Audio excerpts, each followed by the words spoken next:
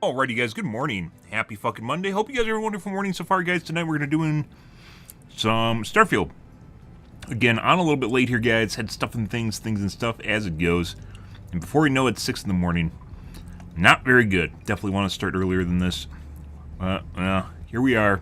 So here we stream. Jeez Louise.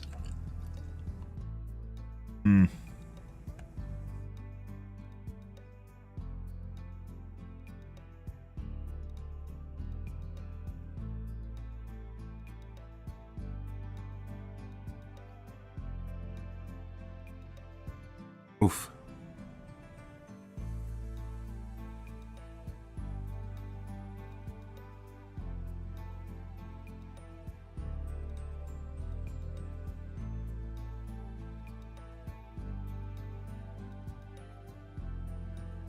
As it goes, guys.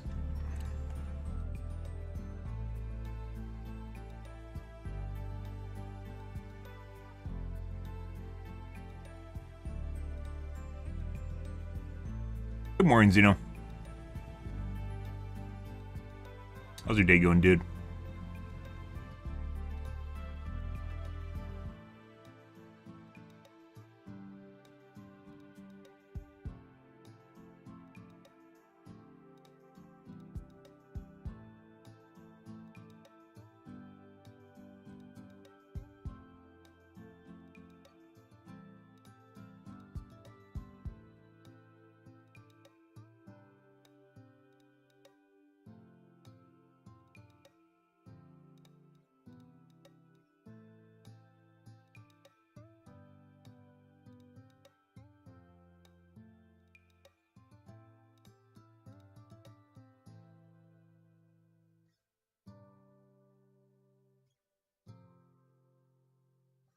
I don't know, guys.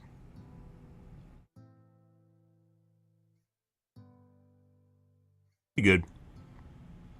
Doing the dudes, got some work going on here, guys, still. As it goes.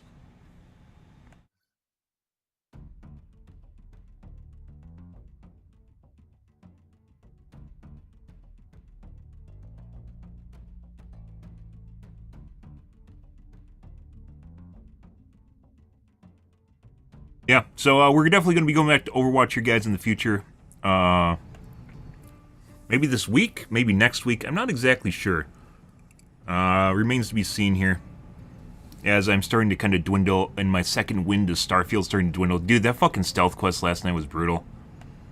Oh my god. Not brutal as in hard, brutal as in super boring. It was pretty terrible. Like, we didn't do anything, we just walked around and picked up pieces so we wouldn't get caught. It was fucking terrible. Super buggy. I can tell why there's not a lot of stealth quests in the game, because they don't work well. They don't really work at all, to be perfectly honest. They're just bad. They're just really, really bad.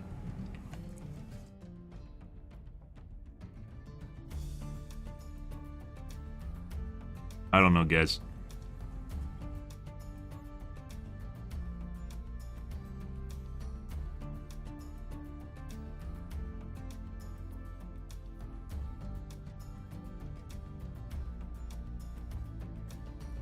No, that was pretty rough, which is kind of weird because the pirate and pirate UC storyline is actually pretty good. Well, I mean, we've had better storylines, but it's pretty good. The time skip, a couple of time skip ones are pretty decent too.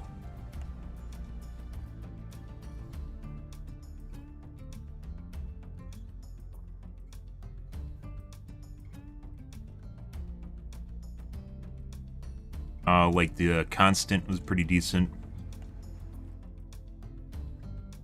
Also the Amelia Earhart one was decent too. Could be better, but all things considered wasn't terrible. Writing wise, actually, like, whoever was writing them actually tried. they fucking tried. It wasn't Adderall writing. They actually tried to give a shit. So, yeah.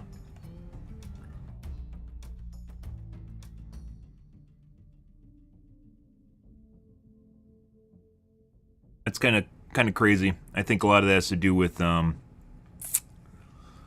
non Adderall writing, or actually just going through and reviewing when you aren't on Adderall, going through and reviewing what you wrote. and then trying to improve it. You know, not just pounding things when you're on your Adderall trip and then being done with it. Fucking easy mode. Crazy. That shouldn't even be a baseline.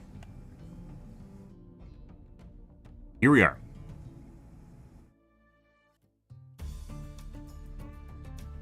Absolutely silly, guys.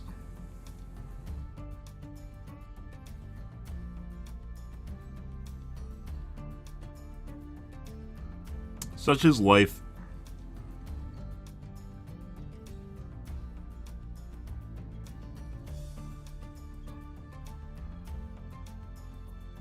God. Kick admin thinks I'm in Starfield. Alright, we're just chatting. Not playing Starfield. It just happens to be the background. Kick admin.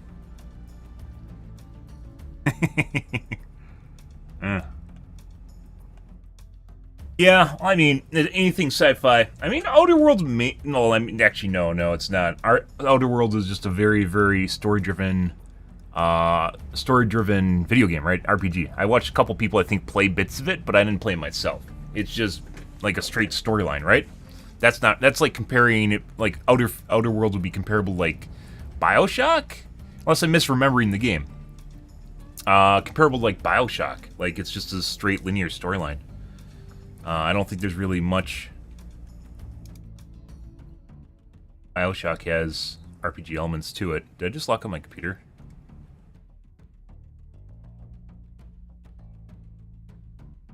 Outer Worlds. Outer Worlds more like Borderlands.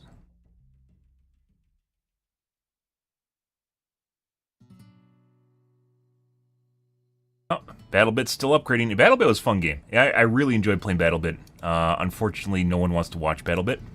So. Oh my god, Black Friday deals going on. Woo, I better buy games. I better buy games for my collection that I'll never play. They'll just sit there. I'll buy a 2 terabyte hard drive to install all the games I own and then never play them. Which, by the way, it's Black Friday. We're getting to the point where I should actually just, you know, like, I'm considering buying a 2 terabyte hard drive once again, and then I'm just not going to, as it turns out. So, yeah.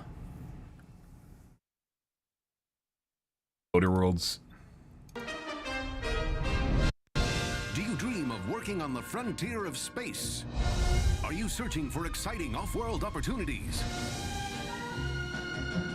Can you pass a basic aptitude test? Then I never played Outer Worlds. Where prosperity awaits you in the stars. Owned and operated by Earth's most distinguished corporations, Halcyon's colonists are guaranteed full employment. Enjoy a productive life in one of our many employment communities across Terra 2.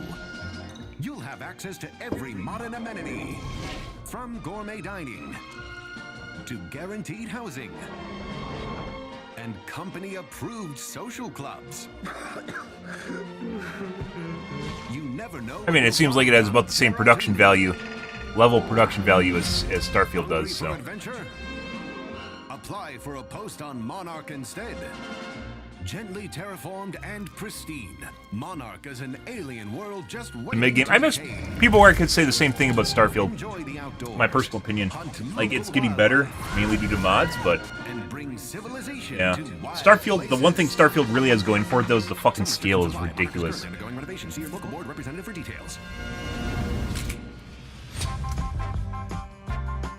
Yes, our colony has a place for everyone. Are you a brilliant scientist? Or do you prefer working with your hands? Have you been rejected from every other colonist program? What the fuck? Not to worry. Halcyon Starfield is a lot of meh in between the good stuff. Improve yourself through our career development program. Sharpen your reflexes. I don't know. Kind of looks an awful lot like Starfield, though. Like, in terms of jankiness and quality. Injured on the job? Don't worry. A Our board-certified insurance program covers a wide range of conditions, like robophobia, permanent concussions, and fear of heights.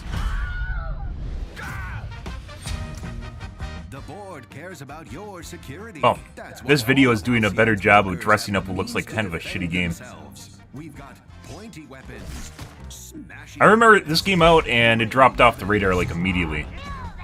But I mean, Starfield kind of did the same thing. Starfield is a gigantic modding community though.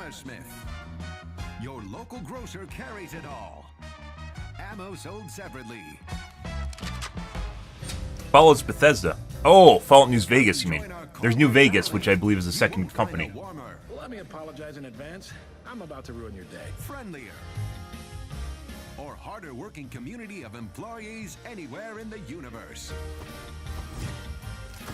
Be perfectly honest, like they have about, it feels about this, like the graphics are better in Starfield, but they feel about the same level of quality as we're seeing here. There's more artistic flair going on in this game though than Starfield. But I don't know how big Starfield is, and I haven't played it. Not Starfield, Outer Worlds.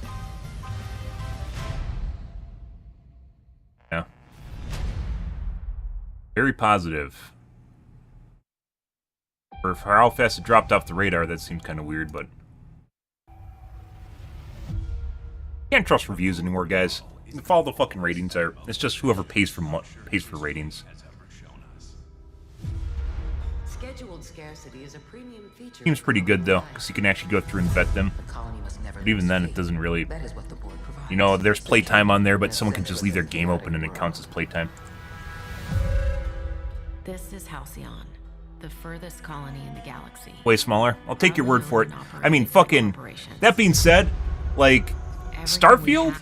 Starfield is fucking huge, guys, but there's a lot of nothing in it. Like, you can land on any planet and you get procedurally generated areas, but they really suck, right? And they don't interconnect with each other either. It's not even like open worlds. It's like getting an instanced area.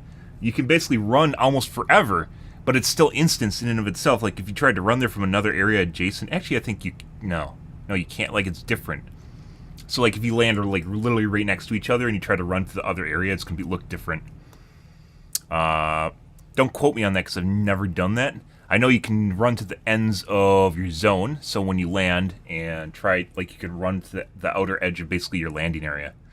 But you can also run into other areas too, like geographically run into other areas. So, yeah, I do too. I mean, the good part of Starfield had absolutely nothing to do with the main game. New Game Plus sucks, and honestly, I feel as though Bethesda should rip it out. I personally think they should either extremely retool it or rip it out. It actually encourages people to not play the game and have fun in the game. And that's not the way it should work. Hey, just go level up over and over and over and over again, and yeah, go do the same quests over and over and over again. Good morning, Slane. Yeah, it's actually the worst part of the game is New Game Plus, and it's the one part of the game that's the main part of the game, right? There's literally people on Reddit talking about doing New Game Plus, and like, yeah, so you didn't touch the base building at all. You don't actually go around and survey anything. You don't actually try to like grow your harem of people. You don't try to keep people employed and do the quests and get to know the world. Instead, you just try to do it over and over and over again. Yeah, that's who the fuck thought that up? Just fire them, dude. That was a horrible idea. Like Bethesda games like Oblivion, Overwatch, Skyrim, Fallout, they're all about building your world, and expanding it and collecting your trinkets and doodads and hoarding them. And no, they're like, nope, just throw it all away. Nope, throw it away. Yeah, keep throwing it away. Just keep throwing it away. It'll be great. Just keep throwing it away. And then they, like, because of the way that the game's set up with New Game Plus, like, they didn't iron out the level scaling later on with how strong minions are and new loot drops and stuff like that, which, by the way, people could actually do with a mod. You could make a mod and basically just fix Starfield. And, like, the asterisk to using the mod would be just completely eliminating New Game Plus from the game. You can't do it. There's just no New Game Plus. You are unable to do New Game Plus. And then rebalance the game. And add new tiers of weapons, basically past advanced for weapons, so you can actually continue leveling stuff up, making it more understandable what level weapons are and compare it to each other. Add more weapon levels for guns that don't level, like I think Eon doesn't level. What's the other one? We find them all the time. Equalizer? No. Excelsior exclude. I don't remember the name. I never use them because they're really low level, but like actually leveling them up. No, just no new game plus. You shouldn't. You should just keep leveling through it. You should just keep leveling up, through the game, and everything just keeps leveling up around you. And then maybe make the people don't really like when stuff levels with them, but it's actually a necessity in order for things to still be challenging for you later on, without just continually adding new zones that you then just have to go and do. You don't even want to do old quests because they're in zones and stuff that doesn't level. By the way, there is some dynamic leveling. There is some dynamic leveling. It's really loose though. So, like if you go on a quest and you're in a low-level zone, like 50% of the monsters will be like the level of the zone, and then like 35% will actually be kind of lower than you by like 10 levels, and then like the last 15 are like around your level, which is relatively few number, and it doesn't really work very well because it's not very good. There's a lot of different ways to do it, but my personal opinion is honestly New Game Plus is the worst thing in Starfield. It is absolutely the worst thing in Starfield. And, putting aside the UE issues and shit like that, you just try to do it, it actively strips out. So like you gather up all your stuff, you gather your minions, you enjoy playing the game, you maybe build a base, you do some surveying, you explore the galaxy, maybe put out some outposts, and then you do New Game Plus, and then it gets rid of all that. Everything you have, everything you've acquired, ships, everything, just gone. It's just gone.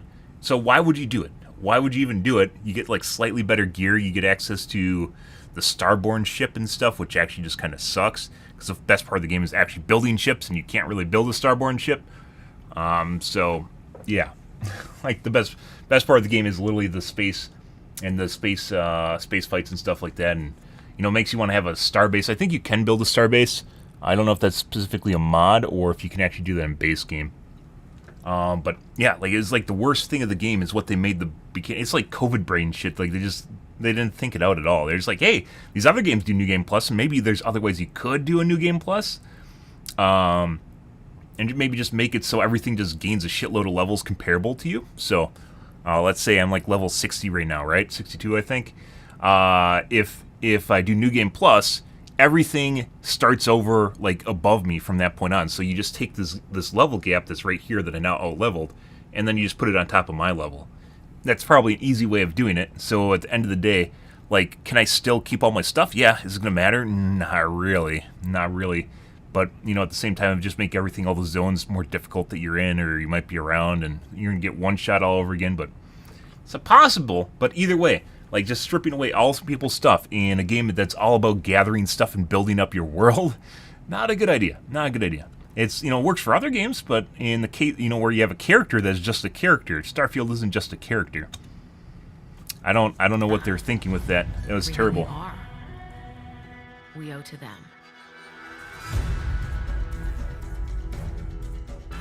They are always with us. Terrible idea. No one has ever gone against them.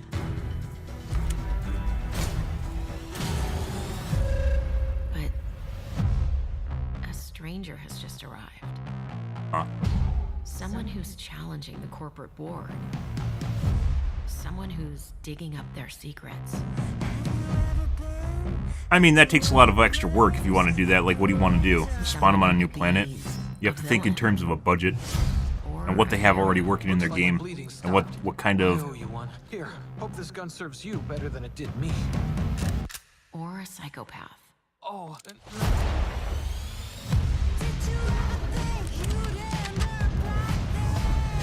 My time to shine.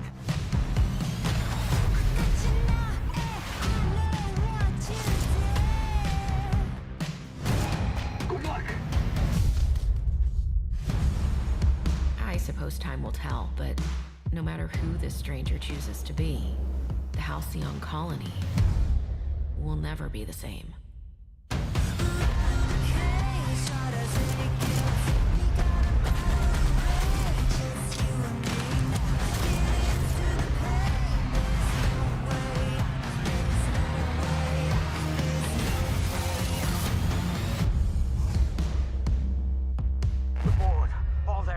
They're all a bunch of swine. Yeah, I mean, that would be more in a linear game. That's more in a game where you'd have a story-driven linear experience and you want to go through and find the same stuff, which you could potentially do in Starfield. But Starfield is 100%. It's about open-world exploration, which isn't really even open world, which is another issue, which they could have, you know, went with the UE5 engine or the UE4 engine and had a much better experience. Open world experience, just like massive exploration and, you know, finding what's out there. And if you enjoy like maybe mining, surveying, but there has to be incentives to do so, and there really isn't, because where you actually need it, like I assume at the last minute they decided whether or not they want to make people mine to like do weapon crafting, and like, this is too much of a grind and no one's going to do this shit and we want them to do it, so then they just gave vendors all the rare resources, right? Like, you can acquire a lot of the rare resources. You can mine, gather from mobs, right? Gather from mobs, gather from plants. They'd otherwise need to go across multiple planets in order to take shitloads of time. You can actually just you just go to a vendor and buy it. So I think at the last moment they decided that wasn't a good idea, and then they removed it by just making vendors able to give you this stuff.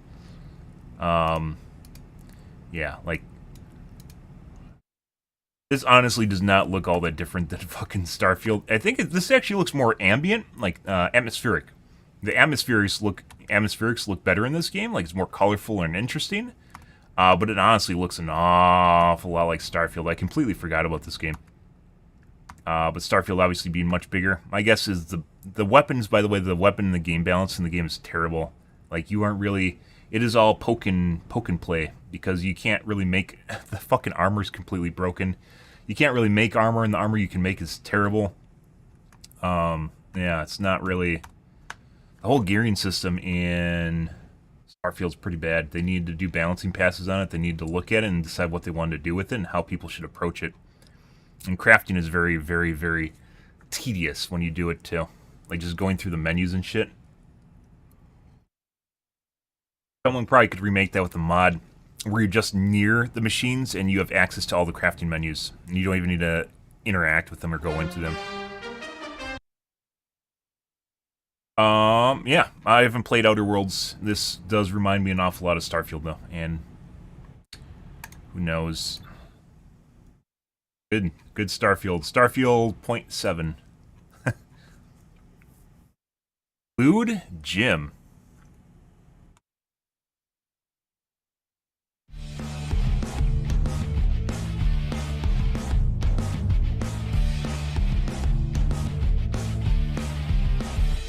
Ultimate workout experience. Harem?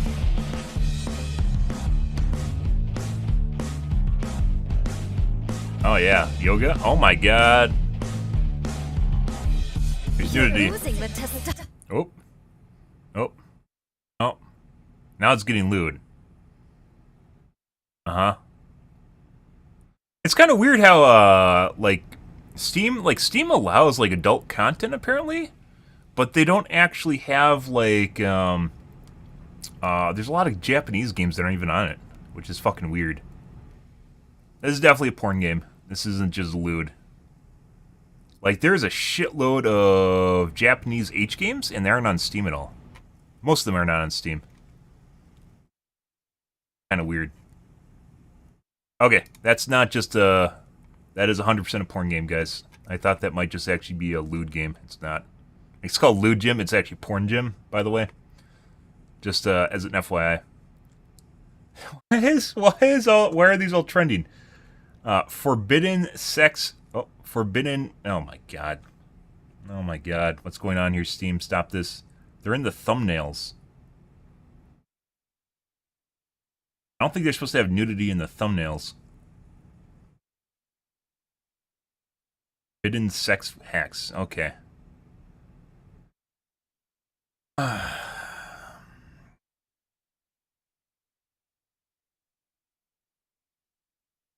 think Gamers Nexus actually does a pretty good job of, not Gamers Nexus, Nexus Mods does a pretty good job of adult content where they blur the images. Adult stuff unless you explicitly click on them. It's a pretty good idea. Like, it doesn't completely remove it from your choices, but it friendly? 。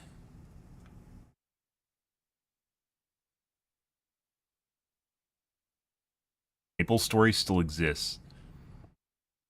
Crazy. As P. Lethal Company.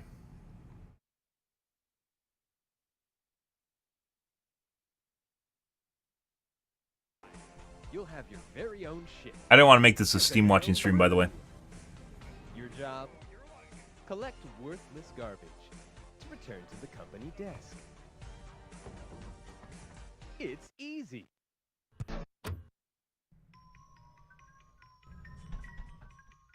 How to make a really low-budget game look good, guys. Just add a bunch of blurring and special effects on the screen.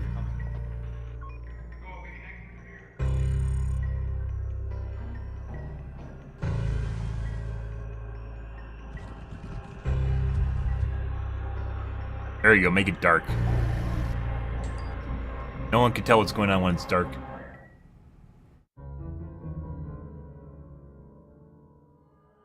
Overwhelmingly positive.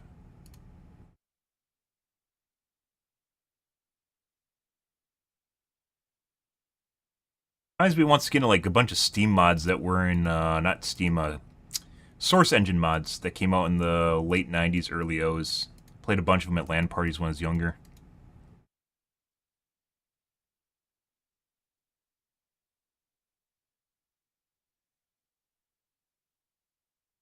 Load of reviews.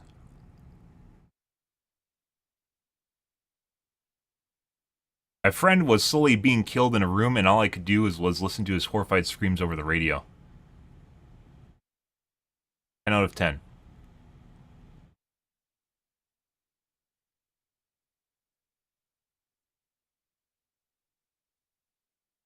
Walk down a hall, saw someone step on a mine, turn around and say leave before walking off and exploding would give me PTSD. 10 out of 10. Love being a corporate slave to maximize companies' profits. What? Better than Starfield, 10 out of 10. Kind of feeling an awful lot like this. Hi. You'll have your very own ship. Your very own crew. Stop playing. Your job? Collect worth. Feeling an awful lot like we have... I'm feeling an awful lot like these reviews are rigged, guys.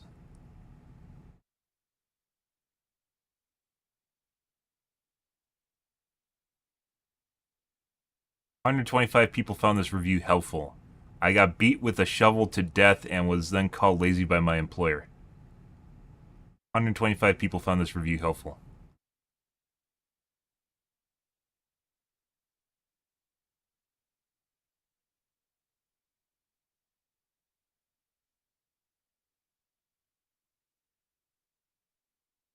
It's spooky at times, confusing, and very funny if you co-op and use local voice chat. You're basically some wage slave working for some company. You don't really know what it is. Your task is to gather scrap from weird alien planets. You go through some weirdly generated facilities with spookies in them, and then gather metal scrap and other garbage, getting back to your ship and make sure you meet the quota the game gives you, or else.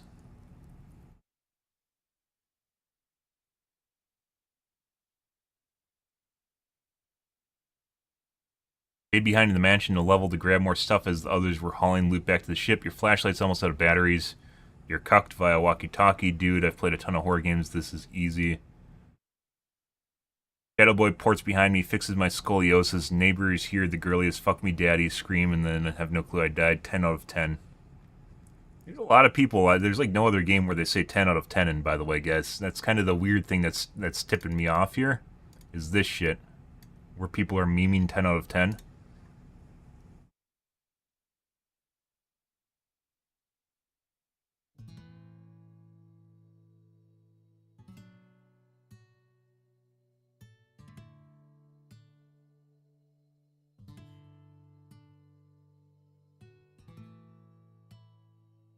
I don't know what comparison to draw that explains this game's mechanics. It's a survival horror, but it doesn't fall into a monster hunt category like Phasmophobia. Phasmophobia is a bad game. It's basically a party game. There's no Like, the only reason you'd ever play Phasmophobia is because you see Twitch streamers play it and hype it up. That's the only reason. It's like one of those games where it sounds really good, but if you ever actually interact with it, it's not. Cool game. This game does allow for players to make their own fun as well. Doesn't have to be hardcore at all if you don't want it to be. It's very socially comparable to Among Us, although I was not a fan of that game. Among Us, really about betraying people and finding, like, Town of Salem, about finding the person that's the plant. I've heard doesn't look like any part of that's in this game. The game is about collecting scrap. The objective is to meet an ever-climbing quota in 3 days, which makes it run-based. After failure to meet the quota, you can restart. There's a shop you can spend money at for cosmetics or useful items, so you don't get any guns or anything.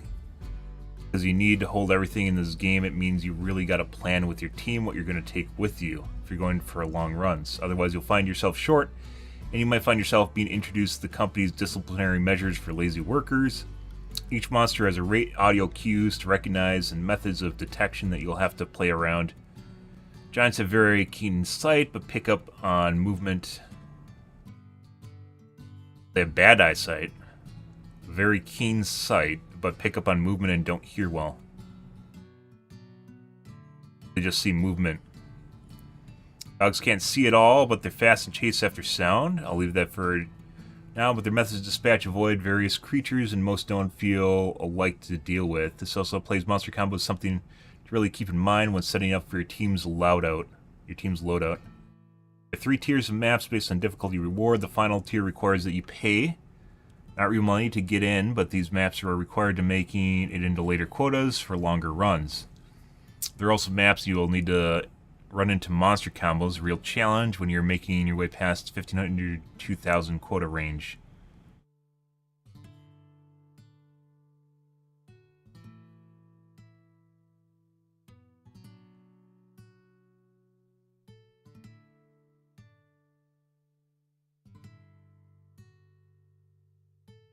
Play Phasby, a bunch of its clones. Still, this game's better than all of them. If you found waiting around in Phasmophobia for the information basically come to you as boring, I think you'll enjoy this game much more. I watch people play Phasmophobia. It looks fucking terrible. It's just like a party game for people that just want to bullshit around. So, I personally don't want to sit around waiting for survival horror until I can progress because I'm relying on the spook factor to entertain me.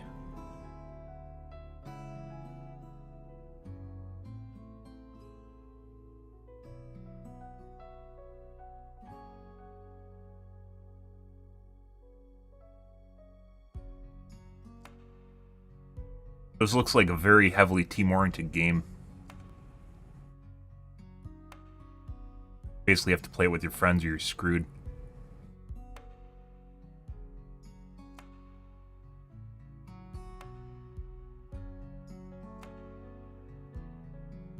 Half the excitement for me comes from the dice roll upon joining a lobby with new players. That does not sound like something people enjoy. Once again, that's usually why you have to play with a group. It could be a funny lobby, a try-hard lobby, people experimenting, and there's so much variety in how this game can play out.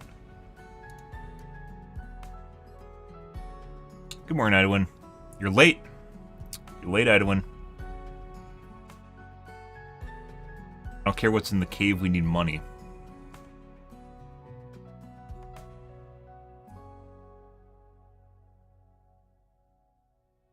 My friends may have died horrors beyond my comprehension, but at least we have 2 pickle jars and a stop sign. Average Amazon worker experience.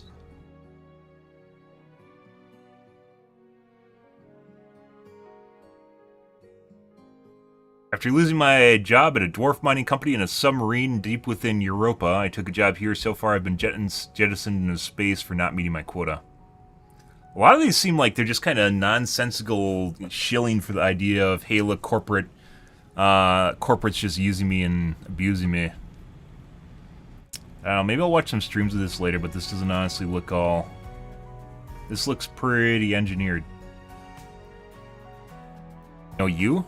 No, I'm fine. What about you?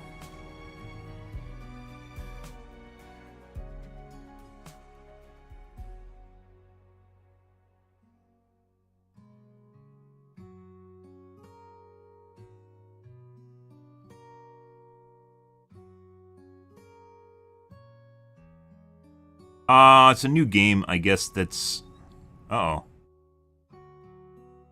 On here.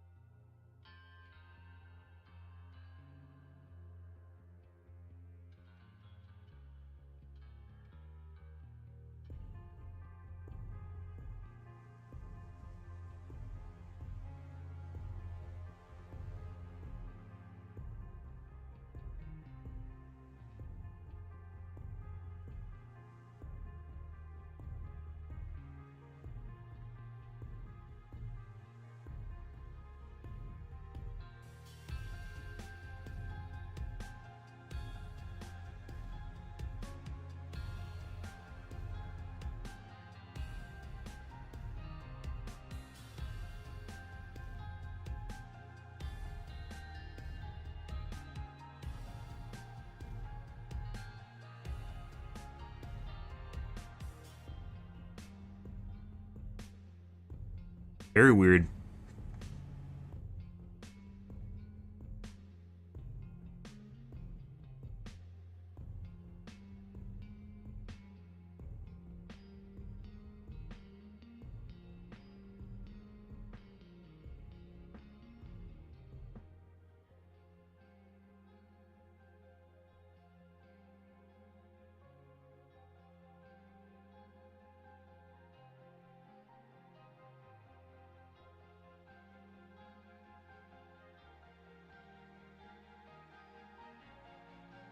Okay, well, there's that.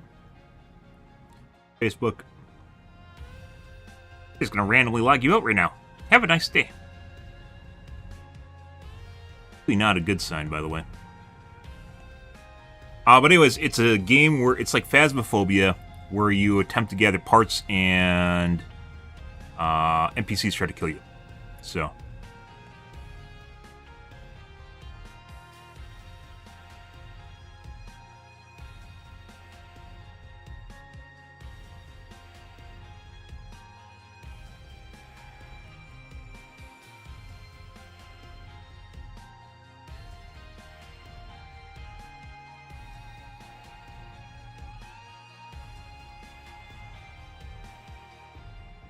But holy shit, guys! Like the Overwatch community, I was watching some of the streamers, guys. Like they're literally they're all almost all of them are self-destructing, and the ones that aren't, like literally don't seem to give a shit about the game that they're playing, and all seem to cheat. So, I don't fucking know what's going on there. Fucking crazy. I was watching a guy earlier tonight that plays with 180 ms ping complain about basically desync issues in the game and not understand why there's desync issues. That's something you can't really fix. You can't fix desync when you have a high enough ping. It doesn't work. The simulation doesn't work properly. It only half works, even if you want it to work. And if you want it to work fully, that means you're usually fucking people with a low ping. So it's a trade-off between being what you want the rollback factor to be, being completely accurate with the simulation, and if you have a ping of 10 ms, or allowing there's some fudge factor because people aren't always operating at the same ping. And there's usually somewhere in between where it's usually around like 70 ms is when things starts getting bad. And the guy's playing at 180 ms and just like wondering why his sleep darts don't land and shit. Even if they look like they land, they don't land because the actors are physically desynced from each other. They're in the right spots.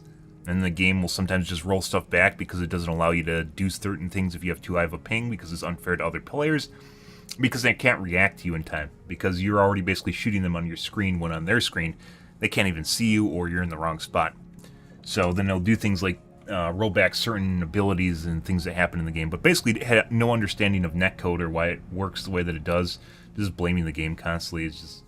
It's like having a neurotic episode. Like, that's a good way of describing pretty much everyone that plays Overwatch. Is just like neurotic. They like all have weird things going wrong with them and blame everyone else. So fucking weird. Whole Overwatch community is very weird. Anyways, this wasn't Outer Worlds. Lethal Company. The company is hired. You'll have your very own ship, your very own crew. Your job? Collect worthless garbage to return to the company desk. It's easy.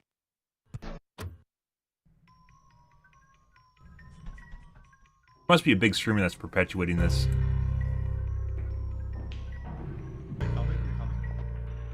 If it's remotely accurate.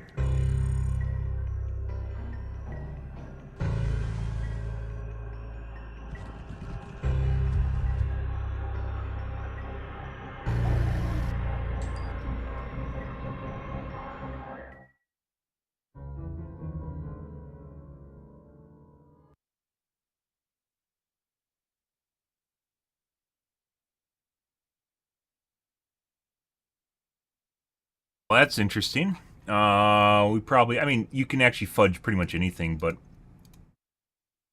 based on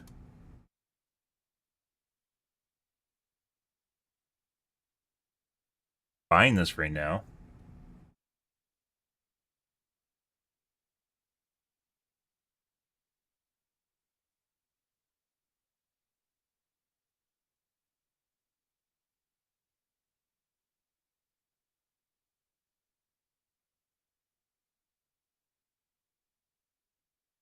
Like when the little dates don't work.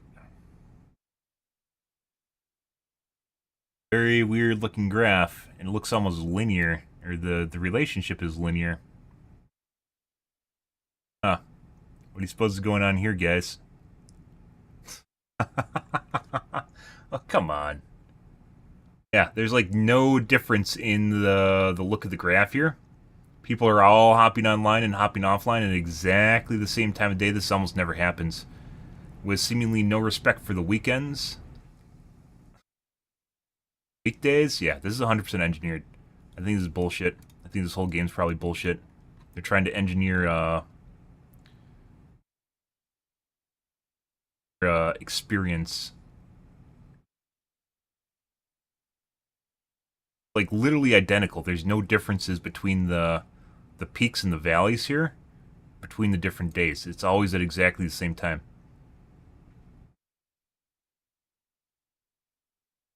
Well, there's that. That's pretty crazy, guys. Like I said, all those reviews seem to be kind of engineered, and I'd actually say so. This is it looks like a shit game, to be perfectly honest, and it looks like there may be some weird things going on here. Huh, that's interesting. Like, it's not... Why would you... So, like, marketing campaigns like that are really expensive, right? Like, where you have a bunch of people just writing a bunch of... Like, instead of coding your game, you're paying people to fudge the numbers.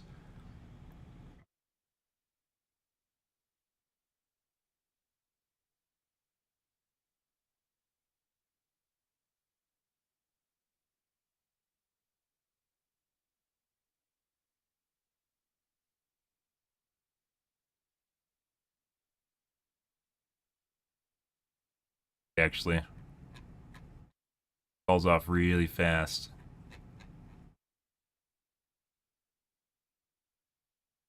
Party game crews, it's your usual VTubers that don't take anything seriously. And booba streamers, lots of VTubers.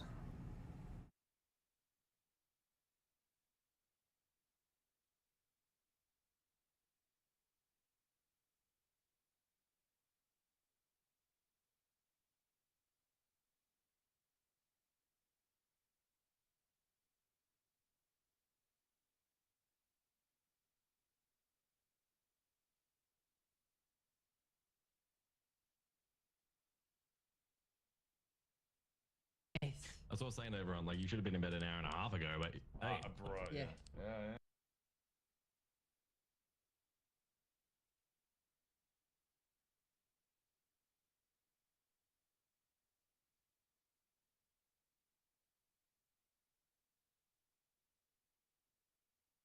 So it looks like it's supposed to... I definitely see the Phasmophobia appeal, where they're just sitting in the trailer jerking each other off at the start of the match.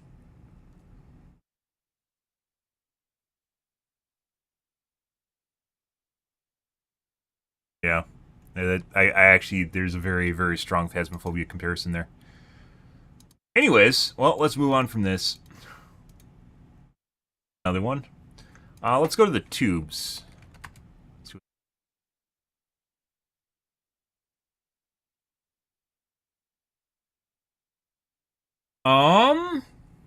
Production testers.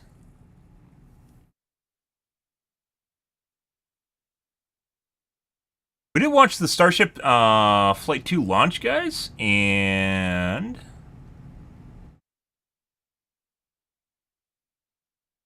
pretty good.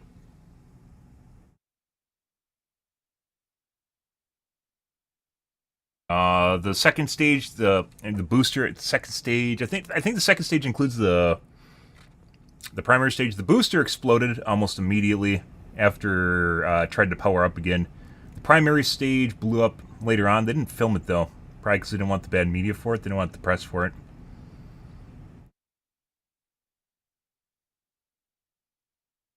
Hmm.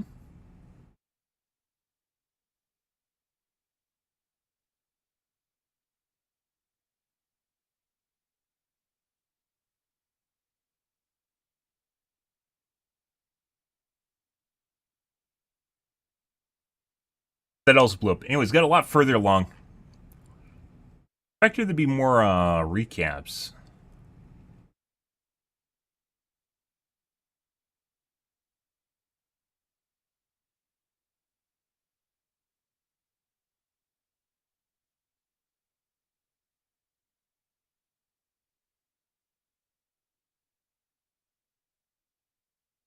Boobies.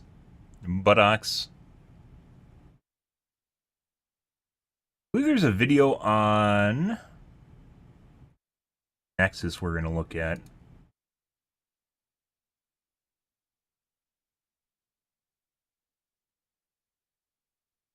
Actually replying to my YouTube comment. Okay. Usually YouTube comments almost never gets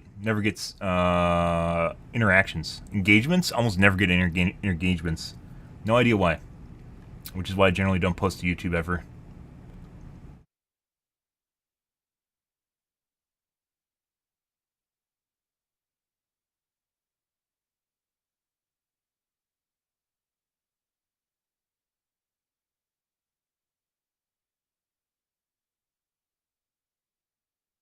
Let's take a peek at this real quick, guys. Due to a thread scheduling thing, we've accidentally found that Intel's efficiency cores are sometimes inadvertently inefficient. It's a very specific instance where this happens, but it's an interesting one. And it came up because we're testing Intel's new APO.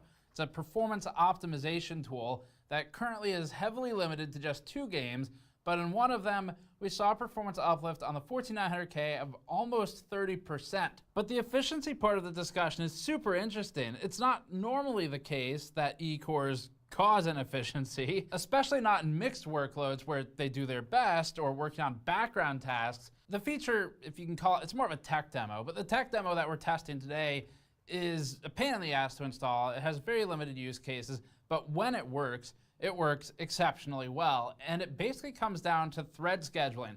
There's not a whole lot of magic here other than 7950X3D also has similar problems, basically with the P and E cores with Intel, and 7950X3D, which has X3D cores in addition to frequency cores. The thread scheduler needs to be smart enough to decide which goes where, and if it doesn't, it can cause a lot of issues. In the case of Intel, when you're talking about efficiency cores, if it doesn't properly, it like puts the game under your efficiency cores, you could have a lot of issues. That's why there's a button in your BIOS, by the way, guys, just to toggle it off. You can toggle it off. Intel's not tweaking frequency. Because sometimes it just doesn't work right. Things behind the scenes. It all comes down to how it's mapping tasks to the threads on the CPU. And we were finishing the script. The thread director Intel has works pretty good. Testing of this, and it's interesting because we each have a couple of charts that the other one didn't have, but in some cases we came to similar results. So you've got a couple things to look at for a full picture today. Let's get started, and we'll look at power consumption and the thread tasking stuff first. Before that, this video is brought to you by Square. Oh, I didn't want to do that. Normally the case First off, it requires a 14th gen CPU, but not just any 14th gen CPU. Sadly, 13th gen has no official support at this time, and we were disappointed to hear that in a comment to Hardware Unboxed, Intel said it doesn't plan on supporting. Oh, this is the video about the new technology for Intel chips that actually just, it's basically like a better version of ThreadDirector. Dynamic tuning option is required. There's a Microsoft Store application called Intel Application Optimization. You'll use that to toggle this on and off. And there's a driver set that enables APO and dynamic tuning at the Windows level. And then you have to launch each game once before the option appears in the APO application. This was incredibly annoying to install. Maybe it's gotten better in the last week, but when we started testing this 2 weeks ago, there was really no documentation, officially anyway. And Reddit was the best source for some of the discussion about how to get it installed. Yeah, which is why we look at Reddit. You will need a board that supports the dynamic tuning option, and ours does, so that made that part easy. But then in Windows, we ended up deciding to do a completely new and clean OS because we didn't want to contaminate our standard test operating system with a whole bunch of driver files that aren't really packaged. So it wouldn't necessarily be as clean to get rid of it all when we're done testing. So you go through the process of individually installing the INFs one by one, and with the BIOS toggle and the Microsoft Store download. That's disabled by default. All that's needed. But at least at the time we ran this, there wasn't just some exe that did all of those steps for you. This is also just very limited in capability. At the time we tested this, only Metro Exodus and Rainbow Six Siege are supported. Rainbow Six is definitely relevant, but this is still functionally a tech demo at this point. Oddly, Intel's APO webpage shows a massive scroll bar with tons of game options in the APO application screenshot. These include Tomb Raider, League of Legends, Hitman 3, Project Cars, and more. Although, to be fair, the text above it does say example only. So they're being ambitious. That's not actually what's supported right now. Right now, for CPUs, this is the support list for APO. I hope they actually go more in depth on thread scheduling and how it affects different things, specifically which cores get loaded up. Hardware Unboxed didn't really do that. And Intel 13th Gen is also just not supported. The 13th Gen not only works in the same socket, but is the same base architecture from which the 14th Gen, if we want to call it that, was refreshed. So it's odd to see no support here.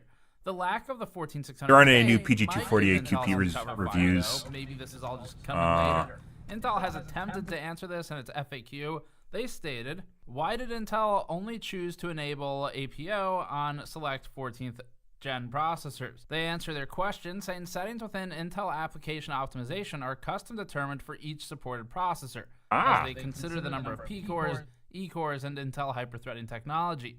Due to the massive amount of custom testing that went into the optimized setting parameters, specifically gaming applications, Intel chose to align support for our gaming-focused processors. At face value, they're not excluding the other options. They're stating it takes a lot of work to implement. And given the lack of game support, that appears to be true. It's also concerning because anything this manual is kind of a risk for getting dropped going forward, but we'll talk about that later. Intel notes that APO does not modify frequency behavior either, so this all should be happening entirely on the scheduling side. That's what we'll look at today. Intel's modern CPUs have a hybrid architecture design that involves efficiency cores 12th gen and onwards. performance cores. Overall, this should be Which is basically when they got good again. Right? Which, relatively good. But I wouldn't buy a new processor without X30 anymore. Can be After using one? to lower performance, lower power consuming cores. In theory, the higher performance applications, the things that really Sounds need great in the theory. P cores, the performance cores, should execute on the higher performing cores themselves, rather than being accidentally assigned to an efficiency core, which runs slower and consumes less power. So in an ideal use case, the E cores get utilized for things like background tasks, or just low workload, low intensity applications in general. They could also be used for a to game as long as they can reduce thread it overall power properly. consumption of the processor. Depending on how When fast they need to doing stuff execute that certain doesn't need things, it to be a flat game could be out. aware So and look at the actually be results. We'll capable of start with utilizing it looking at how properly. the threads are remapped. But almost We'll no look at games power do that. consumption, Then we'll look at the gaming results. This first chart shows CPU utility as logged by Hardware Info, with all of the cores averaged into P core average, E core average, and then the same but without APO. And Hardware Info's utility number can exceed 100. It'll be a little hard to read some of the specifics on this chart, but they don't really matter. It's just to guide us into the direction we're going for the next few charts. Notice that the average P core utility with APO, shown as the blue line, is generally in the 60s or upper 50s. You'd have to look at the E-core per core utility usage with here, APO is by the way. nearly zero. As we add the P-core and E-core utility without APO, notice that the P-core utility is higher than both the E-core and the P-core utility of the APO numbers. This can be confusing at first glance because the overall utilization of the non-APO test is higher. That's what we want. The CPU should be in use, so less utility isn't a good thing on its own. But those were averages, and like always, the problem with averages is that they mask deeper insights. Because they're smoothing over. If one core is at 100% really and the game's throttled by it, it really doesn't matter what the other cores are doing for the most part. When you're trying to get something like frame time performance, consistency, the general frame-to-frame interval where you might see peaking that gets covered up by an averaging pass. So in this instance, utilization of the CPU or utility as an average has that downside. This chart instead shows the maximum CPU utilization of any single core. This isn't the CPU utility number that we saw earlier, and instead is a more traditional utilization percentage, so 100% is the max value. And in this chart, pointless. notice that the APO test has the P-core max utilization in the 80s. That means at any given instant in time, at least one P-core is loaded 80% or higher. The non-APO test is typically lower than this, often in the 70s to low 80s. And again, that's for the maximum single value of any given core that we're monitoring. That gives us a first glimpse at what's really happening here. It's better scheduling. In combination with the reduced better overall Thread Director E-core utility 2.0. from the prior chart, APO is able to better map which threads the game executes on. Games spawn numerous threads with modern engines. Those might include game logic, physics, AI for NPCs, and a render thread, or things like that. Here, APO is helping the threads get better mapped to the more appropriate CPU cores, typically the more powerful ones. This would leave E-cores theoretically available for background tasks, like watching a video or something. Next, we wanted to use the same data methodology to analyze the maximum E-core utilization. With APO enabled during the Metro test, the maximum E-core utilization with, again, a maximum value of 100% was typically 10%, with occasional peaks higher. Plotting the non-APO result, we see E-core utilization was often in the upper 50s to low 70s, typically in the 60s. We want to see high P-core utilization during heavy loads, and because the game doesn't necessarily know which threads to assign the work to, we're ending up with an unoptimized execution of the application. Lower E-core utilization with the APO result is part of the key to what's improving overall performance. It's just unfortunate that it takes an application to do this, not third-party on a. By the way, these numbers will also look weird depending on how far up the cores are clocked. So if they're clocked higher, you can have high utilization, but the core isn't clocked properly or not clocked up as much on a core, and even though the CPU might normally go into a higher power state, it doesn't always guarantee it. And as such, 70%, like let's say if you're at half power or at half frequency, let's go with frequency, at half frequency will not be the same thing as 70% at full frequency, right? Because it's half.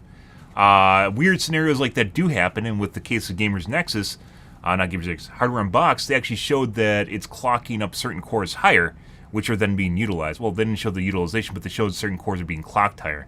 So this isn't even a complete chart, and it doesn't really explain certain behavior.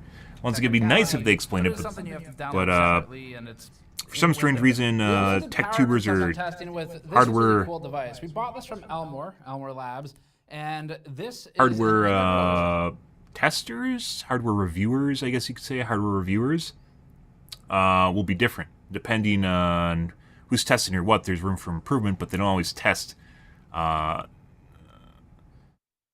utilization, core numbers, which is kind of weird. They'll just kind of use like an overall number, overall benchmark. So we use this it matters a lot, especially nowadays. CPUs have gotten really an weird. Additional set of cables to then capture and interpret and analyze the power consumption of whatever devices we connect on the other end. In this instance, it was EPS 12-volt cables. So we're able to, with this PCB sitting in the middle, capture the data from the PSU into the EPS 12-volt cables, therefore into the CPU itself.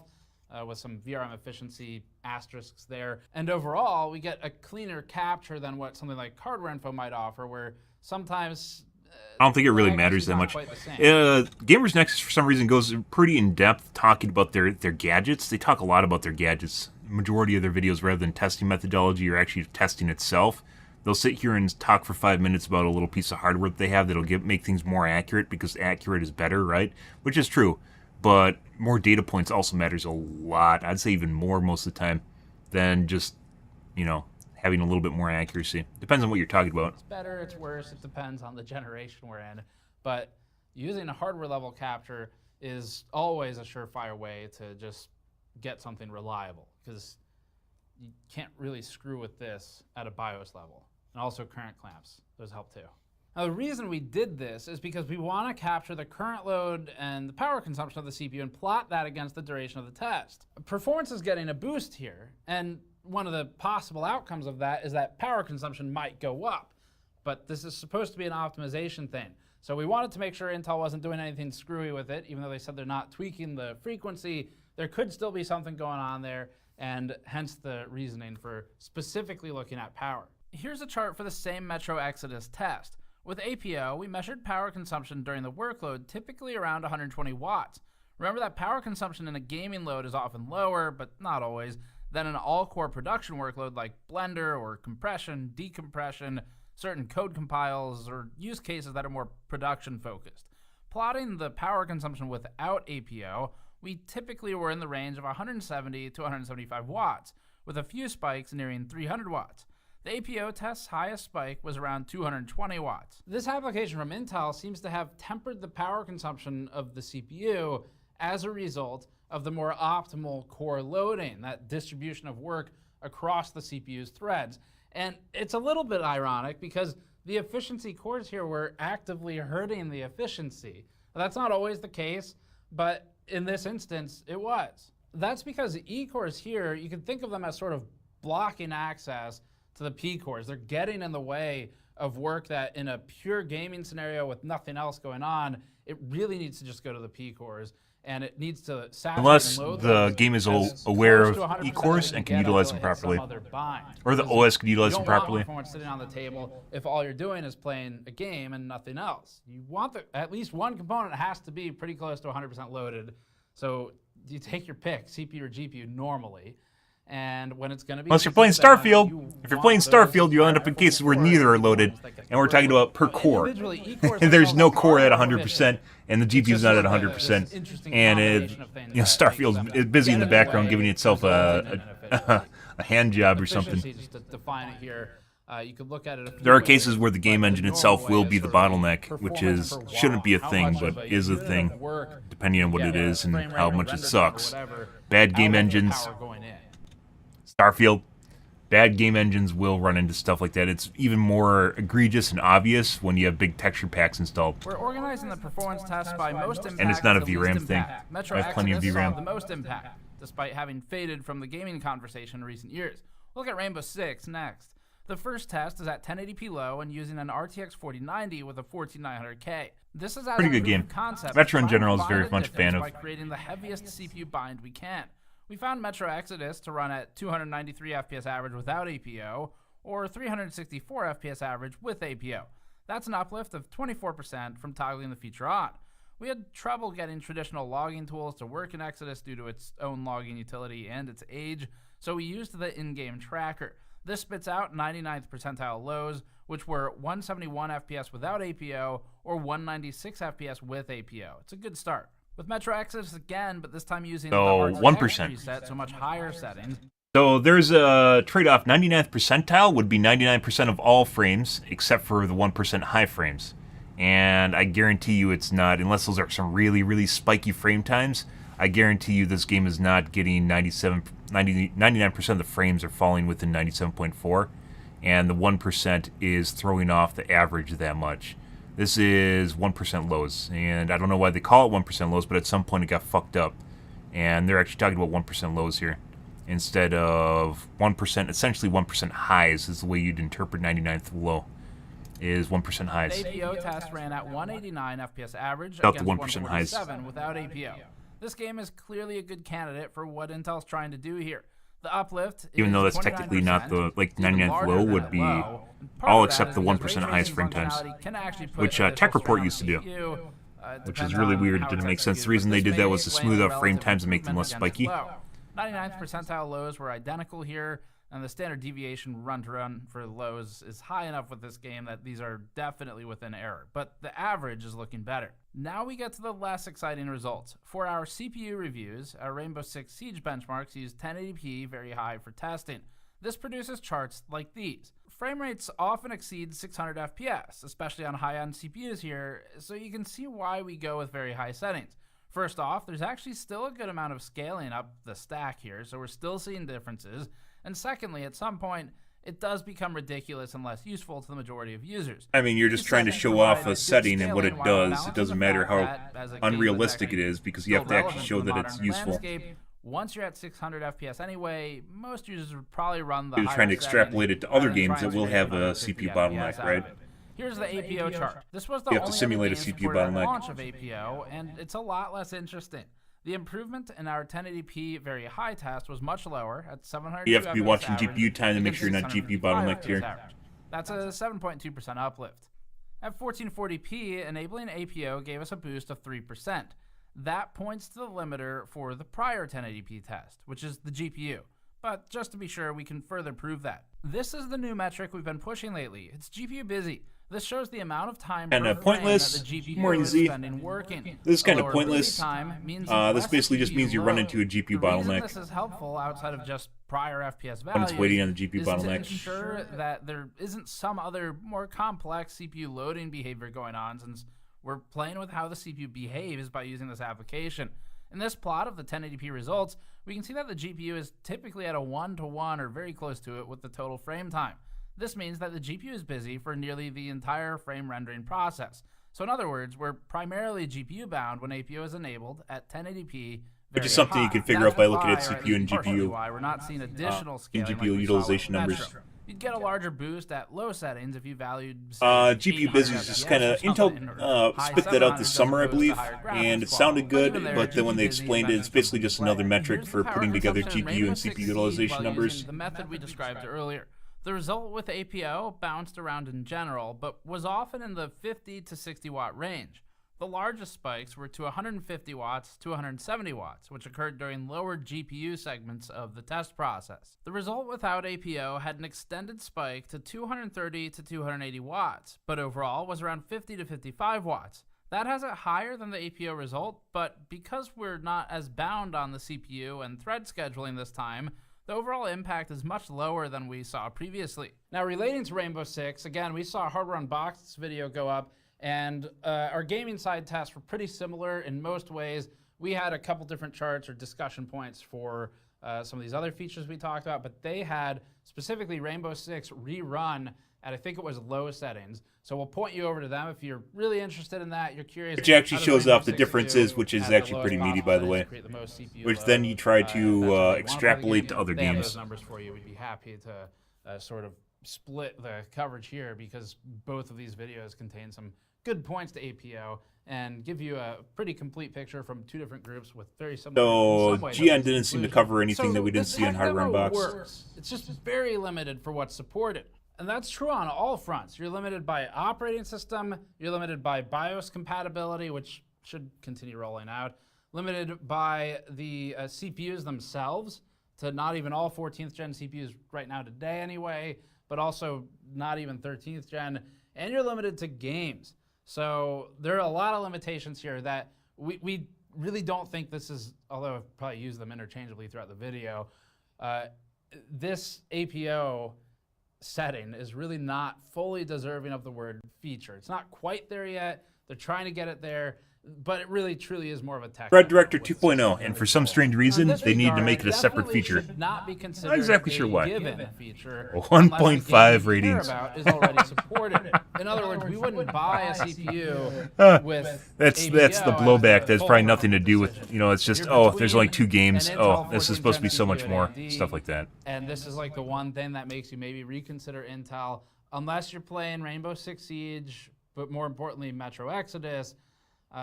Then it really has it shouldn't have any weight, because we don't review promises, and who knows how well they're going to maintain this going forward and continue adding games. That's always the problem with heavily manual processes, things like SLI profiles. As the technology ages, the likelihood they continue adding games is low unless they can get it more scalable and more automated. But Intel themselves said it was basically a hand-tuned approach. There's a lot to be said for hand tuning. It's kind of working here.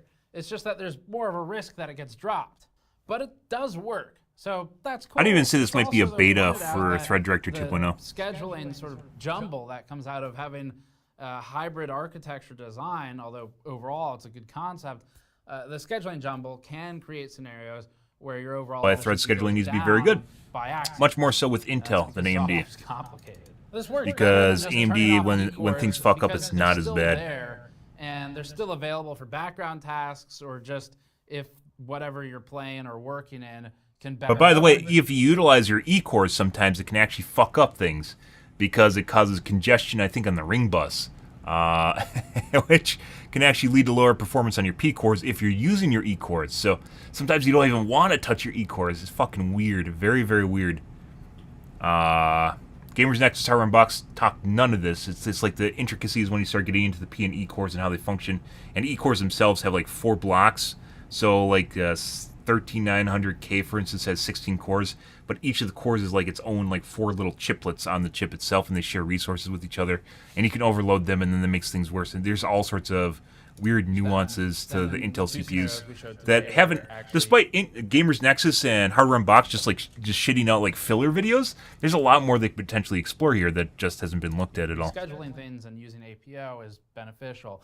So we would favor this approach over a toggle for E-cores and BIOS, which is more of a, although you get the scroll lock setting on some of these days too, but it's just that it's not supported enough yet to really have any weight there. So we'd say at this point, again, don't buy based only on APO. It's very disappointing, the limited amount of support they have. If Intel branded this more appropriately, like by calling it a tech demo, then probably fewer people would be disappointed that it doesn't work on their last gen CPUs. But that's really the biggest problem here, is that if Intel's gonna roll this out at all, the marketing power isn't in pushing those 2 games with a couple of brand new CPUs that were generally poorly received, although maybe it's seen as sort of a way to try and push them in front of more people to revive some of those sales.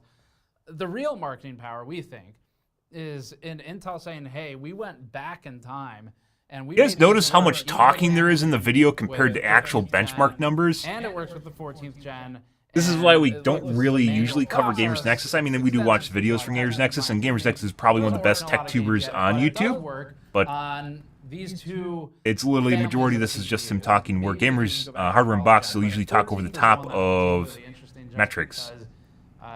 14th is literally called Refresh. Like, that's part of the official naming and messaging for it. So its basis, you would think, is compatible. And Intel hasn't given a technical reason it's not, other than it takes a lot of time to implement, which fair enough. But no, that's bullshit. It's 100% bullshit. They want to keep it associated with the 14K series so that they can differentiate it from the 12 and 13. Because the 14K processors are actually really terrible. Not terrible as in they're bad, but they aren't worth the money when you could buy a 13K series and they're just almost identical. Almost identical, only like a lot cheaper. Or you can go to patreon.com/gamersnexus to help us out there as well. And again, we've got the website relaunched at gamersnexus.net. If you want to check out some articles. I'm keen to check out your testing, Steve, and excited about more charts. More charts? Oh, is that a dig? There weren't really that many more charts here. Is that a dig? That was totally a dig. That was a TIG. Damn. There's new reviews for the PG240 QP I'm going to look at later. I'm not going to subject to you guys these. We already looked at the Hardware Unboxed monitor video.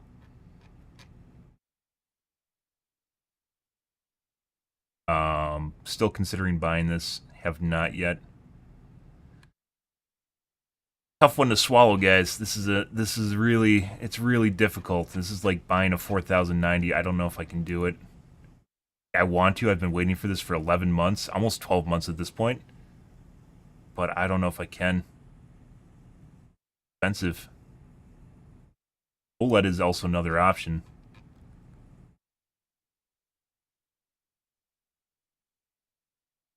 Comparison charts.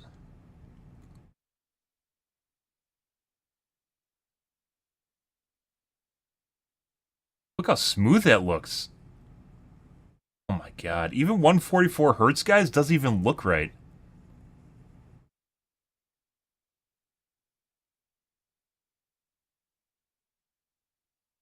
Look at that.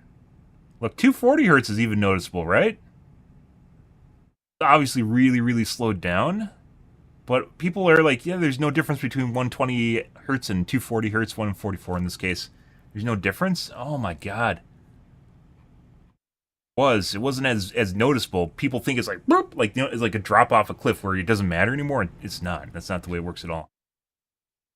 Lag. I wish I knew which one of these monitors was actually an OLED.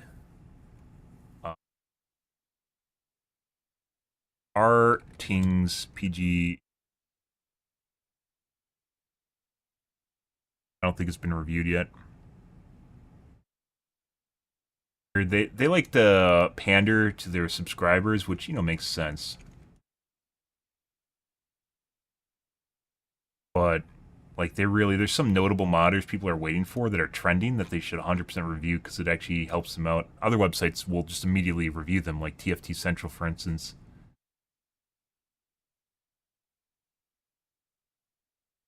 Best monitor on the planet at present with no burn-in for esports. Yes, it is. And the difference is dealing with that OLED. So I've talked about this before, guys. If you want an OLED panel, you're going to have to deal with burn-in no matter what. OLEDs are phenomenal. They're amazing. They're absolutely amazing to have an OLED TV. Yeah, we talked about this a couple days ago or yesterday. Like, if I wanted to do an OLED, I think I would get ARM, but the ARMs on the market are really bad. It would be nice if there was just an ARM that literally would just allow my monitor to go up like this, and I could pull it down, up and down like this, and then there would be a monitor behind it, like with little hydraulics or something that go like that and just raise it up, right? And then I could raise it down. So that would allow me to use a monitor behind it and disable it. So I could actually extend the life of OLED and not get burn-in on it. Like a bunch of just garbage on the screen just getting burned into it. Like, that'd be great, but there really isn't. There's nothing like that. There's a couple, like I was looking at them. Amazon. Oh, geez, all the garbage. There's just a bunch of garbage just trying to shuffle to me, guys. Oh, here, buy this. No, buy this. No, buy this. You have to use, not obfuscation, what is it called? You have to basically, it splits up multiple lanes into one lane. Hardware you install multiple NVMe drives onto it.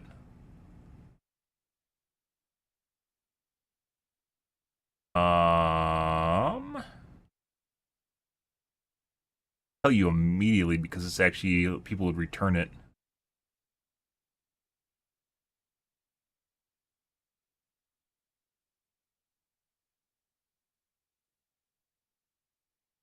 Bifurcation. There it is, bifurcation. I didn't see it though.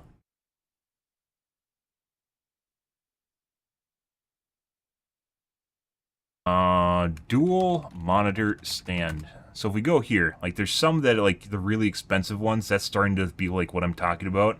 But even then, it's not nearly as accessible as like what I'm talking about. The ability just to have it to move out of the way like instantaneously. It's not here. There's nothing like it because it doesn't really match what normal use case is for monitor stands. I think it's Huno had a expensive version of the same monitor stand. Better.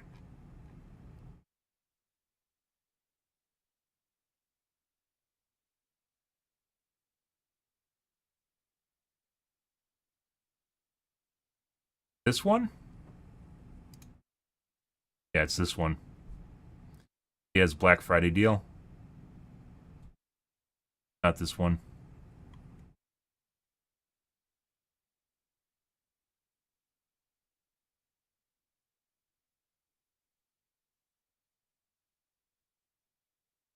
Here?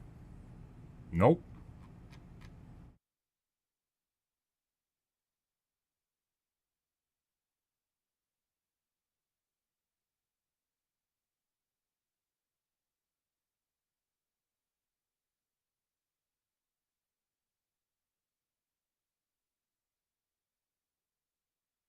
There it is.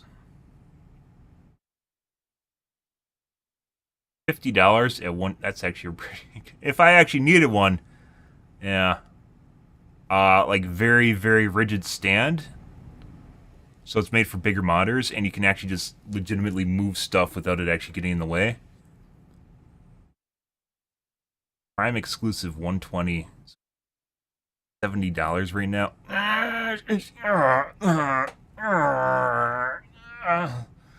Oh jeez. Buy more junk. Consume and buy, guys. If I needed one. Something like this. So you'd have one monitor right here, and then you have another monitor. I guess you could turn it sideways and lift it up, right? And then just move the other monitor down. But like, it should just be really, really easy to do this. Even maybe more so automated. If it was automated, that'd make it even better. There is definitely, I'd say, a market for until OLED burn-in's fixed, which it doesn't look like there's going to be any. There is an end in sight for that. I think OLED is going to get fixed when micro LEDs come out and replace OLED technology, which means never really.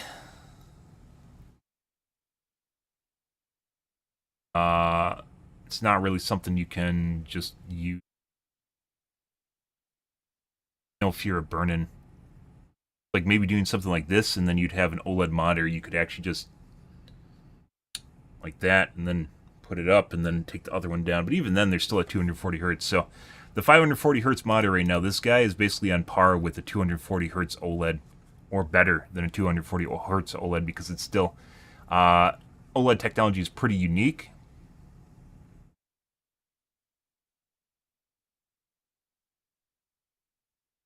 Recommend.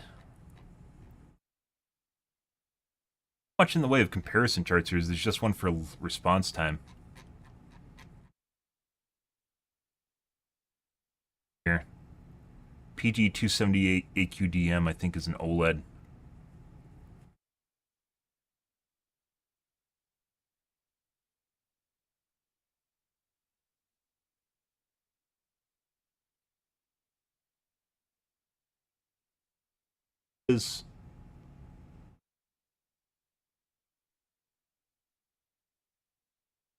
It is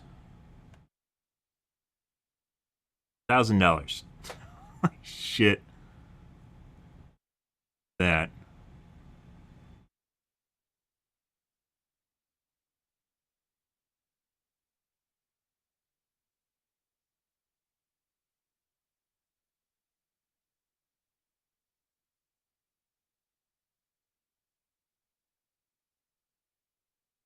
$7P6.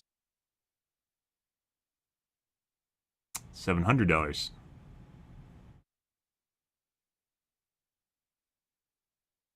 The OLED, or what is the hertz to?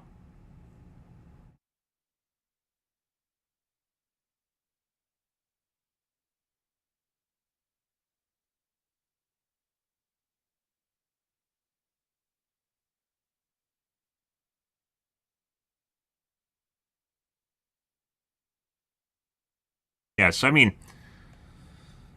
maybe there aren't any OLED monitors that are actually cheap. If that's the case, they're kind of. Oh.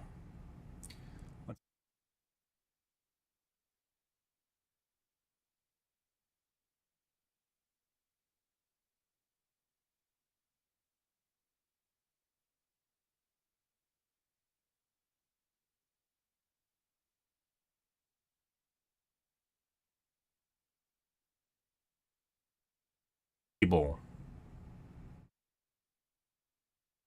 Column. A technology.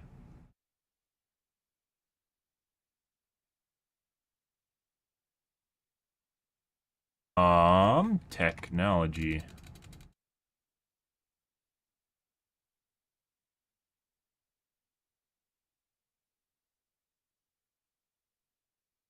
Panel?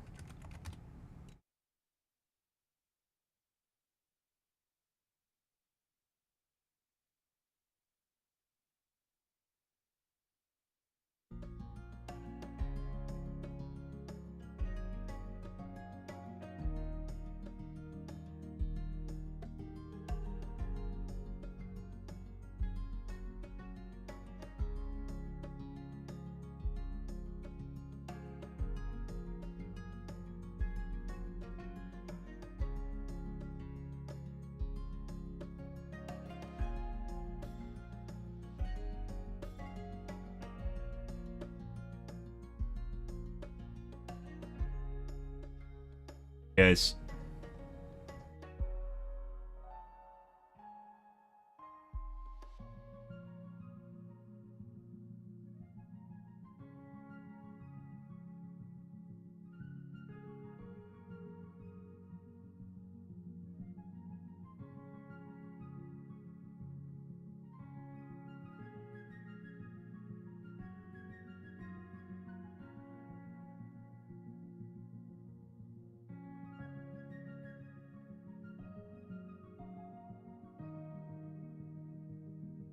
Must be just scrolling right past it. This has to be something that's very, very straightforward.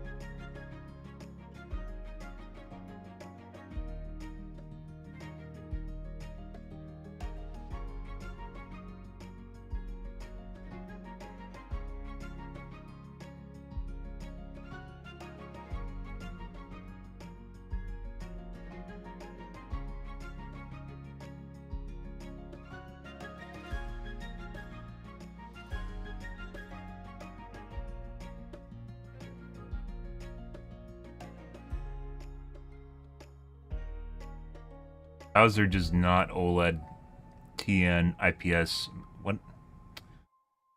It has to be here. Where the fuck is it?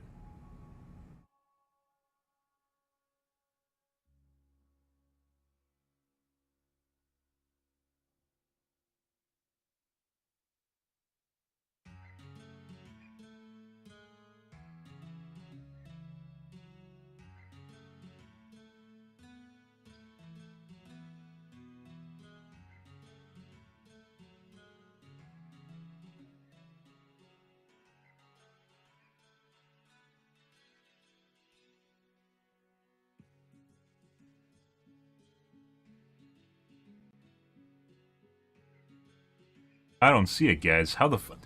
Like, panel type. Type panel. Ah.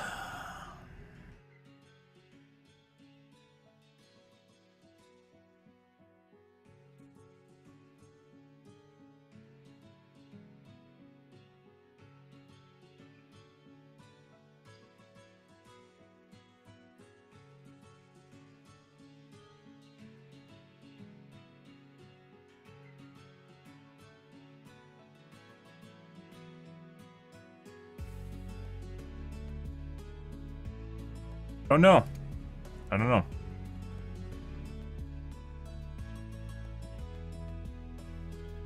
Big.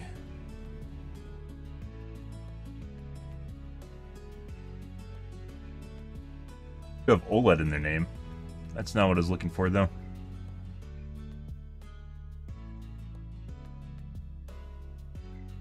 Seven inches.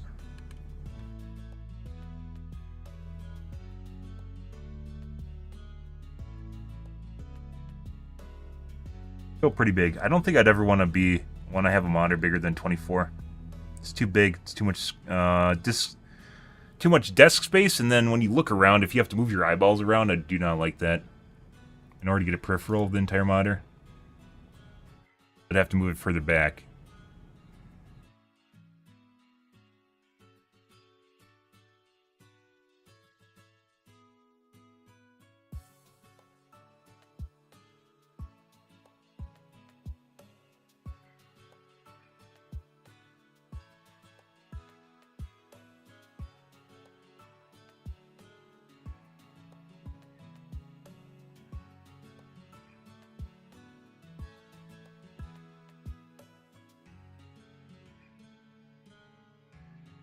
I don't know, like this is another $1,000 monitor, and then you risk burning. I thought OLED monitors were around 500. Huh. Nope. Not.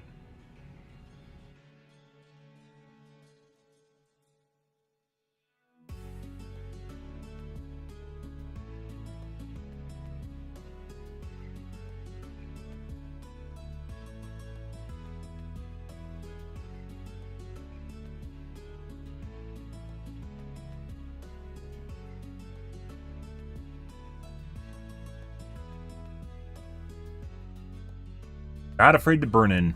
That's someone that has money to burn, guys.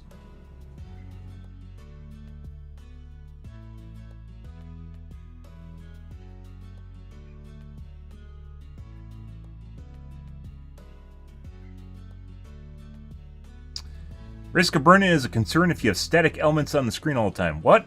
What are elements on my screen, guys? I have no idea. I have no idea what they're talking about. No way.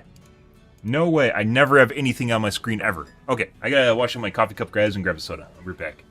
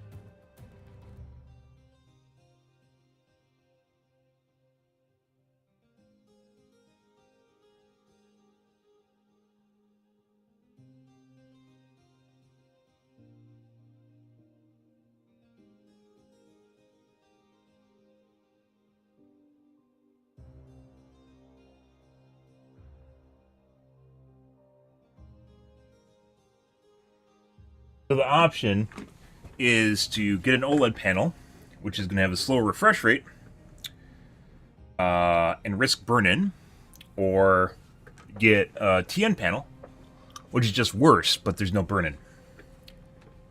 The panel itself's worse. Which is the whole reason I was waiting for the... I thought OLED monitors were around $500 or something. They aren't. That sucks.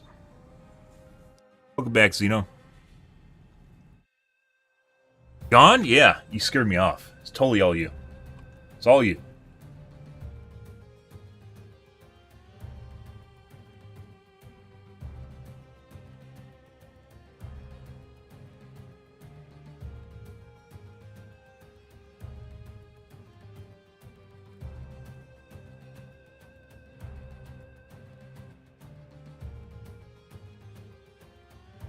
See? You did it again.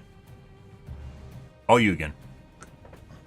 Shit, man. Having that much influence over a streamer? Holy fuck. Crazy.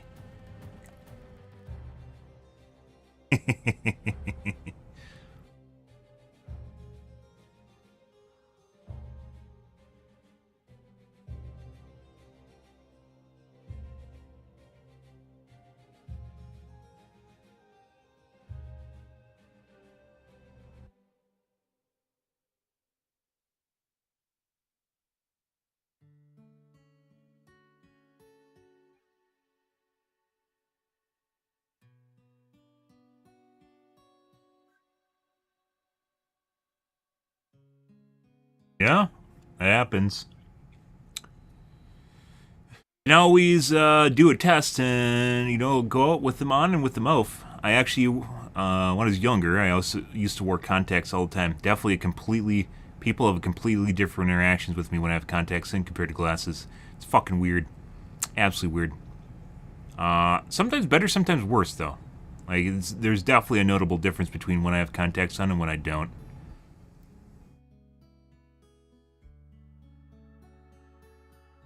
I don't even remember what I was looking for here. Oh.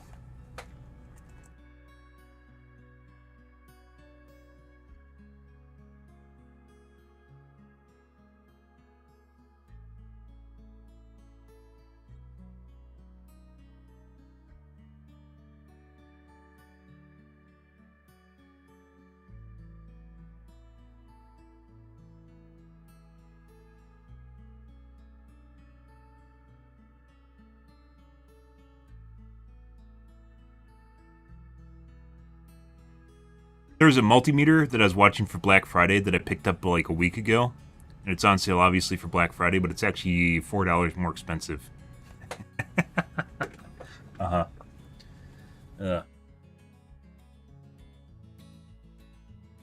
Yeah, I mean, that's the best place. Contacts really suck in front of the computer. Well, you guys see me wearing glasses all the time. They dry out your eyes. They get crusty and you dry out your eyes. And you're going, can't see right. Glasses are much more relaxing and easier on eye strain. I'd also highly recommend getting glasses. If you spend a lot of time in front of your computer, especially if you play games, I'd highly recommend getting... it's a type of glass material. It's not, got them for my glasses. I did a whole thing where I went through different types of glasses. Types of glasses materials.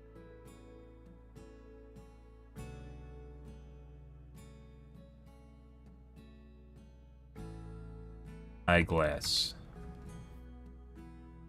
Polycarbonate's really popular. Trivex lenses. They actually cause less distortion between colors. There's a name for it. Ab factor. That's what it's called. Highly recommend Trivex if you sit in front of your computer. I at least found them very noticeable. Not the anti-reflective coating. It's the type of material they're made out of, the plastic. They're more expensive. They tend to be more expensive, and they aren't the same thing as a high-index lens, which makes it thinner. They're a type of lens generally used for impact resistance, but they also have some unique qualities as far as distortion goes, and I found them to actually be very nice. Right here. Ab factor. Go down here, this is high-index lens. Glass is best, but glass is really heavy and really noticeable, which is why people don't use it. But if you go down your ab factor here, you look at it, crown glass, very good. CR39, also very good. I tried CR39, it's really bulky, though. But we got... Oh, I guess they don't actually have Trivex in here. Well, there's that. They don't have Trivex in their list. Low specific gravity, delivering strong optical quality and minimal chromatic aberration. By its high ab number. By its high ab number. It also blocks nearly all ultraviolet light. Disadvantage is a low index of refraction, thus requiring thicker lenses for higher powers. It's still better than CR39, though. CR39 is like a baseline for cheap glasses, so Yeah. It's still better than CR39.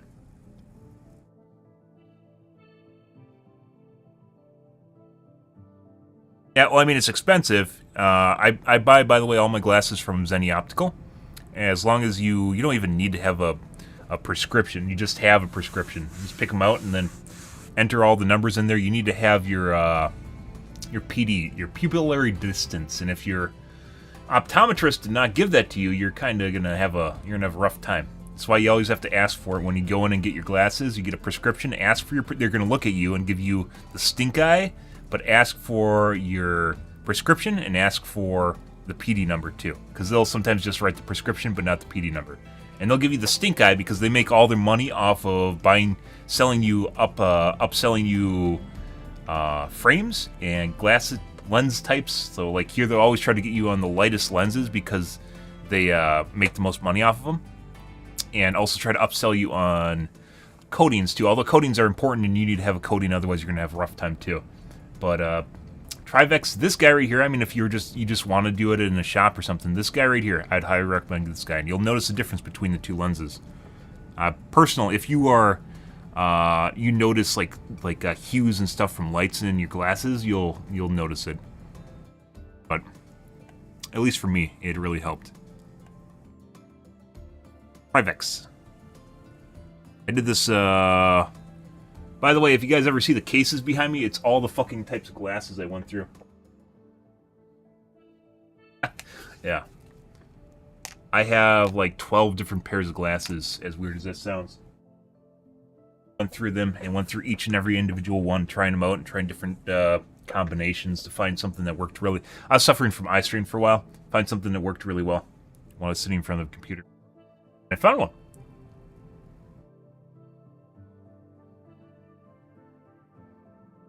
Ah, well, I mean, that could be something else. That could be definitely something else and unrelated to what we're talking about.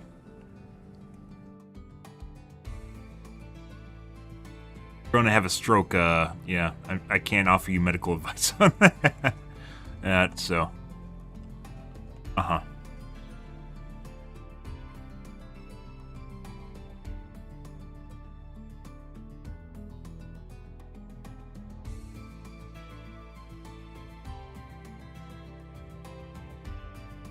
Anyways, talking about different things here, guys. Let's get into some Starfield here. And still, ooh, guys. I mean, this, like, we're talking about OLEDs. I guess this isn't really even an option anymore. I was considering buying an OLED instead of getting the PG 248 QP, but I don't think this is an option, mainly because an OLED, if I did this, I was like, oh, I'll just, spend some money on a good stand here, which this is actually a really good price for this, and then just get it so I can move the monitors out of the way when I have I turn off my, I stop gaming, I'll just move my TN panel or my OLED panel out of the way and bring my normal panel forward so I can just sit here and idle on the desktop and turn it off. But I guess they're a good OLED panel is $1,000. I'm not doing that. Ah, ergonomic viewing. It looks almost the same, except it's higher up on the desk.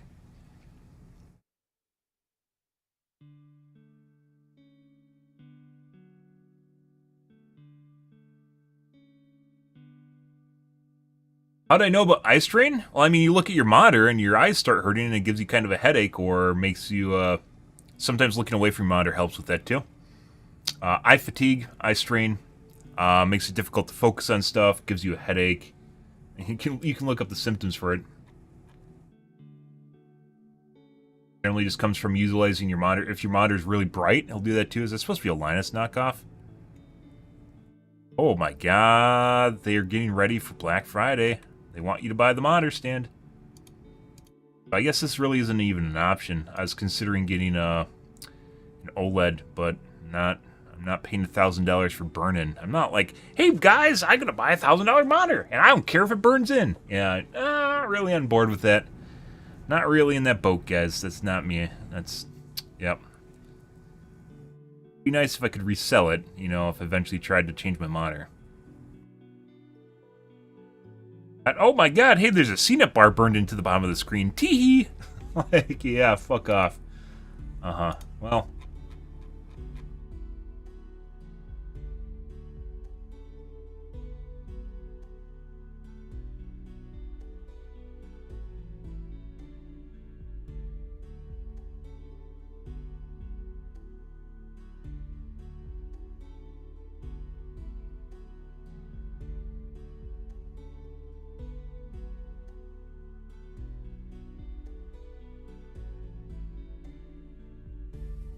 Even better. Gray to gray average, even better than OLED. But, actually, is that an OLED?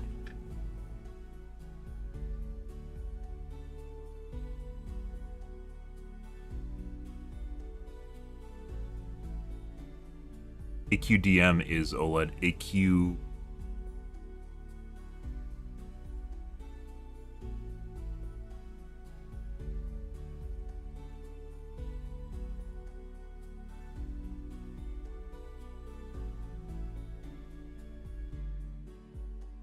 UHD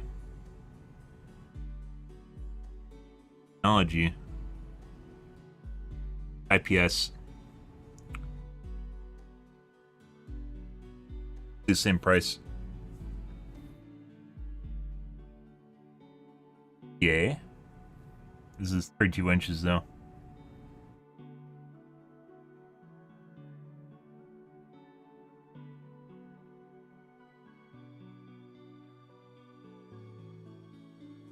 Not testing any OLEDs. Oh, the OLEDs are all done. Never mind.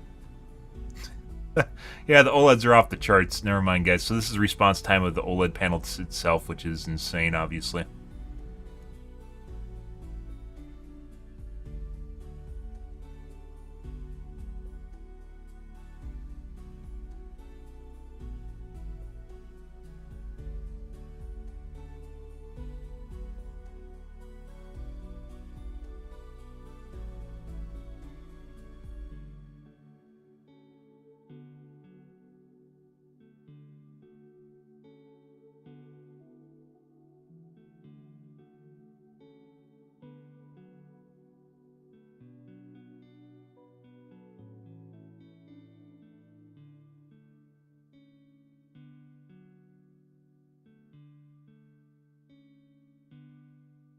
.48QP, normal, UMB 2.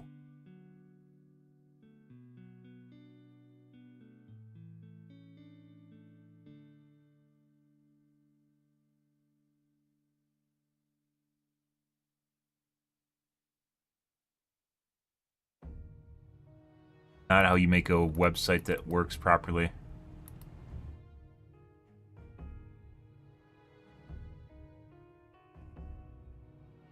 Like, you need to blow this up to the size of your screen.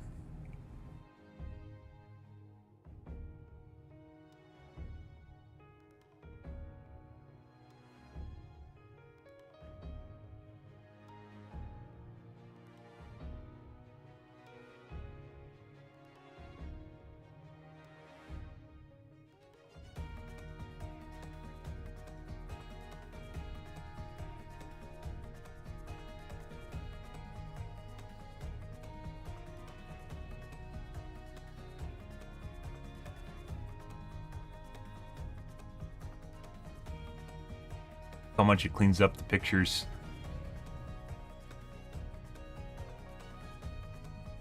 Like I said, Diac, BenQ Diac is basically like people die by that, live and die by the idea of Diac.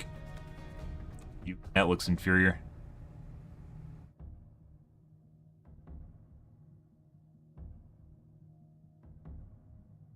People are saying OLED, 1000 hertz OLEDs are coming out next year. I don't think so. Maybe 360. OLED refresh rates are really far behind. Normal panels for some reason. Yeah, one for gaming and one for watching content, or just a secondary monitor. Yep.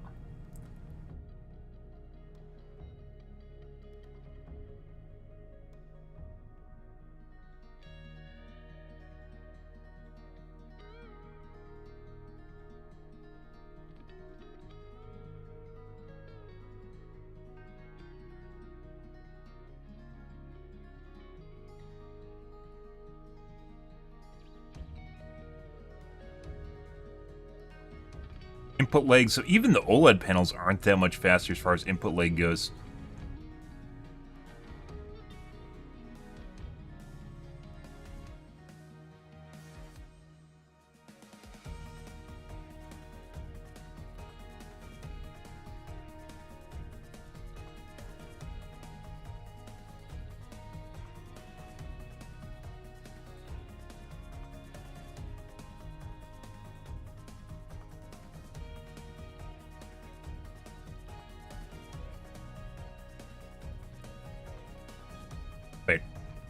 Is this just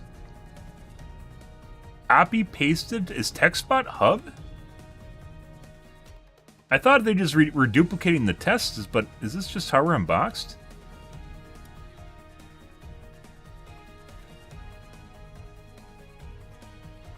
Work for TechSpot?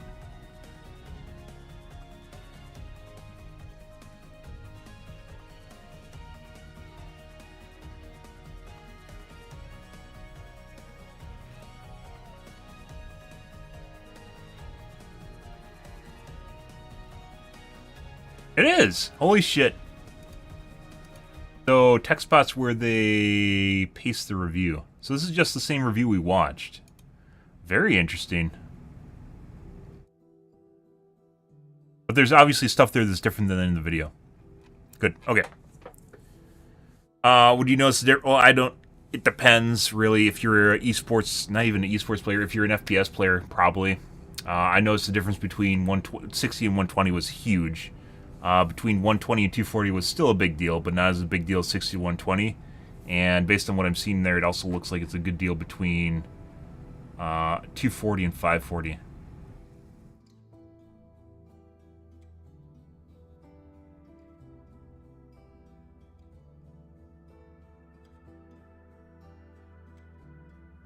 Okay, let's play some games, guys. Enough of this shit. Enough of the shenanigans here, enough of the shit. TechSpot review is just the same thing that I looked at. We need to play some Gamaz.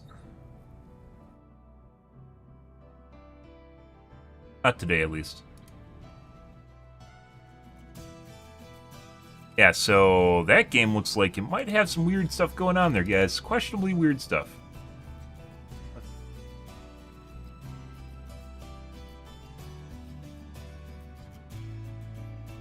Yes.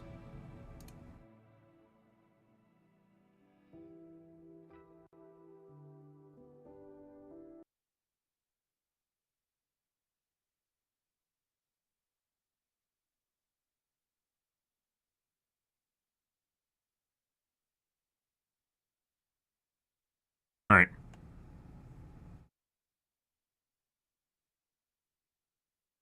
Off we go.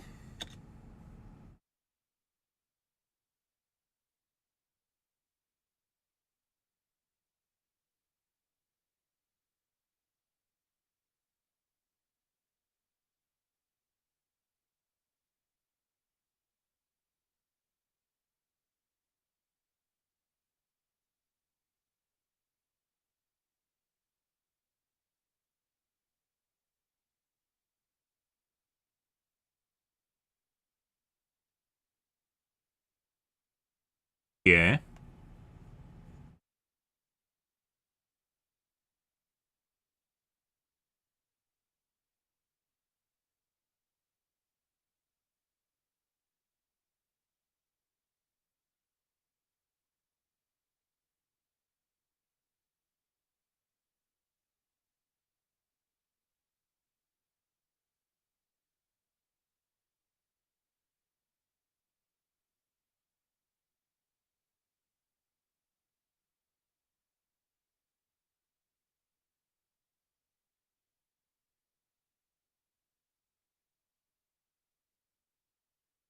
Ready.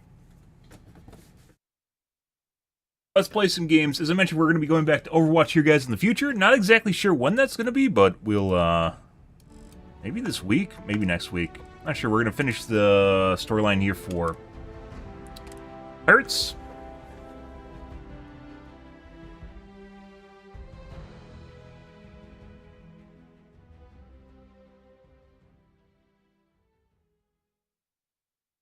Just got back from the Starliner, getting stuff and things, I think? No, we did a couple fetch quests. Yeah, oh, we just stole the comm spike. Comm spike, very, very boring mission.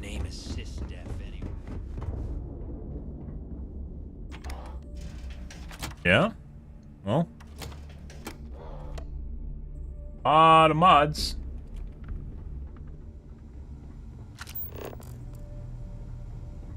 We call UC System sharks, but to the fleet, they're just bait. Every captain here's earned their stripes, bleeding for the fleet. Okay. Need something? I think we, eating at the quest right now for collecting shit. Burn to proof evidence.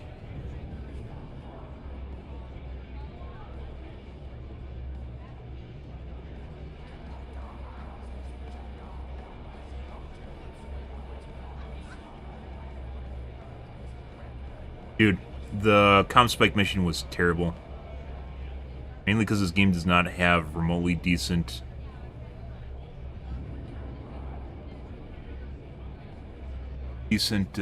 stealth. It's pretty bad.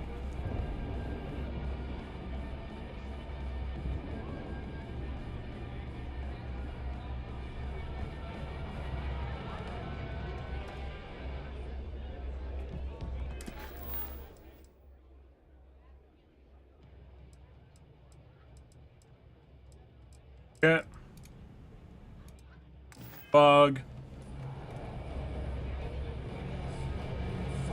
I hope Bug has something strong enough to knock me out.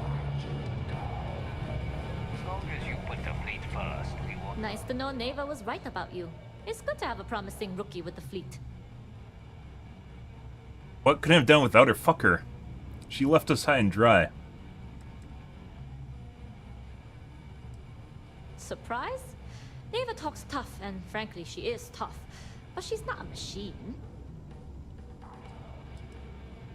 Now you're starting to sound like a real pirate. Anyway, I mean, she literally just I owe left. you a drink. It's the last time I'm paying, of course. Because if Delgado's right about Crix's legacy, you've earned more than your fair share already with that comm spike.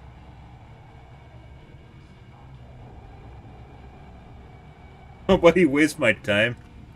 You read my mind. I don't like the thought of putting my routes in jeopardy over an old story. But I respect Delgado, and I believe he's onto something. What that is, though, remains to be seen. Anyway, I've kept you long enough. Now that you've had your drink, and my debt is paid, it's time for you to give Delgado the good news. Why are we reporting to her? Don't know. We need to speak to Bog, though. Get you a drink? I'm like the sad bartender. Working around this slot day in, day out. You'd think they wouldn't give a damn.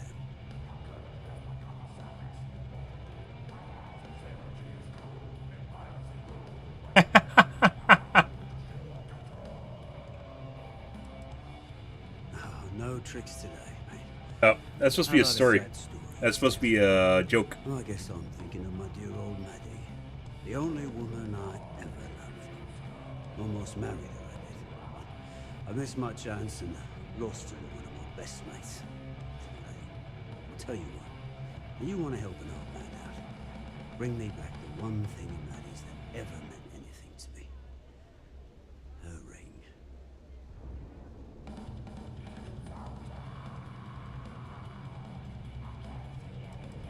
Maddie had my eye back in the day. Thing was, she had the eye of my best mate too. A bloke by the name of Clay Dietrich. He's the cuck? Clay and I hit a luxury liner, snatched a ring I knew Maddie would love.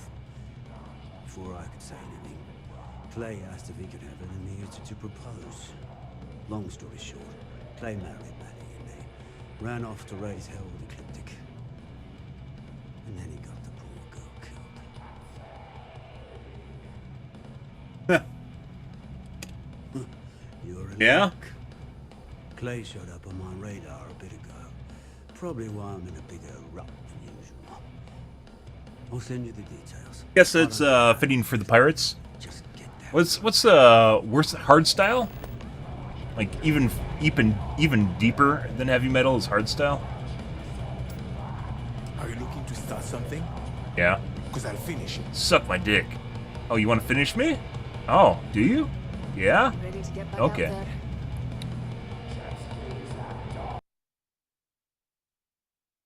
By the way, not that I'm a fan of hardstyle. Oh, that's probably going to give me DMCA. Let's not do that. Let's not listen to music. Oh, no listening. Oh. I'll just get rid of this garbage. No, we don't need to listen to hardstyle. That's okay, guys.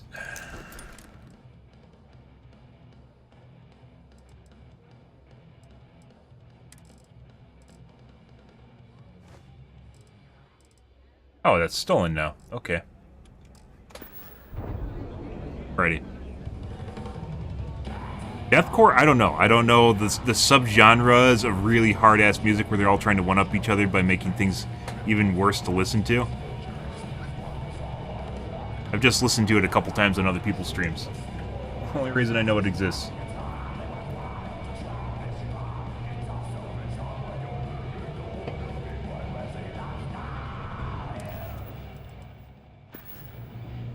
Let's see. Do we have any weapons we want to keep? We got a lot. Dude, that mission fucking sucked. That was terrible.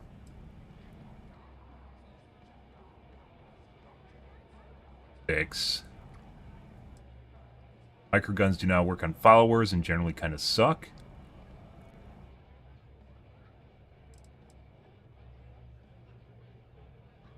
It also sucks. It has 2 wasted talents on it. It already has armor-piercing rounds on it. Honestly, the DPS isn't even that good for a minigun and for what you're using it for. They probably should even double the DPS on it and just have more downsides to using it.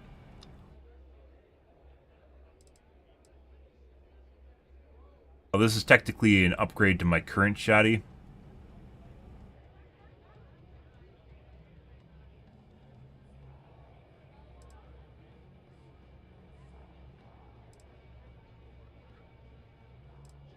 Maybe it's not an upgrade. No, it's an advanced. Both have extended mags, but this is staggering on it. I don't know if I want to keep it even. Like, taking the time to modify it just so it has stagger, so my shotgun is stagger, I don't think I even want to waste time with that.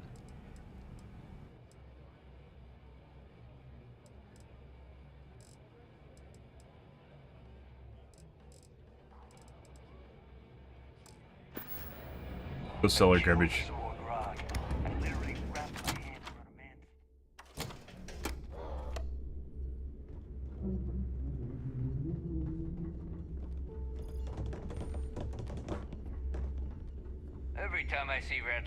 First time visiting the infirmary. I don't think we ever talked to her. Let me give you a piece of advice. Suck my dick?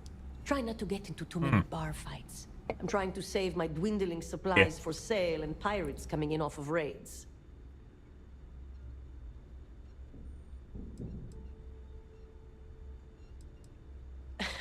That's what they all say. Until they But I'm different. I'm the Dovahkiin. Floor. She doesn't know what the Dovahkiin is, guys. You need med packs, curatives, preventatives. I've got you covered. At least as long as my current supply holds out. You need enhancers, legal or illegal? I've got those too.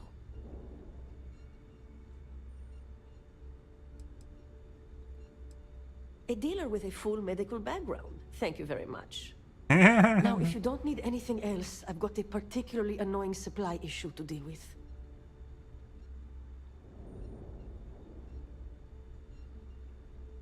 And there's a fetch quest for... It's like every single doctor has a fetch quest. Kind of weird. Now there's an offer I didn't expect. If you really want to help, I'm looking for someone who can handle themselves in a public setting. As in someone who knows how to get the job done without shooting up the place. And shooting up the place gets the job done much faster. That's not going to help. That ship was full of things like cots, flu shots, and children's vitamins. And I can't exactly plug a bullet wound with an Ashta chewable. I love it when people justify murder as being efficient. I politely requested a list of supplies from Gennady Aton at the clinic and was told the price The of Dovahkiin? has gone I mean, that's a generic catch-all for the Chosen One in any game. Aurora, and he's upcharging me to pay for it. And if there's one thing I'm not going to do is subsidize his habit. I want you to make sure he delivers my supplies for the price we agreed on, but without raising any alarms.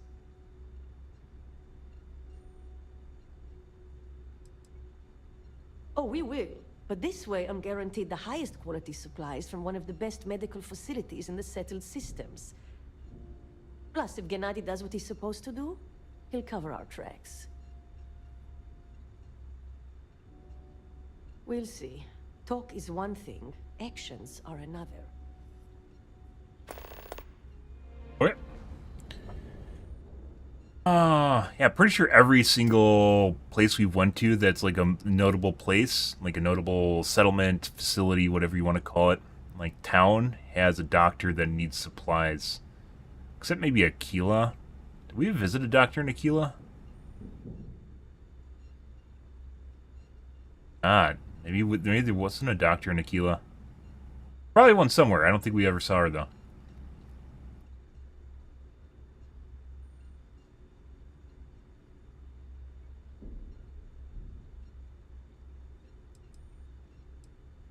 Oh, yeah. The funny thing is, he's the poster boy for upstanding moral citizens. Top of the class at nursing school, did volunteer work in backwater settlements, a reputation you could eat your food off of.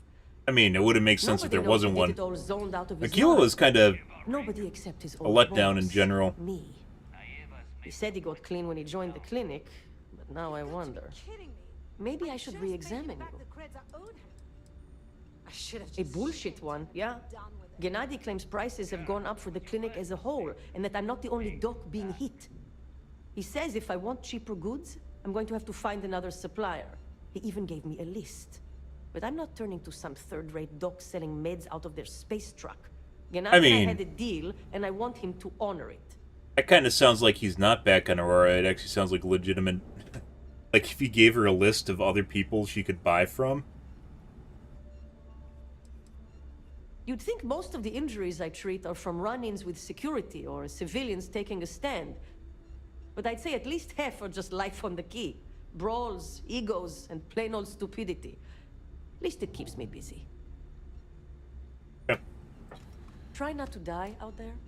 Yeah. The captain's here. Don't put up with any shit. Certainly not from the roots. Yeah. Credits. I like my weapons like I like my coffee. Scalding. Shoot them so much they become scalding hot, maybe? I don't know. You have something? I hope you're not long. Your credits back? They are. Sell. Alright, let's sell. Verse.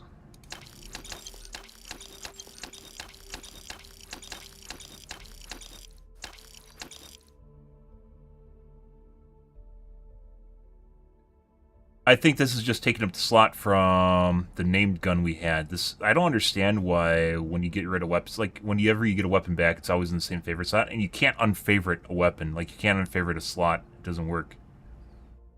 So whenever you pick up something, this is how I identify which guns are the ones I want to keep are basically all favorited.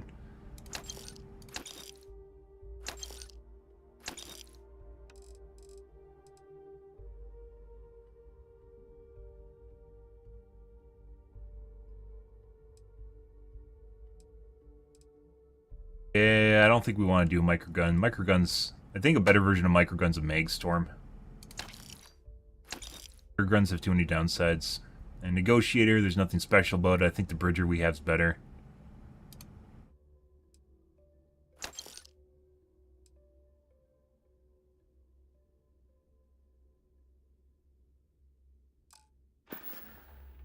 You find anything of value, bring it here first. I don't like email. Did you guys, like, have a fight in elementary school or something? See anything you like? I was raised fleet. We'd always lived She figured if any... Not quite. She could have... I've come to respect... I sell a little bit. Neuroamps. Anything that's rare.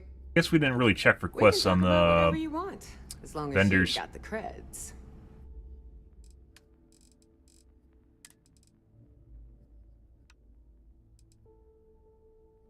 You mean you have the creds? Yoink. Yoink.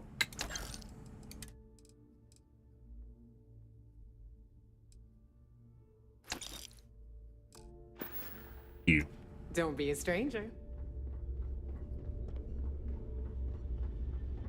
I always thought he Need bitches something? were just pests. I don't do smoke. Trying to raise one as a It's a general, mostly junk though. Raw material. All right.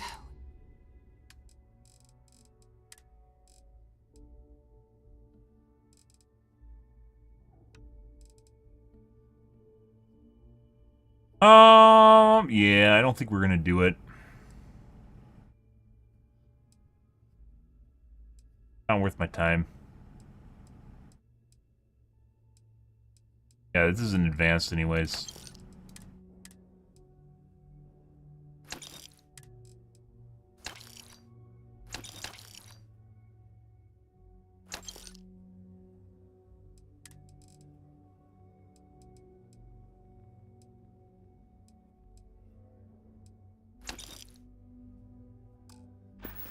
There's mogging in the game, guys.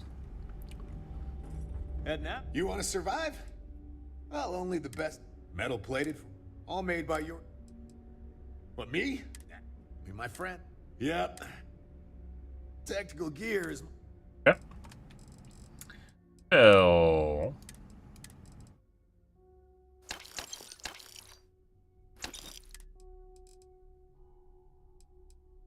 Hey, some of those outfits actually look pretty cool.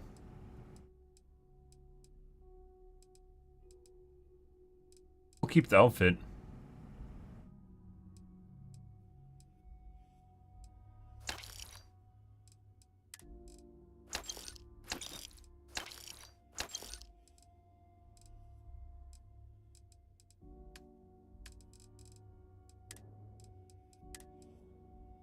He has 11 digipicks? The fuck is this shit?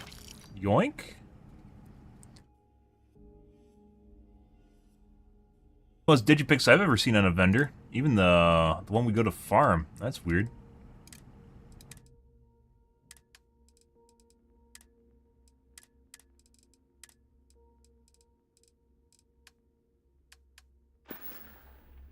See ya.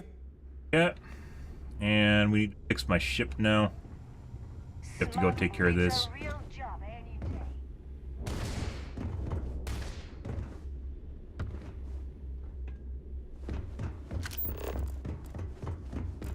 Always listen to Delgado.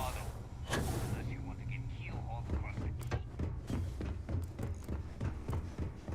Know what to do.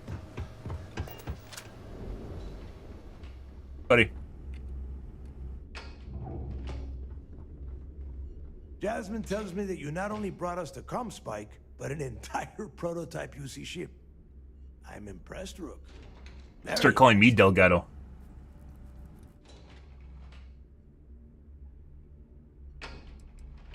Don't worry your pretty little head about your damn I am ship. worrying about my damn ship, We had bitch. it brought back here safe and sound.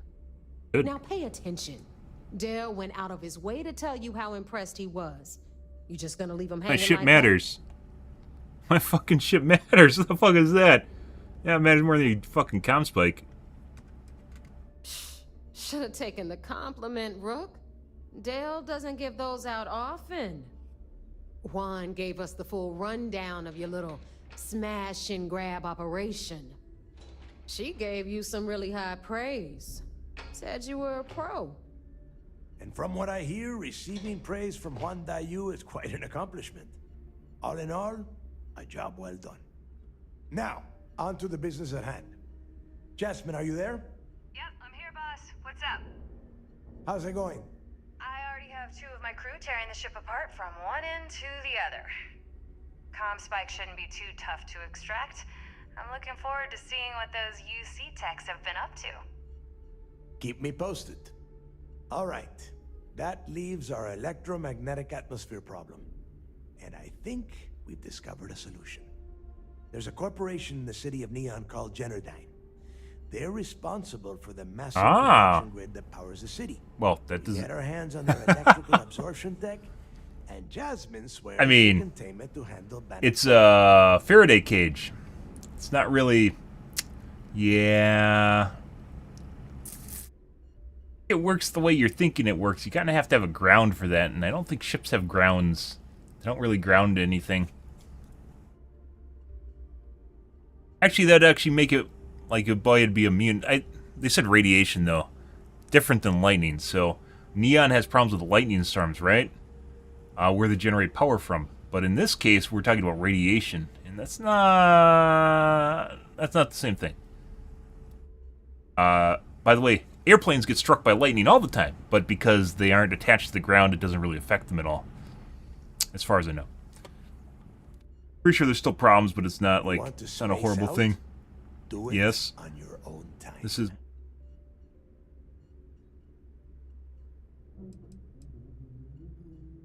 It's all we got. Now you are part of this job, so deal with it. Oh. Besides, I've learned never to question Jasmine's talent.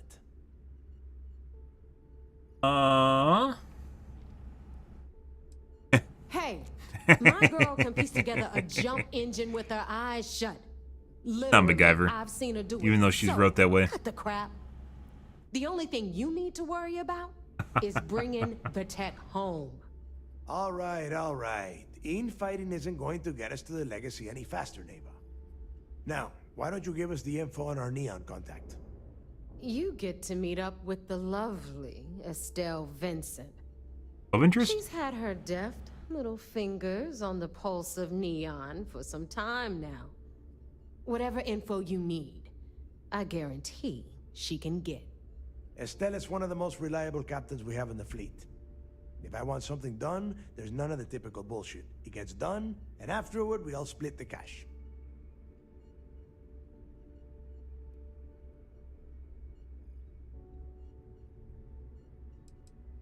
You'll find I rarely imply things. In fact, I take pleasure in declaring my words straight to your goddamn face. Here's an example. I want you to do everything Estelle asks. Follow her instructions to the letter. She is valuable to the fleet. You piss her off and we lose her as a contact, you're going to be answering to me. Estelle will be waiting at Madame Sauvage's place. I'd say don't keep her waiting, but chances are she won't mind. Girl loves her liquor. And keep your eyes on the prize. Neon's one big I think this is distraction another for one of people our like us. pieces So I of want you evidence. focused. We are one step away from Crix's legacy, and we cannot afford any screw-ups.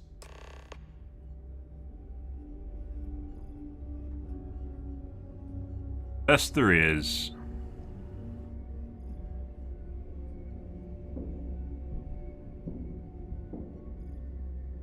I hope you're not wasting time on small talk when there are jobs to run.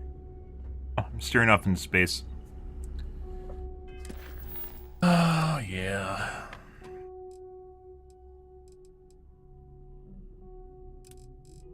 Eclectic Garrison, that sounds fun. Well, take a U-turn, guys, or let's, I have to redo my crew again, because every time your home shift changes, it changes all your fucking crew, and they all disappear. Luckily, I didn't spend time getting,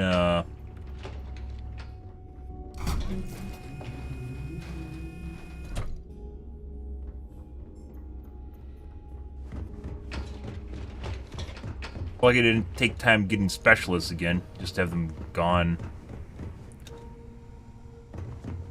The fleet protects our own, but you turn against us, and you're dead.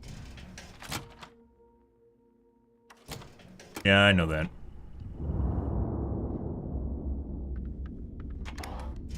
I think I need to check the ships right now.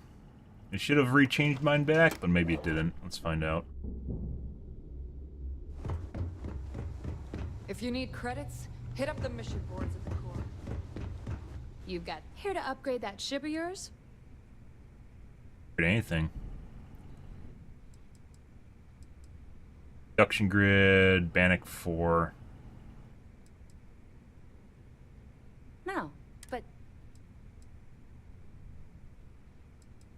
Alright.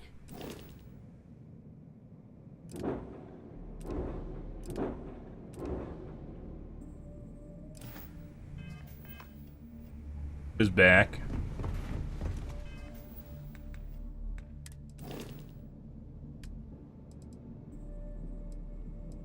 Oh, it actually reassigned them. Yeah, to put them back on the ship, guys.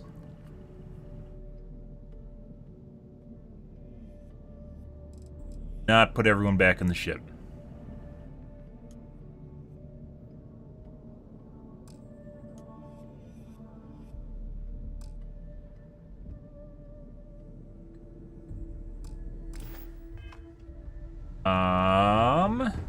Let's see.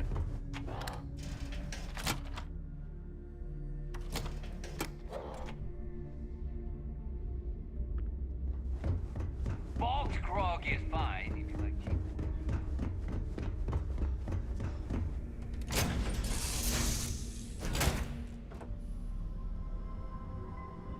I have something for you, Deputy. Yeah.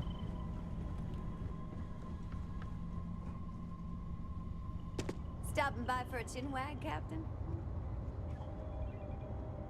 Honestly, I think I'm better suited to field duty than waiting here for orders. Maybe. Is that really possible? I didn't pick my crew based on them being good at something.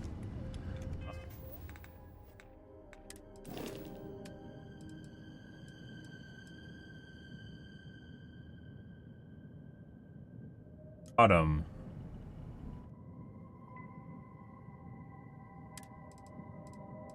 Didn't reassign them.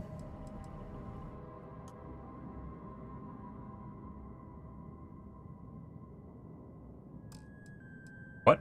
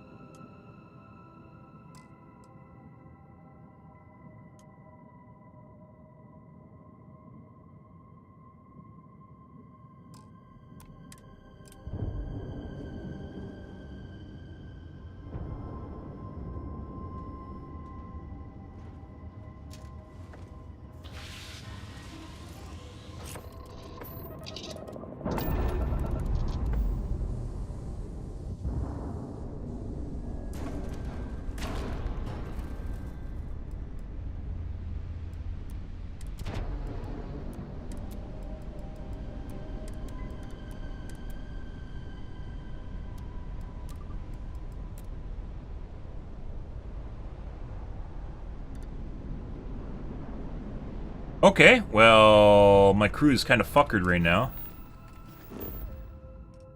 Let's go over here and see what's going on.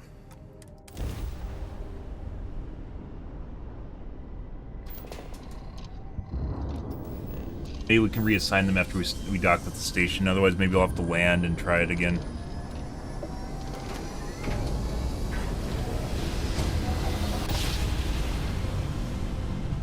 Something in my pack's got your name on it, Cap. Good. When it randomly reassigns my energy.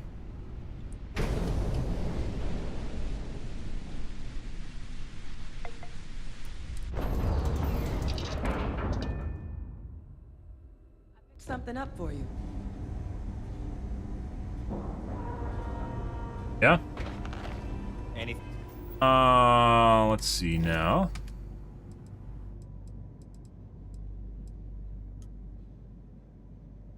On here.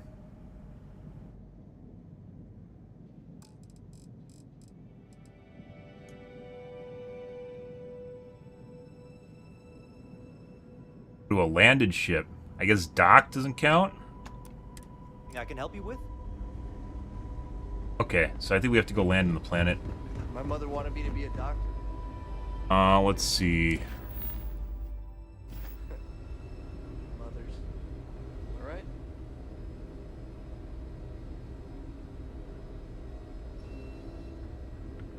You know, there are more couriers coming and going from this place than patients most of the time. Just in case you guys look for it, you know, when last time you're on the medical station here and you overlooked it, even though it wasn't there because it didn't spawn yet. Yeah. There's the evidence you're totally looking for. Is there something I can help you with? You look a bit lost.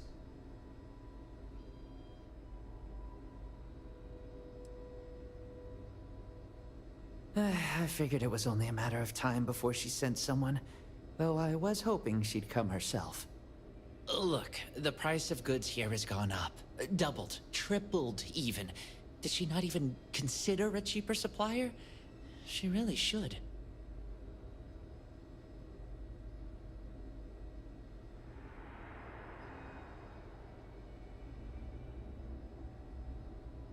Samina told you about that, huh? Well, I get why she'd think that, but that's not it at all. I was trying to nudge her into ending our partnership, using the only language the fleet knows. Creds. It's just, I hear about people getting treated or dying all the time due to run-ins with the fleet.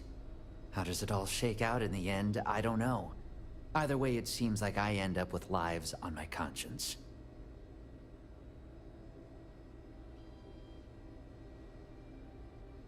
Let's play lives. Only a heartless bastard would turn her down. Maybe that's just an instant win. Maybe this is just the same thing as Persuade, only just better. Yeah? Advice from the fleet? I doubt it. I mean, I'm pretty good at pushing the buttons here. It over now. It's not that I doubt the use. It's the motives of the people being saved. Want them to die.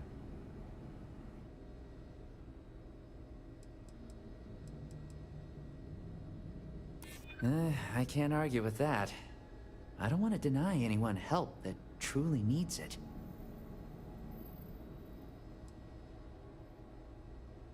Hey, I've been clean for years, and I have a good reputation here on the clinic. It'd be my words against hers. At this point, it takes some serious evidence for anyone to believe her. Go with the green options? I just can't. Tell Samina if she wants to expose me, she can. I'm willing to sacrifice my happiness if it means fewer fleet. Look, I said I wasn't going to help.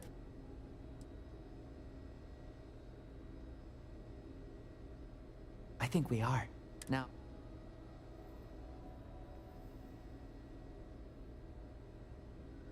Shit, you would, wouldn't you? I've stashed the supplies in the storage closet just around the hall. Here's the key. Just try not to let anyone see you.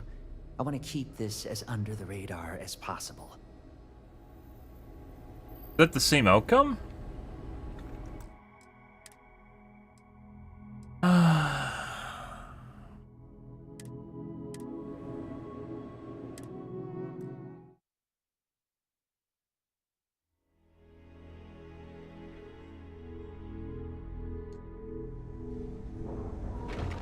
Let's see, this is probably exactly the same thing that happens even if you persuade them. Is there something... I figured it... Look. Samina told you. I was trying to nut... It's just... How does it all shake? You're right. She's the best surgeon I've ever known. If it Manipulation's just to convince? She went through, I'm sure she'd still be legit. I've stashed the supplies in the storage closet just around the hall. There's different dialogue. Just try not to let anyone see you. Same outcome, different dialogue. I want to keep this as under the radar as possible.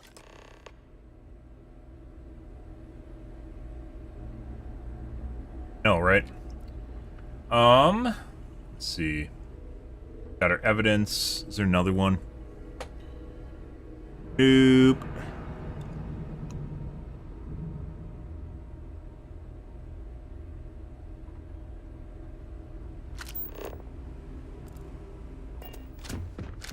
This place is a far cry. Ah, generic medical supplies. Lovely.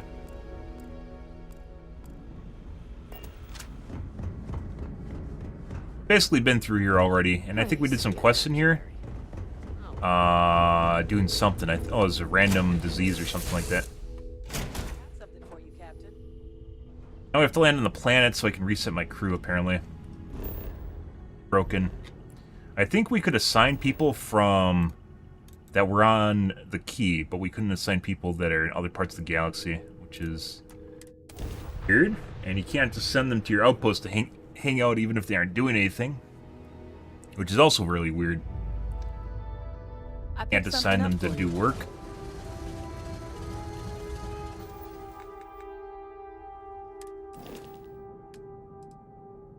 Right. There we go.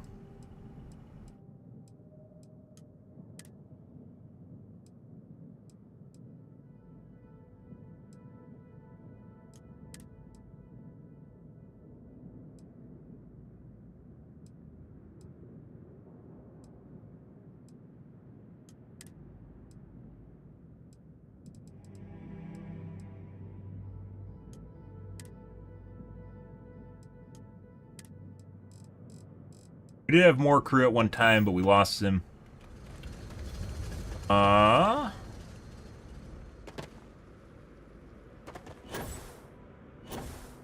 my game's so laggy on this planet? Everything just fucking moves around constantly. All those turbines move around. Everything just moves around the hills. Reason. Stuff like that. I think my my map's a little bit borked, and the game doesn't know what to do with it. Something was off, because this is from the beginning of the game, and after through saves and stuff, something got fucked up on my planet. This?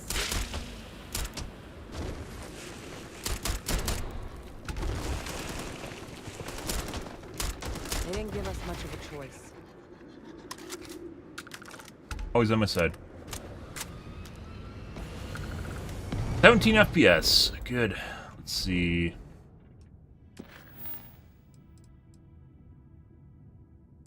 We got evidence now, too.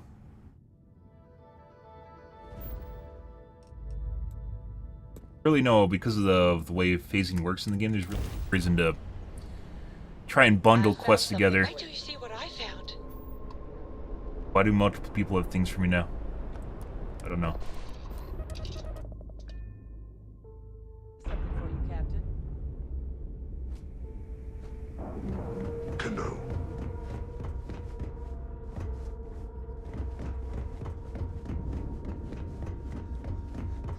Always listen to Delgado.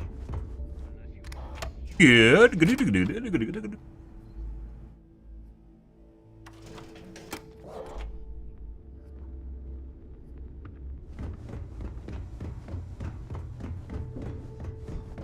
As long as you put the fleet first, we won't have any problems. Put first. Oh, good. Just the first. Tell me you've got those supplies from Gennady. I'm on the last of my medpacks here. I mean, I could have bought med packs. Everything's accounted for. No damage. I'm impressed. I might have to make this a regular thing. At least it's one way to get guaranteed supplies. I only need to determine Gennady's limits. I'd hate to break him. I mean, that's the whole reason he tried to stop in the first place.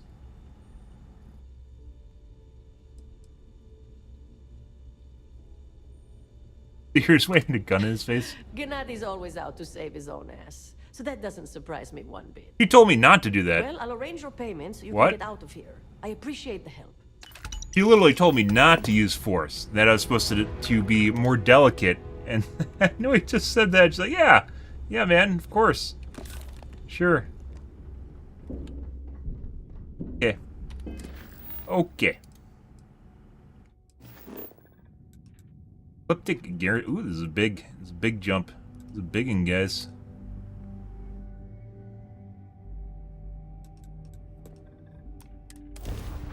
I found something for you.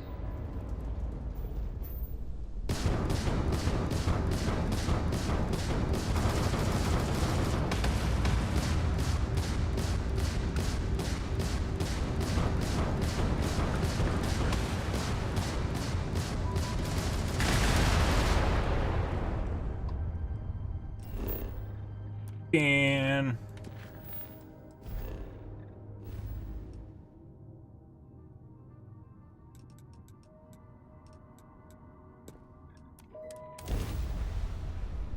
off we go.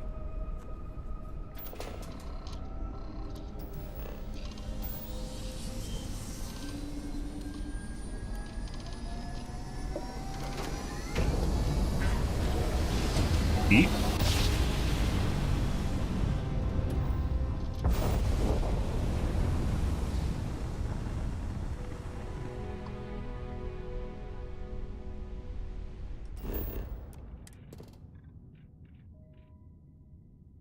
Okay.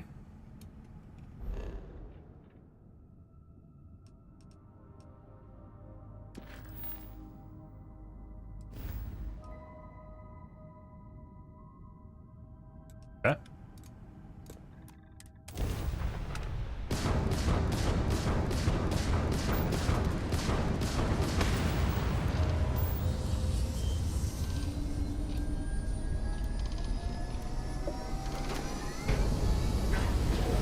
You're there a mod for more cinematic jumping? I think there is. Starfield more.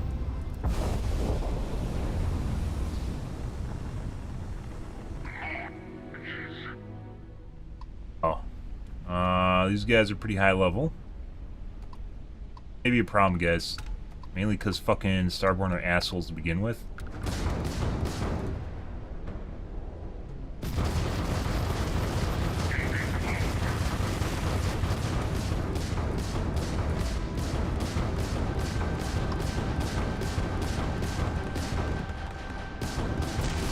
Dude, the fuck's going on here?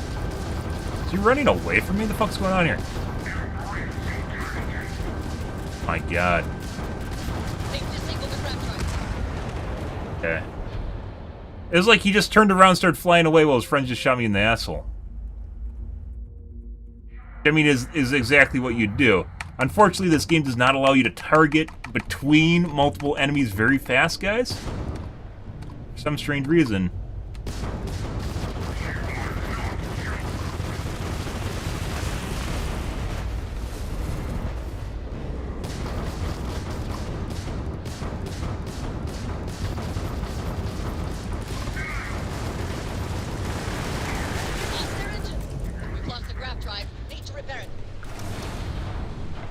Christ.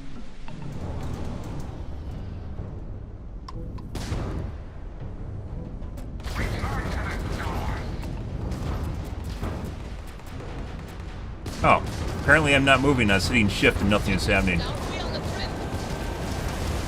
Really fucking sucks.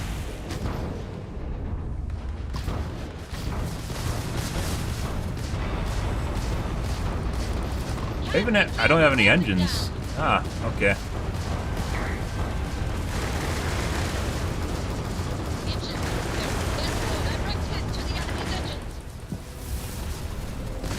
Yeah? Look, I got engines again. Wow, that's fun.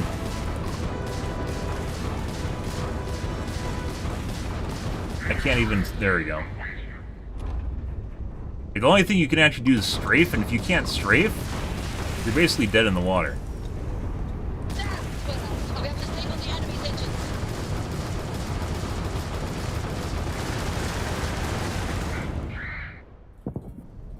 Oh my god, huge waste of resources, and we didn't get anything out of it. You know why? Because they're Starborn. Starborn fights fucking suck. Absolutely horrid. Grab drive functionality has been restored. So I was sitting there during that fight and I couldn't actually move because my engine...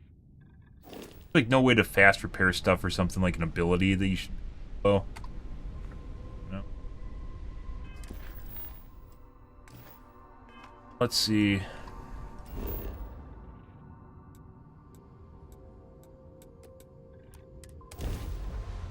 And unfortunately, your ship does not heal when you're away. Oh, I found it.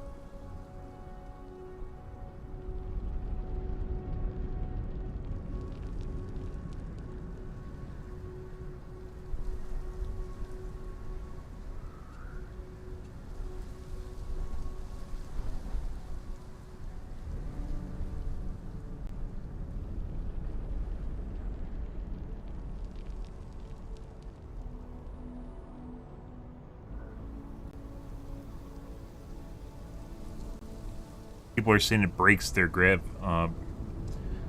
Breaks their game. That's good. Biomes like this usually can't support life. It is pleasant to see you. Hi, Vasco.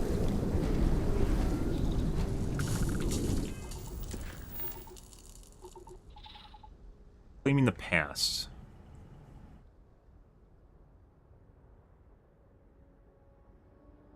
Okay.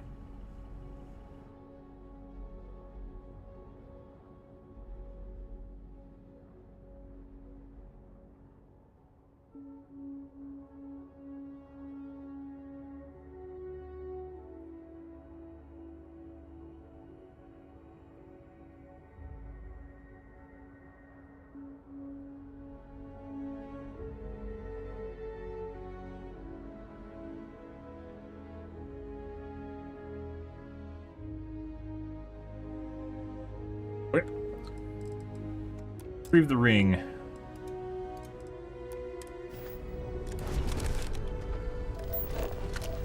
Ready.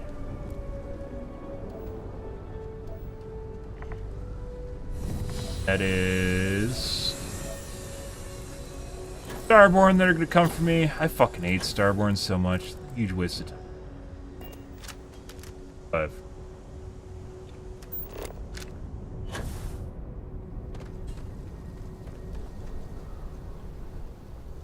All the fun of the New Game Plus, guys. It's all New Game Plus shit. Takes all the fun out of the game.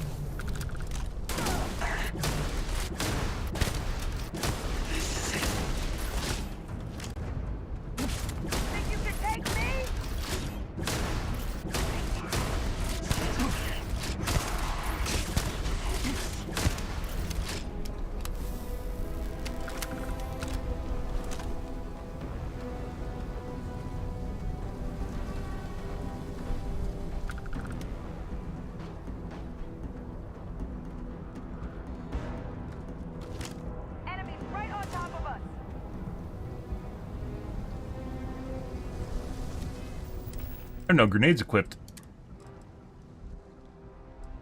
Yes.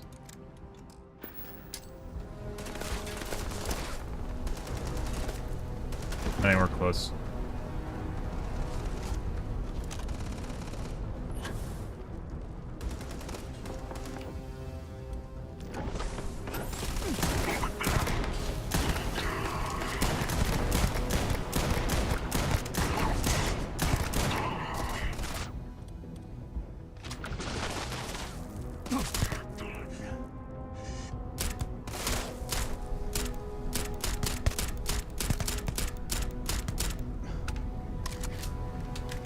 Okay.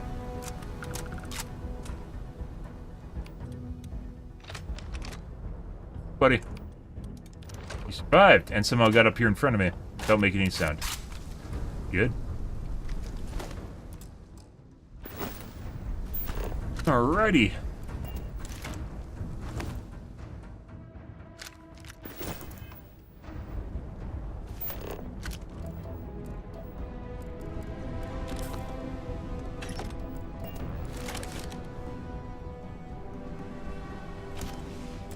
That.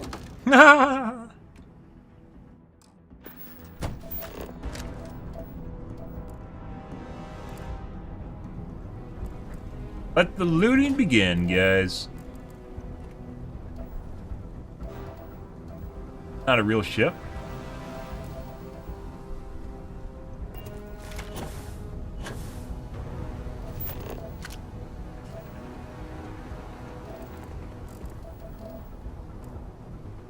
It's not.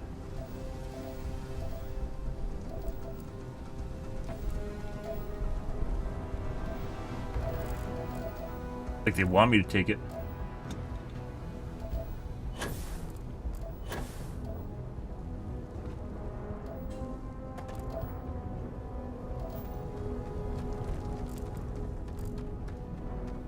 Let's see. Big pulse.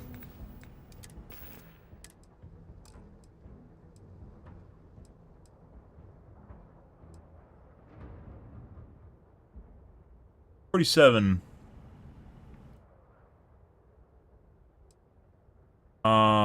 I guess the thing we got off of him is something we already listened to.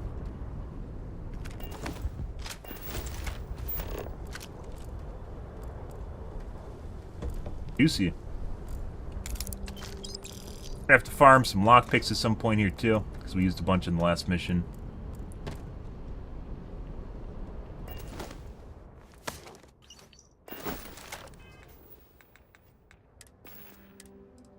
Attention eclectic personnel. We've received viable intel on the location of another colony war era facility, specifically a research lab. It's somewhere in the Nerian system, possibly already occupied by pirates of the Crimson Fleet. As has already been communicated by Commander Creek, you have full authorization to claim the facility for eclectic and appropriate anything deemed viable from our combat operations. If the base is, in fact, under the control of the Crimson Fleet or anyone else, Command grants full authorization to eliminate that threat using any means necessary. Captain bails out. Did he just try to shoot me through the wall? I think he did. Good job, AI.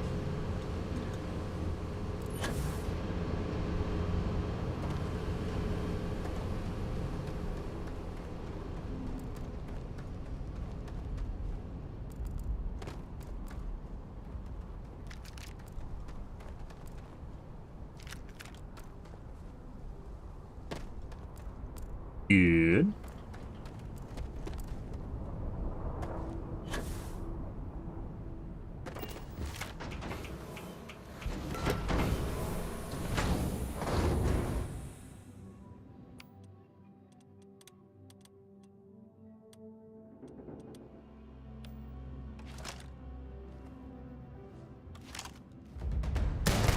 Well, that didn't work.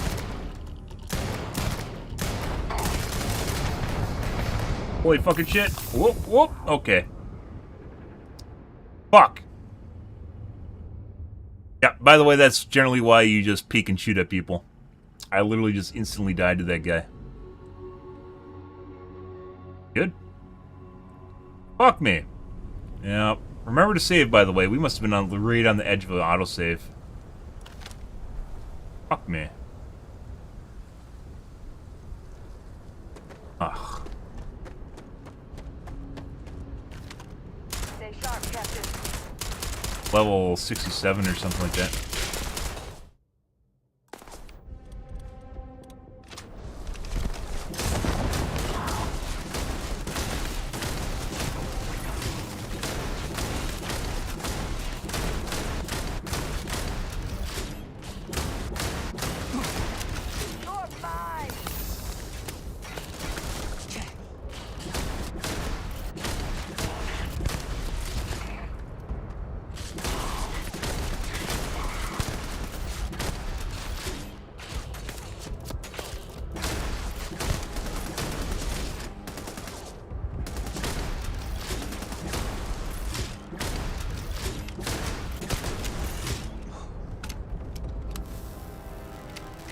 Mother fucking bitch.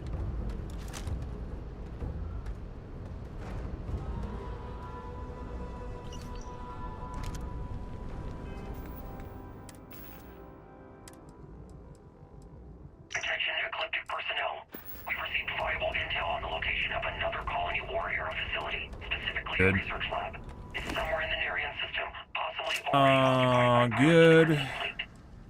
As has already been communicated by Commander Creek, you have full authorization to claim the facility for eclectic and appropriate anything deemed viable from our combat operations. If the base is, in fact, under the control of the Crimson Fleet or anyone else, Command grants full authorization to eliminate that threat using any means necessary. Captain bails out. You're mine now. Attempt combat with us. You will not. Sorry.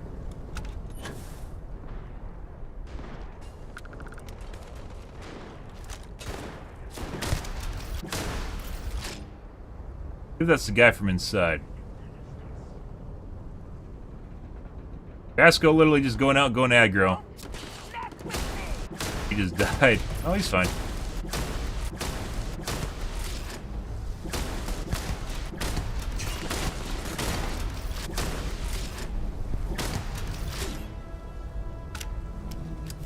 Dead. Ew.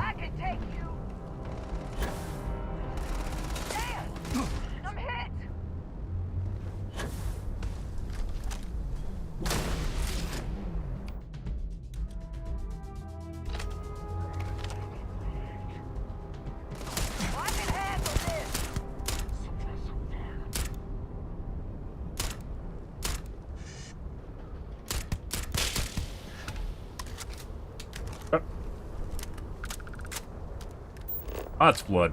Something died. Let's see.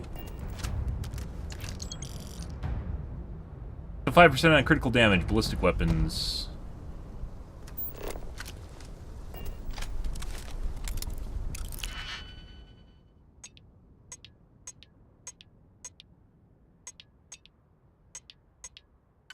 Yep.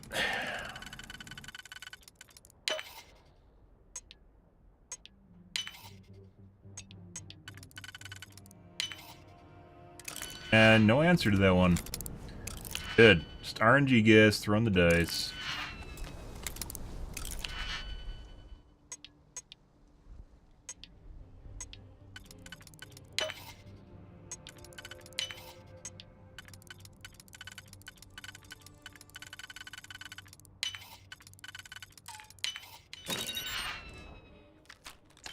Okay.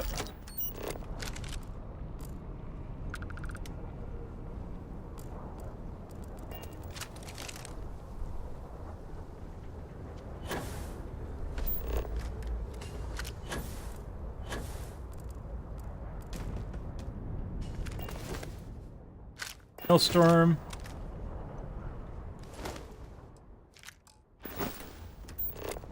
Buddy. Good.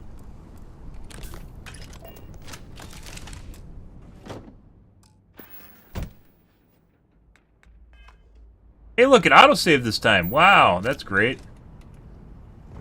15 minutes. For autosaving game, I appreciate it.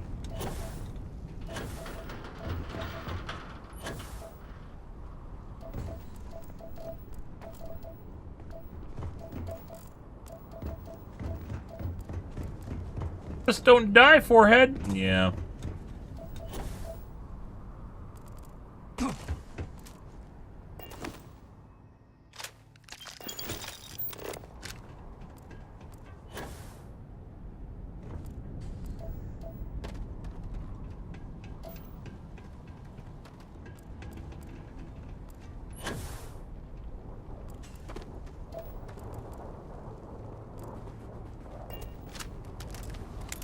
Novice lock.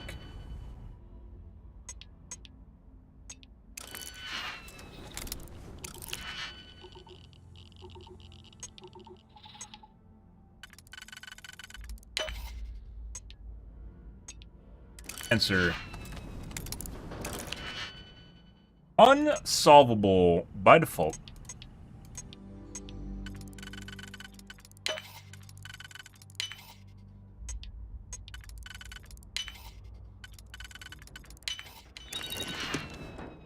Credits.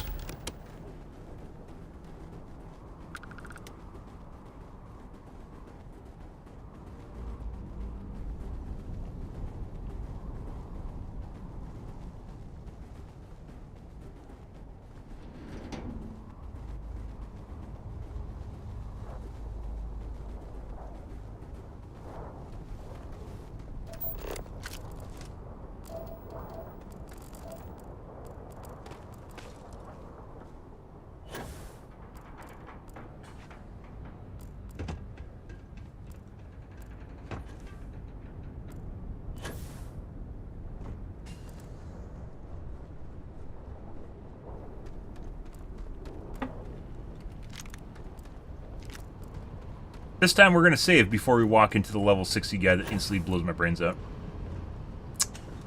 Good.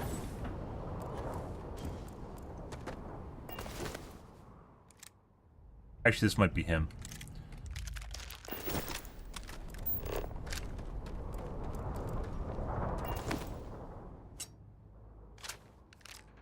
Knife to a gunfight.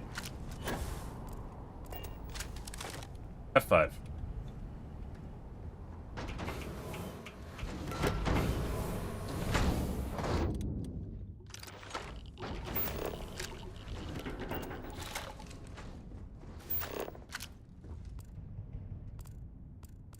Might have been him outside. I did see a high-level guy over here when he were shooting people. That wasn't there before.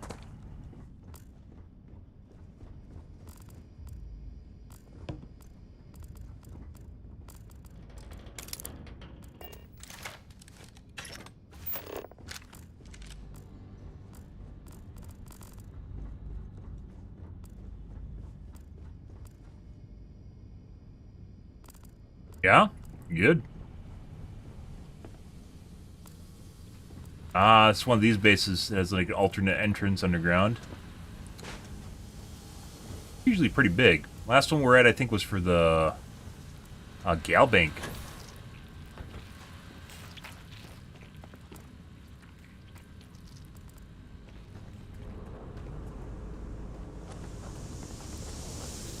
A lot of blood down here.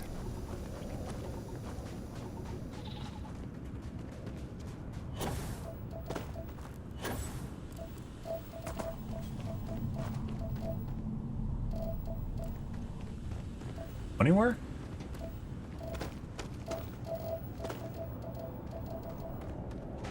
What is this supposed to be? Got something burrowed in here, but there's a minecart there. I don't know what this is supposed to be, guys. That's a something.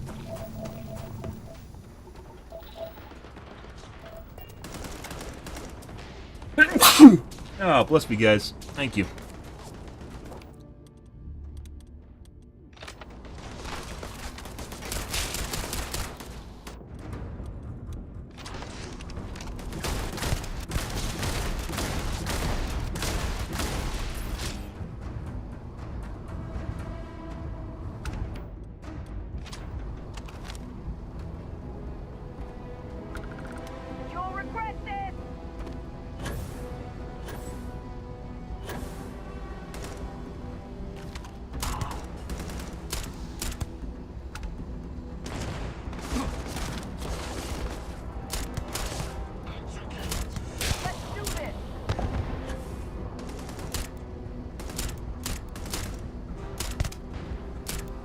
What?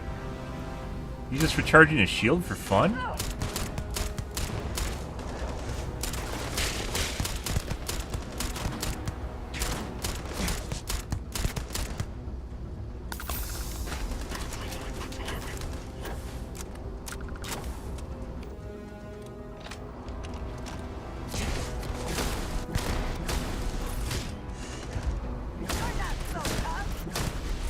High-level mobs do not like energy damage. Armored mobs in general don't like energy damage.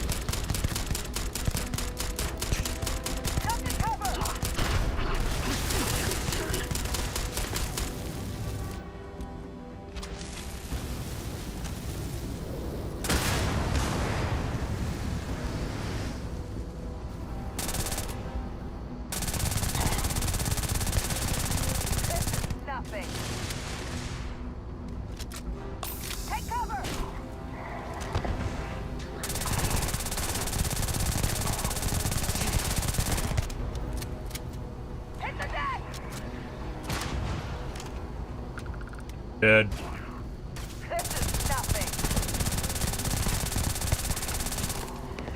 Hold it stick, guys. That stick.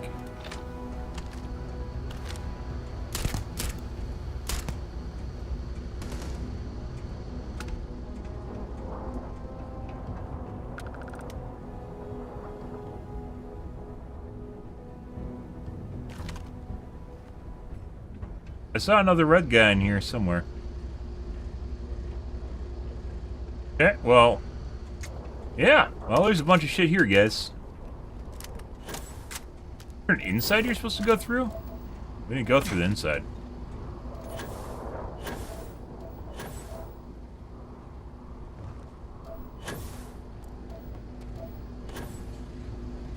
Good. Mm-hmm.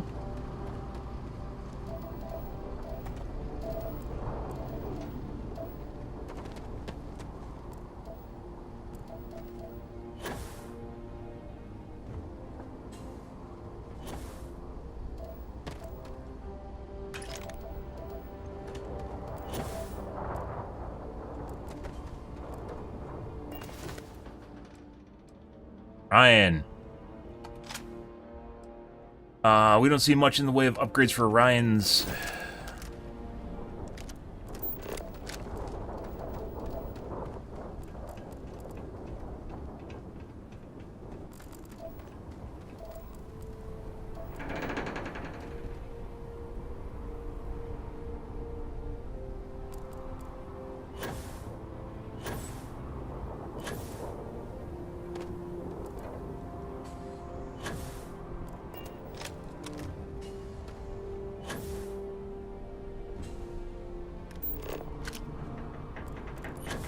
Huh.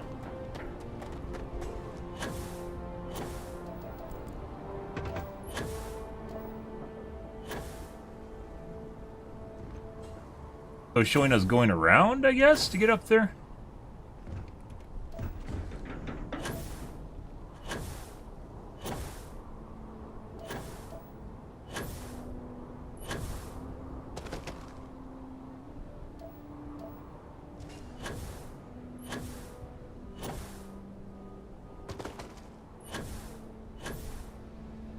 Guess you have to fly up here no matter what.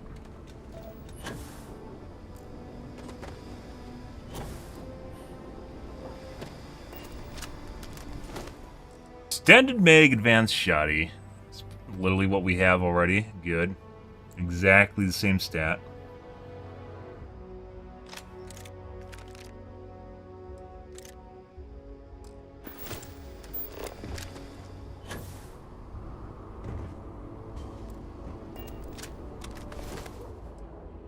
Modified Negotiator. More damage, less armor one has. That might be an upgrade to the Bridger. She's doing alright right now with we have Burst Fire.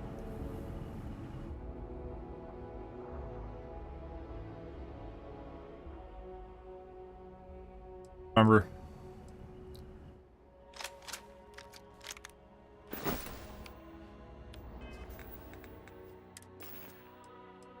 One of the guns I don't ever use. Biowolf? Not a Biowolf. I use Biowolves.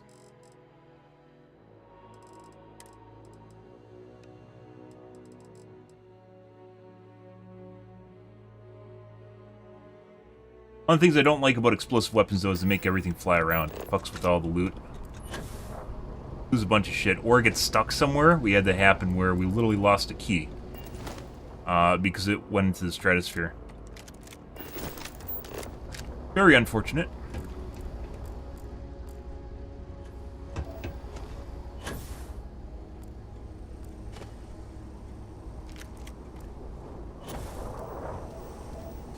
Overlight. I think no lights are EM weapons.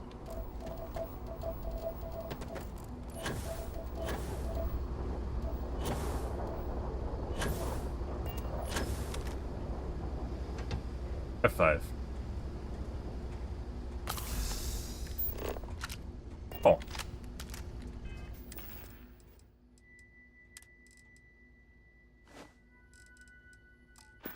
This looks better. Regardless of it being someone's shirt. Yeah.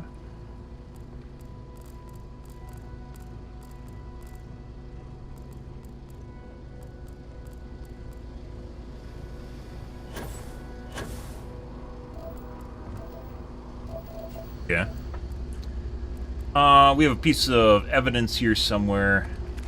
Are the Nova Lights EM weapons?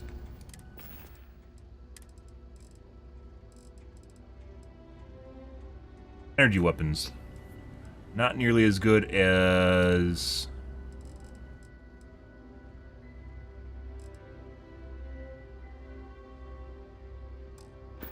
rune weapons, though.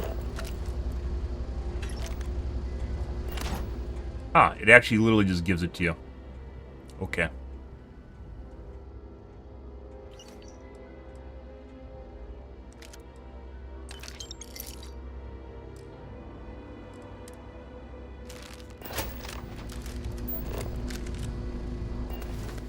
Unsent letter.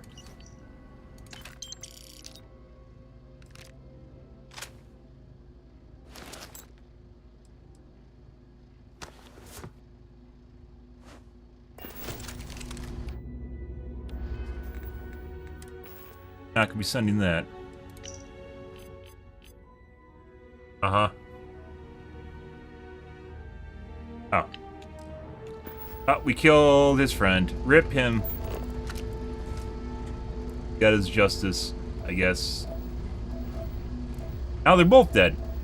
Ah, Romeo and Juliet are both dead. He gets this bittersweet, I don't even know what to call it.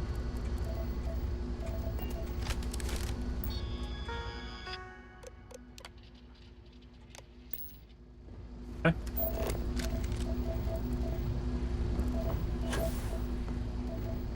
The revenge. Tarsus?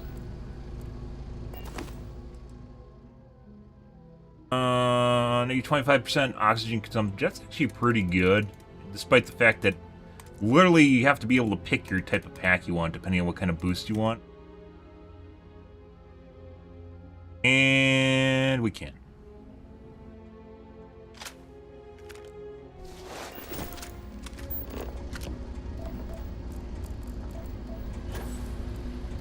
Biker guns are everywhere and kind of suck.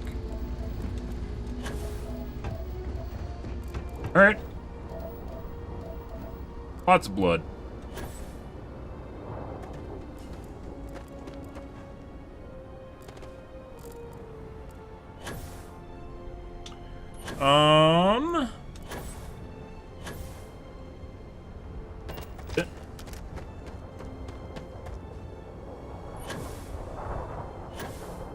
Captain, do you require my assistance? Hey, buddy.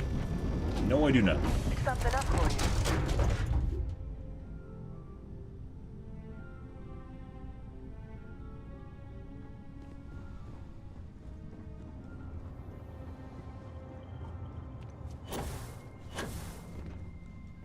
You need something from me?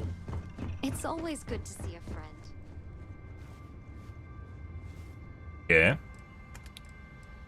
Let's dump all of our shit.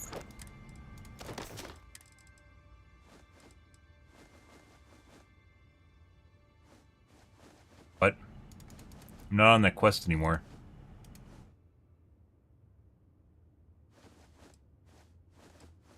Not on these quests anymore, guys. Uh-oh. We might have some permanent inventory stuff. Good. Love that. Berserker Negotiator. I might give this to Hadrian. We'll have to wait and see. Egg pulses that kind of suck, though.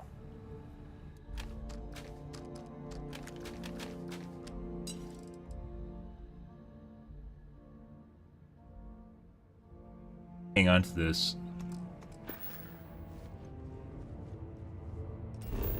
Ready. And we went to the middle of nowhere. Now back to the space station.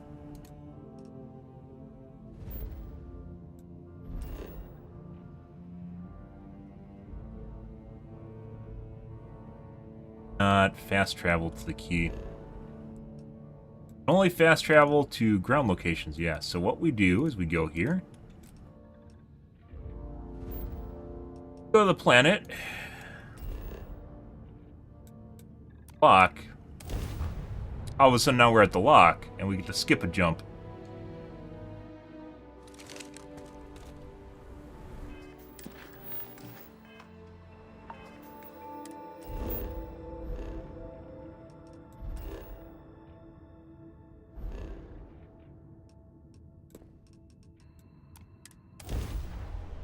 Look at that. Now we don't need to...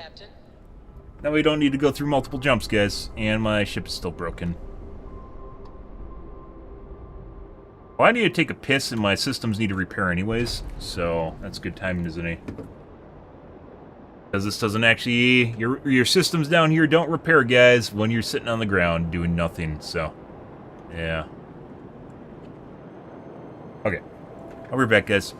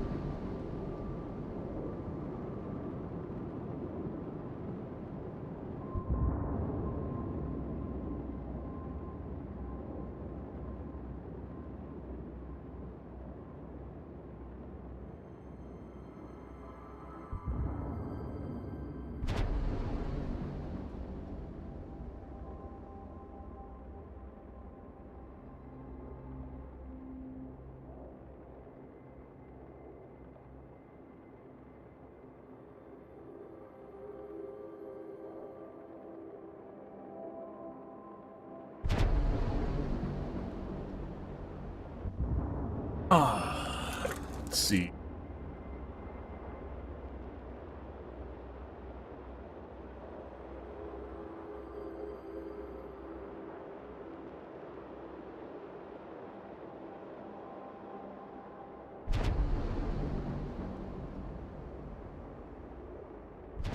It vibrates too, guys. Just so you know.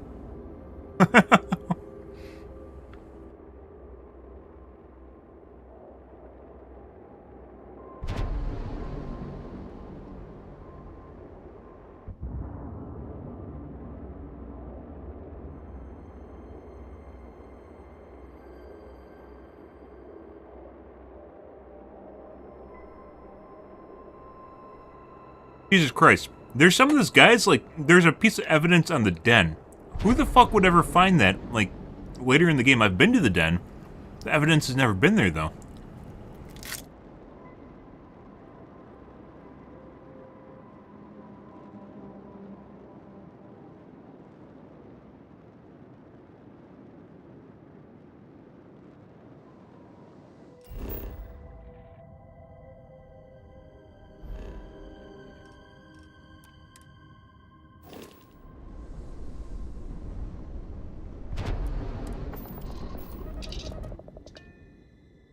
So random.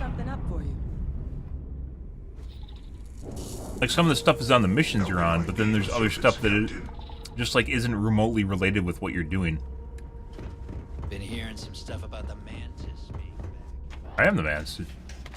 I am the Mantis, guys.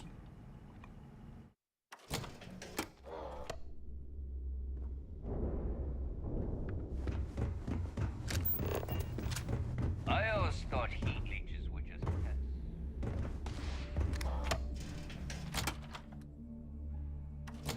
Good, good.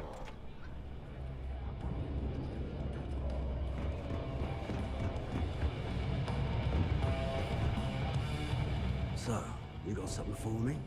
Mm-hmm.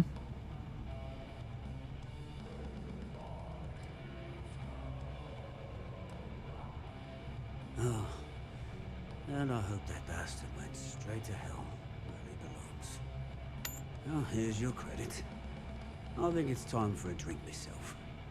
Thanks to you, I'll be spending the rest of these days in peace. Yeah?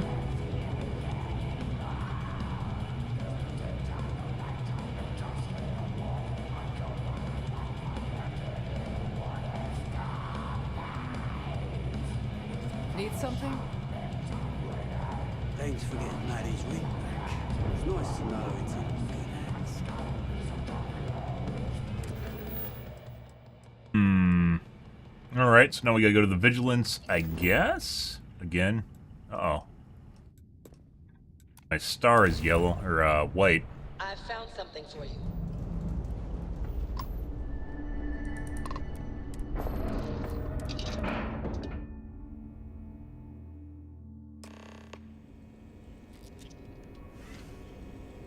Captain, hello.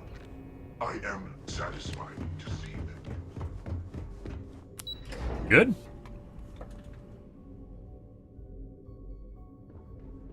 Pardon. You know what? Fuck you. Okay. Never mind. You know what? Fuck you. You know what? Go there. Got him good. Showed him who's boss, guys. It seems you had quite the eventful mission on your hands. You still have the Crimson Fleet's trust, and you were able to spare lives in the process.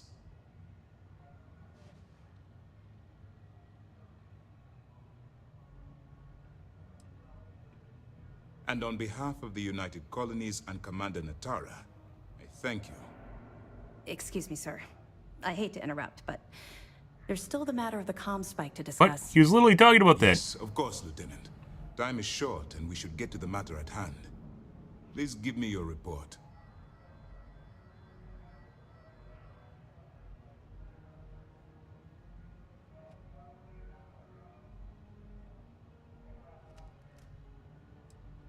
That all depends on what you brought back from your mission. Aside from your eyewitness testimony, I assume you have the usual evidence that could lead to her incarceration? I can take it off your hands once we complete your debriefing, but at the moment, I'm Rip far her. more concerned about the comm spike. Then it's just a matter of time before she reverse engineers it to fit the fleet's purposes. So what does Delgado Yes. have you doing Yes. next? Let her Has he reverse solved it. the Bannock 4 problem?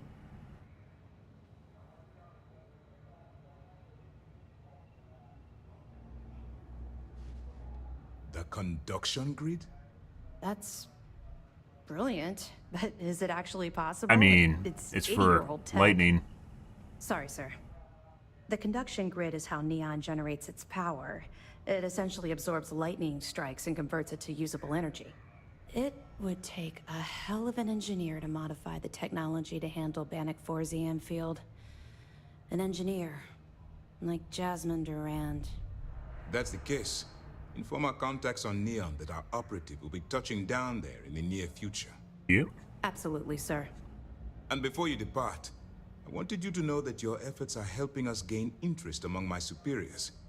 They're finally beginning to believe that we can take down the Crimson Fleet and make amends for the UC's embarrassing mistake.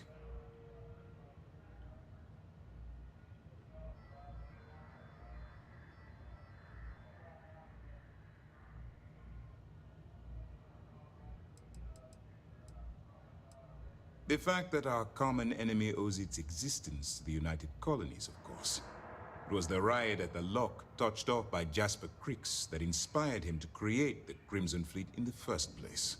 Thanks to your assistance, we'll be able to rectify that mistake, and Mast will authorize an all-out assault.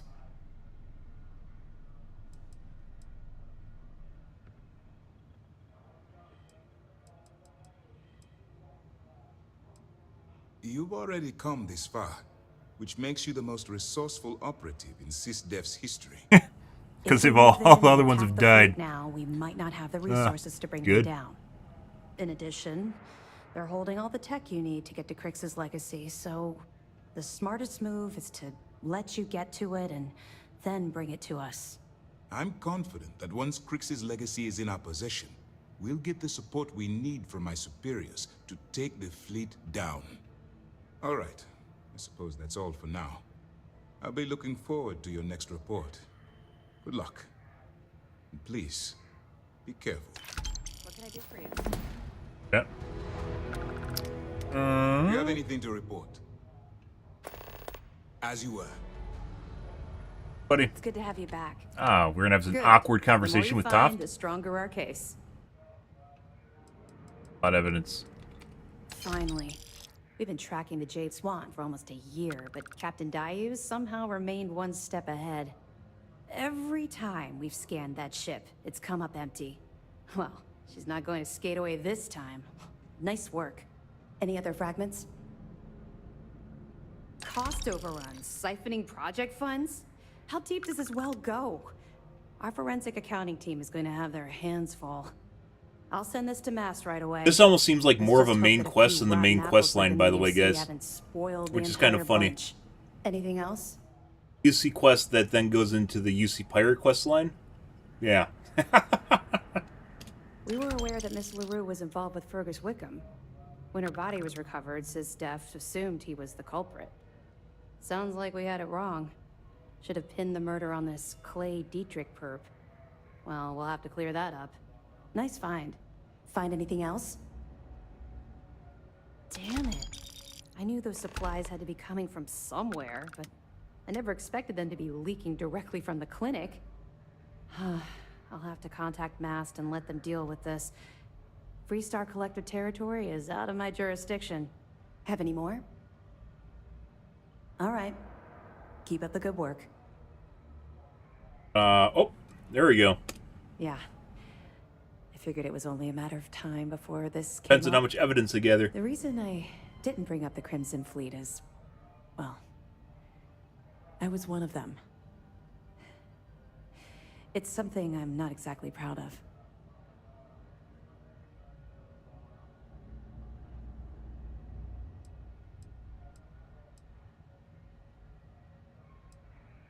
I know a great deal about how they operate, what frequencies they use, their encryption techniques, their methods.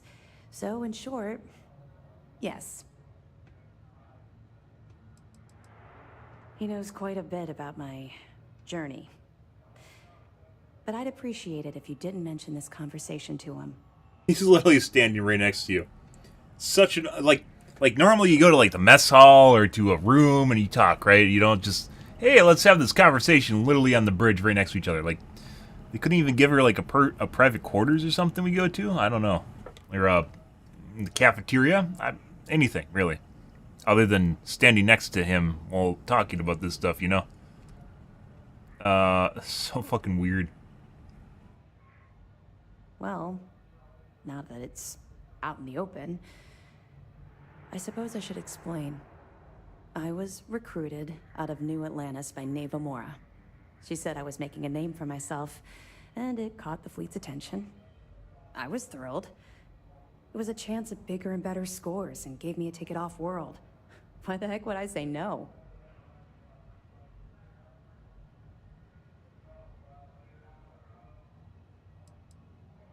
Of course she did.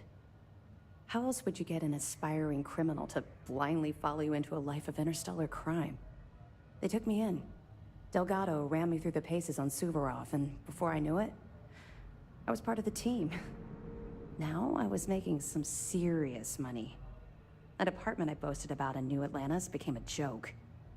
I even made enough to buy my own ship. Ships are pretty easy to come by. We got one really early in the game.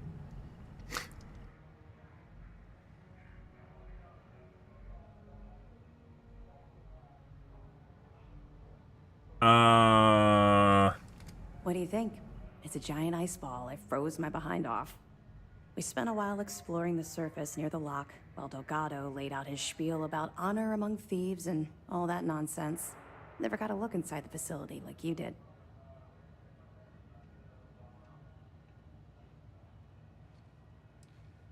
Oh, it dropped. Hard. Everything changed thanks to Commander Akande.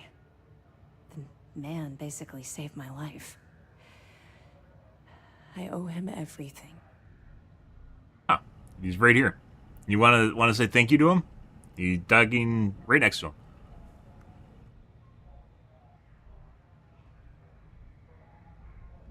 He's a special man. I've never met anyone else like him. Look, I've already said too much. Aww. I promised Commander Akande I wouldn't talk to anyone about this. All you need to take away is that I've literally walked a mile in your shoes, and I appreciate the risks that you're taking. Carry through with this mission. But she isn't willing to Promise take you herself. I'll be there every step of the way. Yep. Let me know if you need anything else. At ease, soldier. Yeah. Yep. Don't mind, guys. Don't mind. No. Word is you had to steal classified tech from a UC station. I hope the commander knows what he's doing. Curtis, how do you know? This doesn't really help with my cover. Word say we let the fleet take a prototype UC ship. Yeah. For some reason, everyone knows. Very weird. All right, travel to Neon, guys. And we got a piece of evidence we got to pick up. Oh. I think I have some... I have some contraband on me.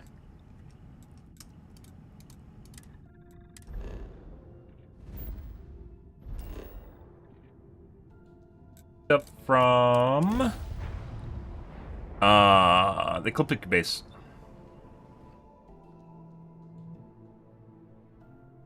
This environment seems hospitable enough to support life.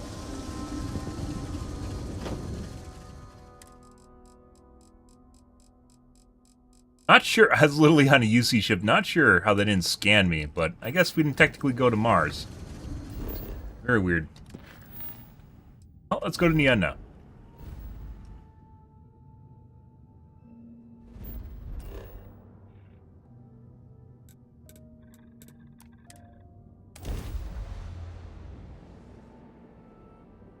Good again.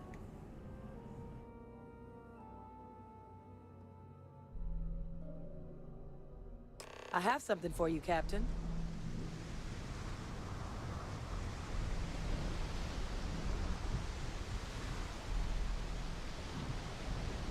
No, you don't.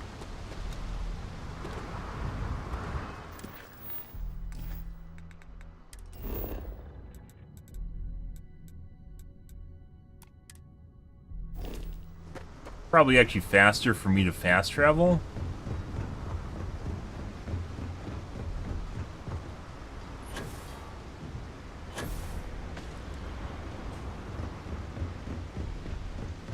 Keep moving.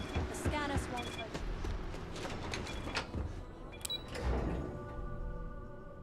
Good again. Late for the meeting. What time is it? I don't know.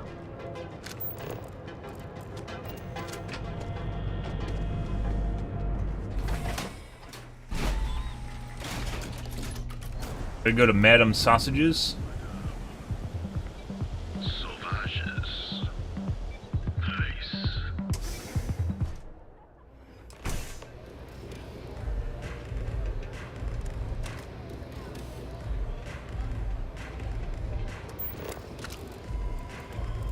Howdy.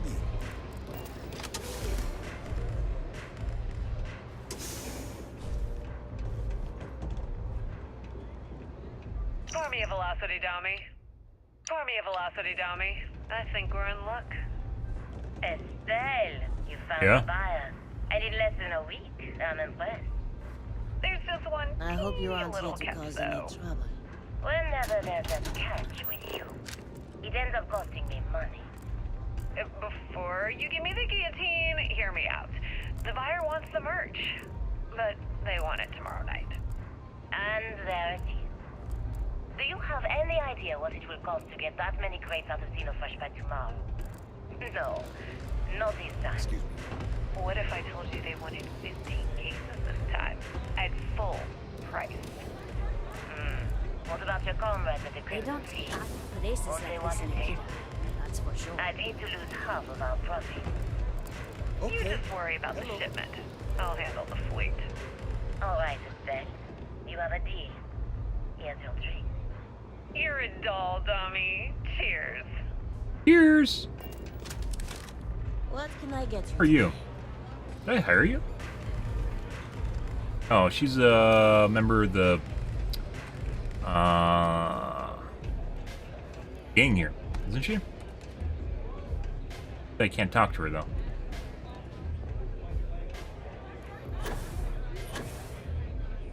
Or now working for Neon? I remember doing this a long time ago. That was so long. That's like in our first playthrough, guys, or our first part of the game. Shit. Hey. Let's see. Yes. You looking to get zoned? Zone you.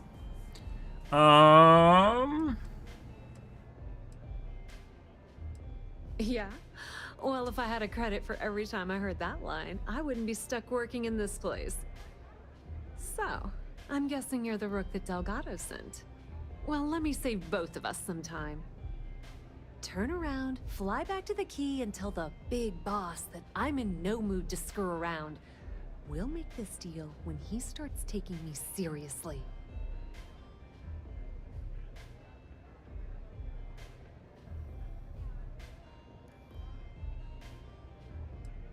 Are you serious?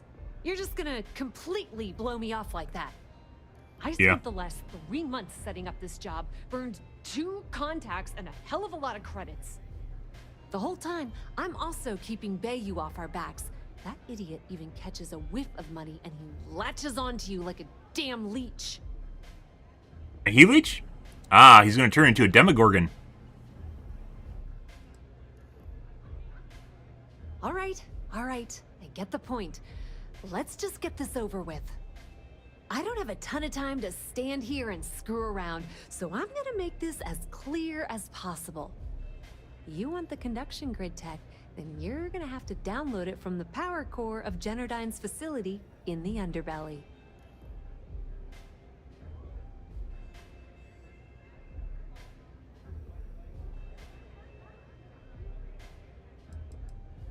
Some fancy name the brain-trusted Generdyne calls the room where all the power from the conduction grid is stored. Cute, right? Hey, don't look at me. I didn't build the damn thing. All I know is that the tech inside the place is valuable. Uh-huh. I'm talking about Generdyne's main power plant for Neon. All their cushy offices might be up in the trade tower, but the nuts and bolts of their operation are running beneath the city. Yeah? Love the confidence. But before you pull the ripcord, I'm afraid I need to add a bit of a wrinkle. While you're inside Generdyne, I need you to plant a virus into their system. It's a simple side job that'll earn you some credits. I think you can handle it.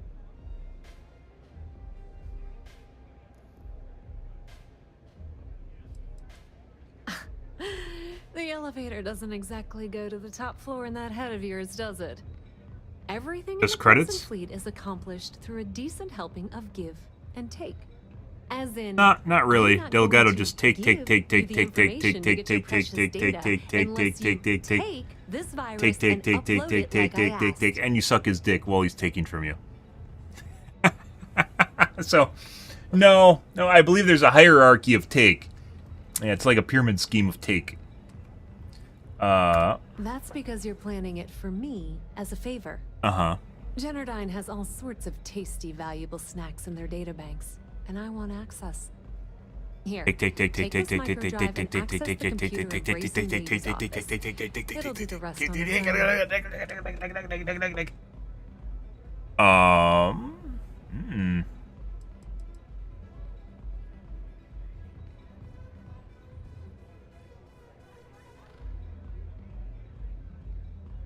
Yep, nepotism has its advantages. Word on the street is that the Generdyne gig is the only one Benjamin could get for his younger brother. He's not the brightest. Yeah. Let's just say that information can be just as lucrative as What selling about give and Aurora, take? and keep it at that, okay? Me some. But don't worry, I promised Delgado that when it came to the conduction grid data, that's his territory. I won't touch it. It might be wireless, but you aren't going to be able to use it from here, genius. Generdyne's got their place locked down tight. But, as usual, the weak link comes from the people that work there. I recommend you start with Ayumi Komiko, an upper-level exec at Generdyne. Get your hands on her security pass, and you'll have the run of the place.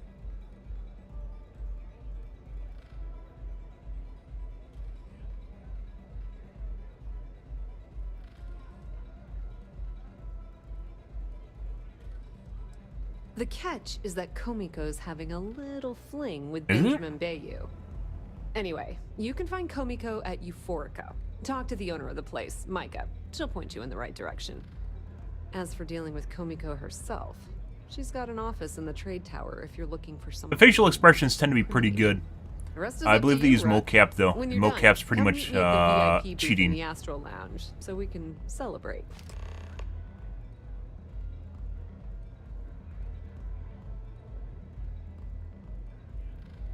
Find evidence to extort.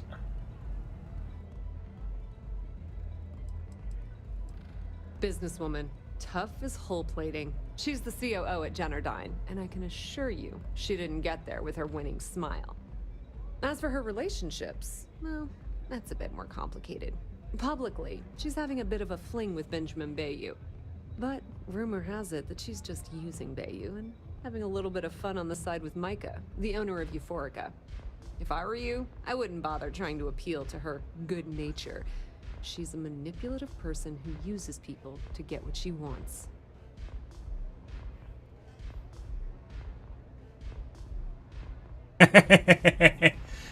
Pot calls kettle black. Ah, okay. Not much to tell, really. Thanks to their nifty little conduction grid, they're able to provide power for the entirety of Neon. Damn thing was supposed to be some kind of miracle invention, turning lightning into usable electricity.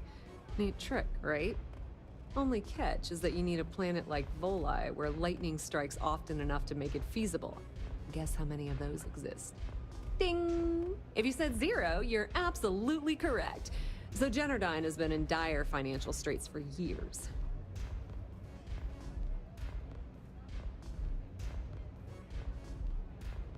Buying credits, that's a subsidy. The city would subsidize their costs, basically just give them free money because they need it. And it's a very niche technology, as it would work in the real world. Loaning them credits?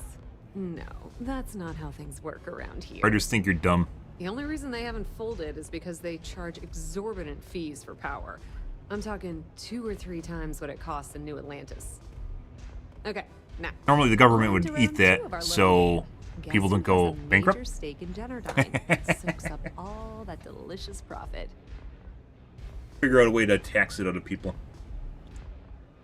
Or they just regulate the industry, and as such it's not free to set its own prices, as power is regulated in real life in most places, because as it turns out, when you have a monopoly, they can literally just take you and go like that, and you're like, oh my god, I love power, and you're like, yeah, we're the only source of power. Do you want to run a generator all day?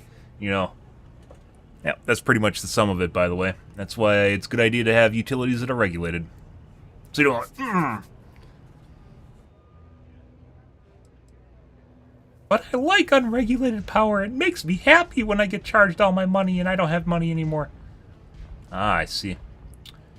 There's probably ways of receiving power. This is the future after all. We have spaceships.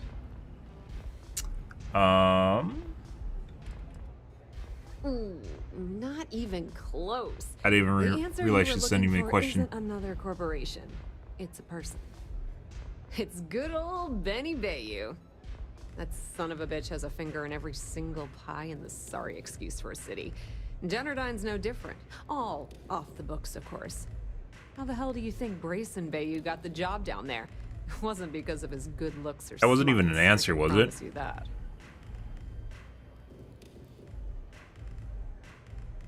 Don't let Komiko push you around. She isn't as tough as she seems. Can't pickpocket her. It's like Bethesda stops you from getting back at people. No, you can't pickpocket the person that you fucking hate. Don't worry about it. Yeah. You know what, Bethesda? You know what? What are you doing? Take some of this home.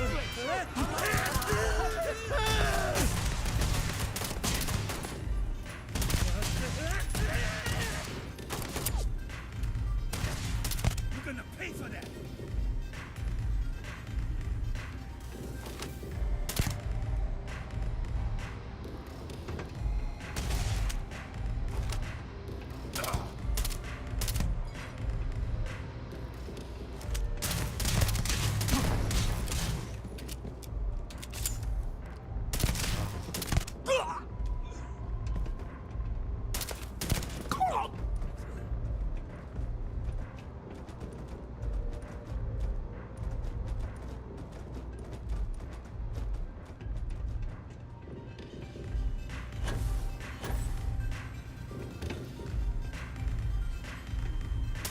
got a death wish? F9.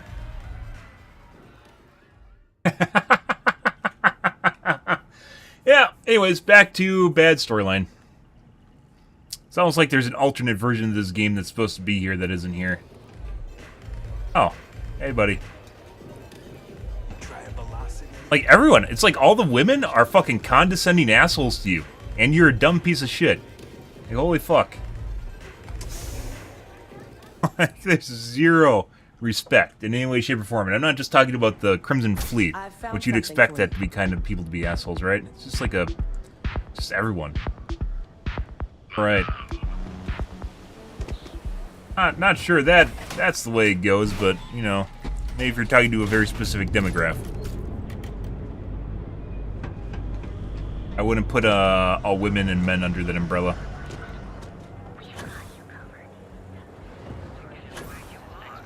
Let's see. What do we got going on here? Locate evidence to extort Ayumi Komiko. Ask about the whereabouts. We have to pick up more pieces of evidence here too, guys, which we're doing as well as this is going on.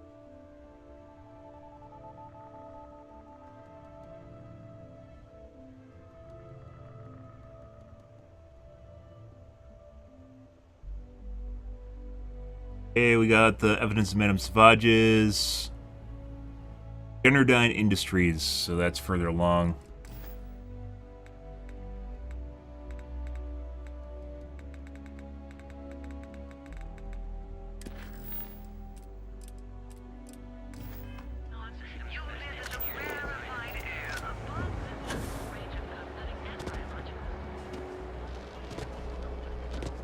You don't.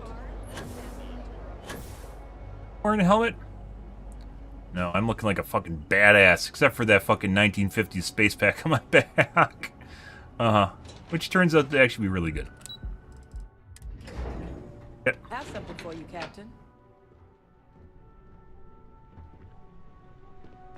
Yeah, what? Is this important? I'm really busy right now. Let me save you some time. If you're here for a job, we're not hiring. If you're here about the conduction grid tour, we shut it down a year ago. Well, like I said, it's shut down. Had to cut the entire tour staff too. Damn. Look, I'm sorry if I'm blowing up at you, but I've got a ton of problems and no time to deal with them all. I'm afraid that things aren't going terribly well around here. Willing to listen while being a Crimson Pirate.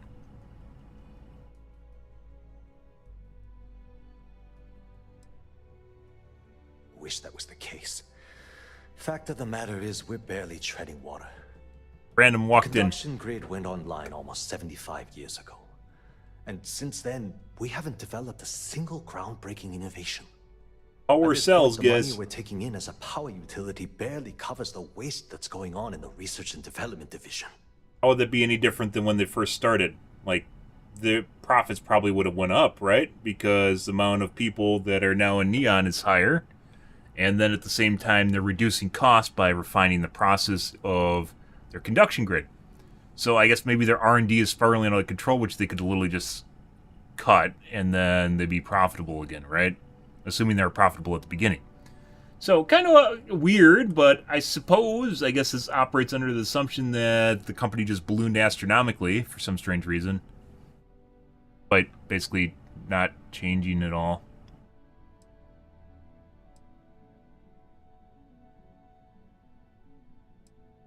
No, of course not. We still produce smaller power systems and backup generators, but nothing even close to the magnitude of the conduction grid. Generdyne needs to come out with something spectacular to put us back on the map. If not, we'll remain stagnant forever, or worse. Unfortunately, no. I'm in third on the corporate ladder. Working as a secretary? Is Ayumi Komiko. She's the COO of the company. And then there's Kaito Harada, our esteemed CEO who never seems to be around.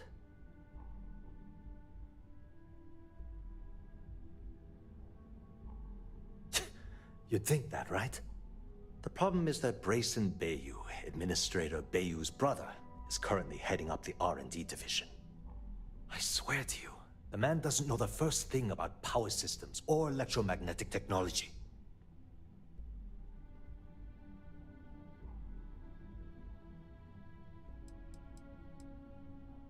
I can give you 117 reasons. Dusty beard. Oh no, he got me, guys. Goes completely it's a chin strap beard. Oh, it's terrible. How many might get cut in a restructure? My position puts me in charge of the welfare of our personnel. I can't in good conscience allow that to happen to them.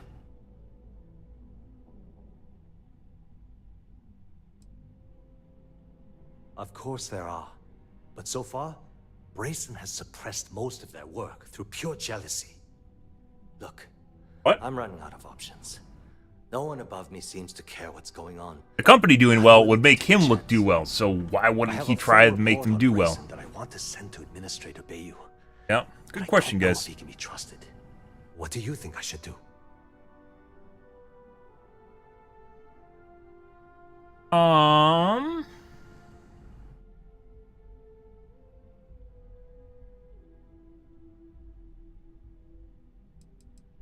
It describes my aggravation with how badly Brayson Bayou is running the that's not the way to do things. Division. I'm also including a list of all the failed experiments he's greenlit, and how much they've cost Genodyne as proof of his incompetence.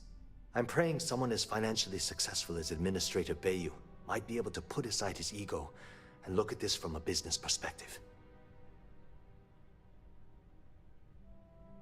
Send it. You might disappear. Who knows? You're absolutely right. I can't allow Brayson to run this company into the ground. There isn't really any opportunity where we could go talk to Brayson or something for him. It's been on my mind for a long time.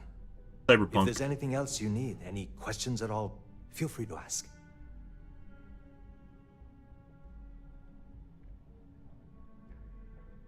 As long as it doesn't get me into serious trouble, ask away.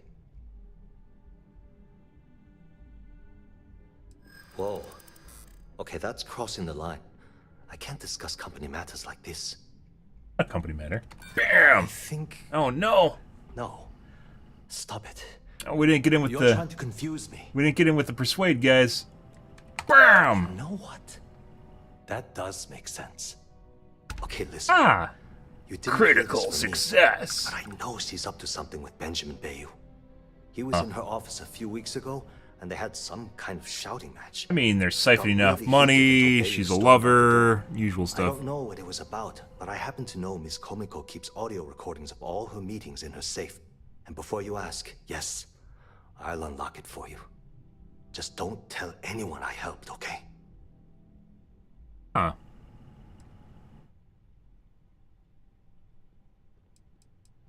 convinced him. If you're so nervous about being involved, why are you allowing me into her safe? We literally just convinced him. It's not normal. You aren't going, hey, like, why are you letting me into that safe now, buddy? Let's see what the writers came up with. Of the corruption that's running through this city. People around here spend half their lives terrified about being backstabbed. It was his choice all along. Planning on how they're going to screw over someone else. Something rotten is going on in this company, and one day, I hope to find out what it is.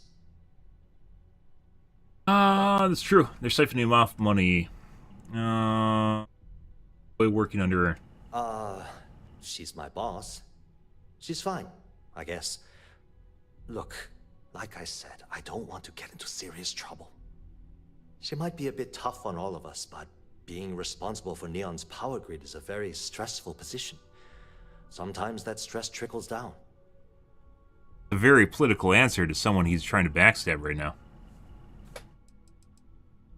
Hope to see you again soon. All right.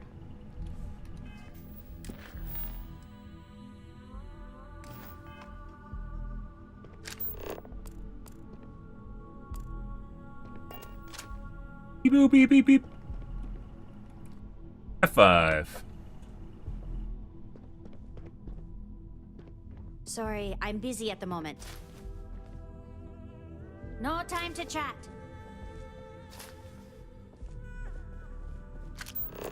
Are you supposed to be here? Yeah.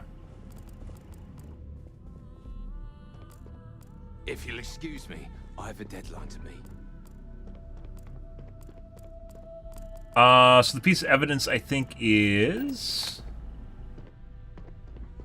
not that.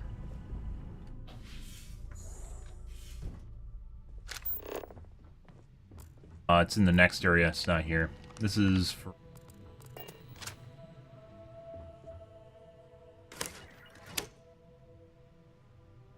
okay. Alright. Hey, that isn't yours.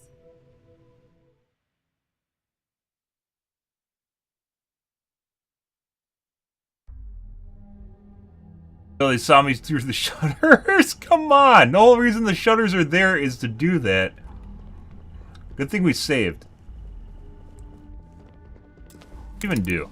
Let's take a look here. Oh. Do not do stealth in the game, guys. Just don't do it. Don't do it at all. Try. Not tampering with the lock.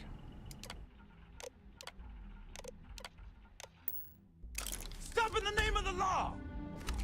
Freeze! Neon security! Literally have a security guard standing in the middle of their office. Why? Why is there a security guard in the middle of their office? No idea. I did this last time when we were upstairs at the Strick Eklund. Was that for the main storyline? I think it was. I'm not in the mood. Fuck my day. Assholes. Can't even feel good about ripping people off because everyone in this game is an asshole to begin with.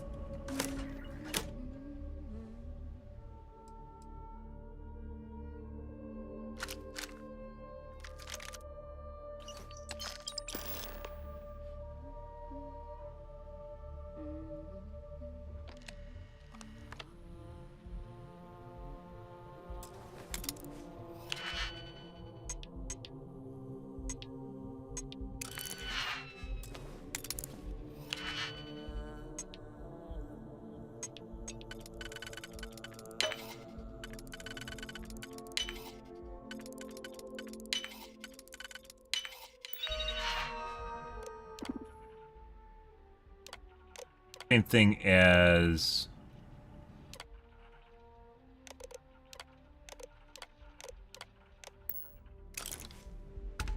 and we looked at that. Not the same thing as other... Can't talk. I've got a deadline coming up. yeah, that's a gaming chair. Ah, with the liquid nitrous booster. So good. What? I'm working here.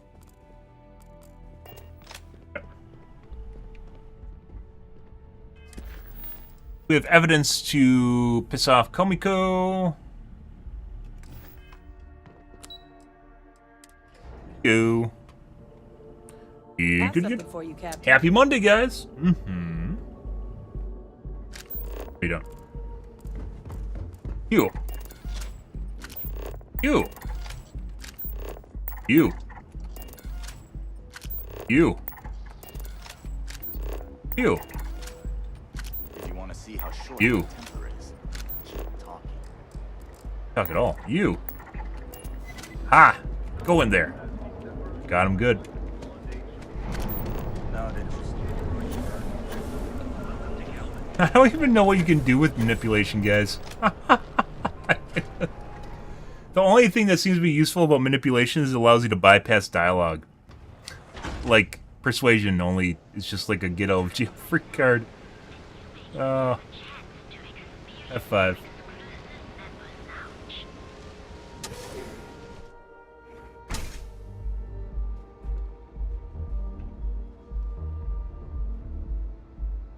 Let's see.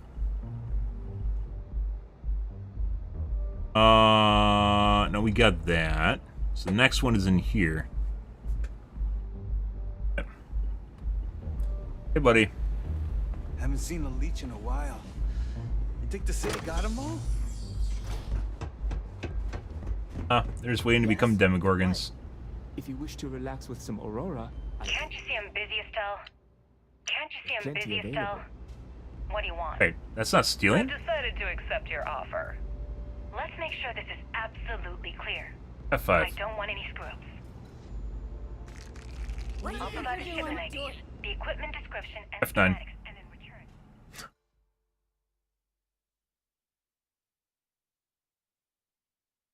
Uh-huh. Good. In return, I disable the freighter, transfer the goods, and then transport it the rest of the way for final sale. You got it. Too bad your friends back at the key don't know you're cutting them out of the deal. Wow, great bathroom. I wonder what they'd say if they found out.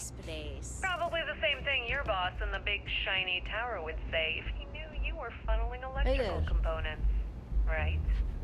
Well, we don't have to worry about that because neither of them will ever find out, right? That's right, Toots. Let's just enjoy the credits and keep our big mouths shut, hmm? After all, it's just good business. Why would she put up with that? Why would she put up with that? Wow, that's so degrading. Holy shit. I like coming here. So, like I mentioned before, like the really shitty thing is earlier in the game, I've explored all these areas. All of these areas. And honestly, like, I should have picked up the stuff just by being here. Like, it's quest items, right? Normally in most games, they'd just be sitting there and you can pick it up. You won't know what it does and it won't really do anything until the quest pops, right? But you'd still pick it up. Instead, these items that I'm picking up did not spawn. And if I was not looking at a guide, I would not find them in any way, shape, or form. Like, I wouldn't see them because they aren't of interest to what I'm doing right now. Nothing beats getting zoned in the members' lounge. Here for a drink? A chimera, perhaps? You people should leave her alone. What do you want with her? Oh, she's funneling money. I have some documents for her to sign. Not that it's any of your business, but we're very close. We're in love. Aww. I refuse to let anything bad happen to her, no matter how much trouble she's gotten herself into. Oh, friend. No way. You're going to have to try better than that. Doesn't really give you an option, Debt so. collectors are low-life assholes. She's broke, okay? And she shouldn't be. Get out of my club before I get really pissed off and have you thrown into the street.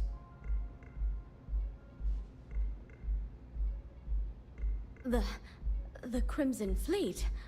Oh my, I'm sorry.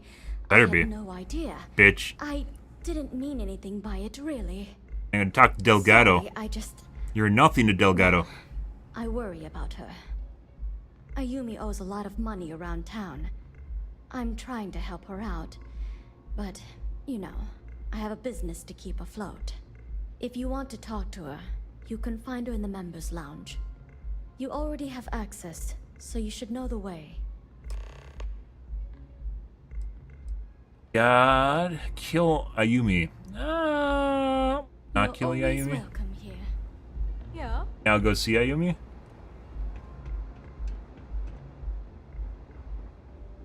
Oh, hey, buddy. Could have talked to her prior to that. How's it going? Yeah. What do you want? Face. Nothing sorry to have bothered you. Before you continue, let me save you some time. If you're having a problem with your POW or complain about your rates, you need to contact our customer service department. CSRs. Anything else? I love CSRs. You must be zoned out of your mind, because there's no way anyone sober would say something like that. Put the parts together.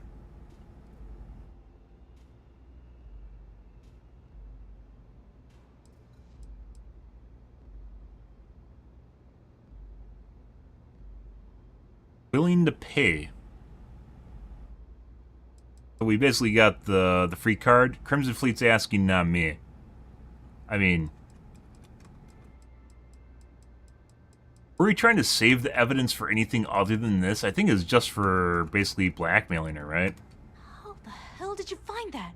Hi. It was Estelle Vincent, wasn't it? No. That bitch.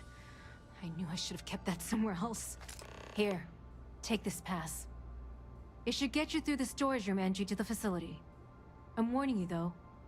Once you're inside, you're trespassing in a high-security zone. That means they shoot on sight.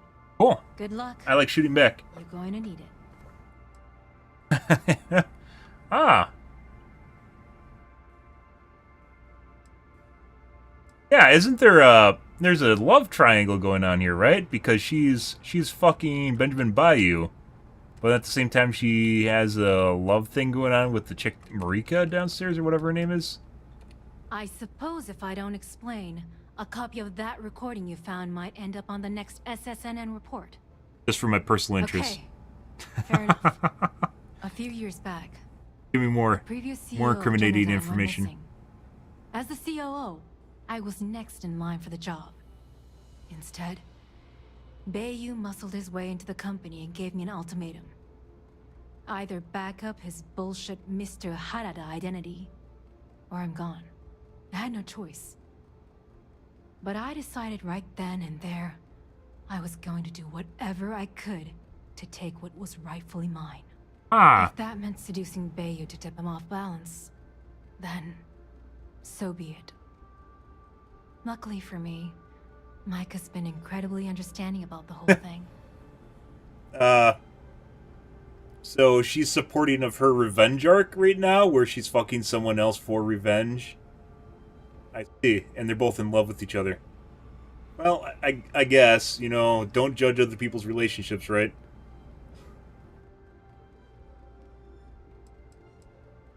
What do you think happened? Bayou started sticking his nose into Jennerdine's business, all but outright demanding a cut of the profits. In response, the CEO made a huge mistake by threatening to take his grievances to the FC. His shuttle never arrived. Need I say more? Talk about their love life now. More than you can possibly imagine. But she's still Mike fucking is the only Bayou person in this godforsaken to city that's somehow kept me from going screw completely him? under. She doesn't I don't really actually know where her plan doesn't comes into use this, his right? influence or She his doesn't have a stepping stone plan. to get ahead. She loves me for being me, and I love her for being the same. And when this stupid bullshit is over, and Bayou is 10 fathoms deep under Neon, we'll be there for each other. Ah, she's planning on killing him? Yeah. Is this where they hold hands and drive off a cliff? If you had to work with Grayson Bayou, you'd understand. The man is still a totally incompetent fool, and he's running our company into the ground. The worst part of it is that he's Administrator Bayou's brother. So I can't fire him. I can't reassign him. I can't even yell at him. It's like having a cut on your body, and you're helplessly watching yourself bleed to death. Except in our case, we're hemorrhaging money. I was thinking more a line of being in the passenger seat while watching a kid drive a vehicle. I'd be, you know, maybe. What is this? A job interview? The third in command actually I'm the sounds more COO of competent the company. as Second to the top. Right under someone to our run the esteemed company than she does, by the way. CEO, Mr. Harada, also known as Benjamin Bayou. So Also, when you she's a ask me what I bitch. do for Jennerdyne, Why is everyone in the this game a answer is bitch? nothing. I don't fucking understand it. The Bayous run the show, and I I'm just talking about, once again, the salary helps, Crimson of course, Pirate but storyline. At the end of the day, I'm just a joke. Sitting in an office to make things look legitimate. Keeps them off the Freestar Collective's radar. They might actually step in if they discover that the same person controlling the city's regulations and bylaws benefits financially from them. If you haven't figured it out by now, Benjamin has a stranglehold on the city. You can't take a piss without him charging you after flush. Try and get in his way, and then he uses Neon security to beat you senseless. I think everyone Or here to seal knows the this. syndicate to make you disappear. Having played through Neon City, I think everyone who's remotely close to Neon City knows Benjamin Bayou's in control of everything. If you get caught in Jennerdyne, that's on you. Okay. Good luck. And FC generally just doesn't care. What was their thing with the FC? I don't know why they don't care. Aurora's legal here. I don't remember exactly what the deal is Bayou has with the FC. Anything I can get to help care for some Aurora? Already talked to you. Peace, solace, and serenity. Hi. Or she. Or they. What's up? It. Whatever you want. something up for you.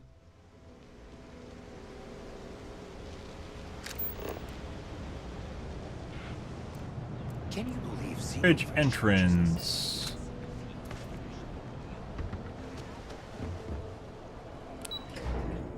Alright, off we go, guys.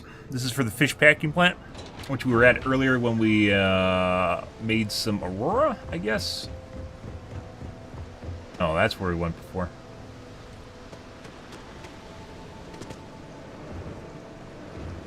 Oh, it's her, isn't it? Handling's the tough. Hey, it's my. Wow. You.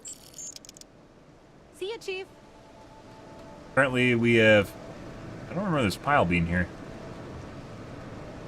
Pile of trash is growing. 25 credits at a time, guys. I found something for you. Didn't. F5.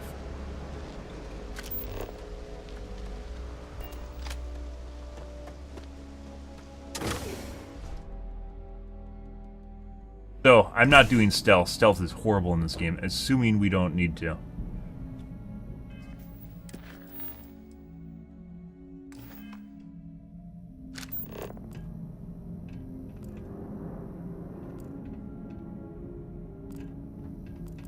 Everything. Stealth is absolutely terrible. Yeah, and like you can't even use like less than lethal weapons because they don't work well or at all. Fastest playthrough in this game would be horrid.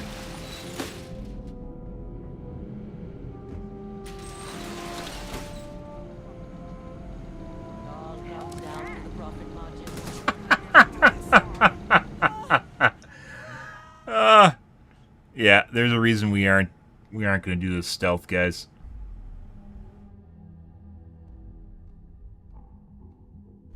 Doesn't look like a helmet. That looks like an alien growing out of the back of his skull.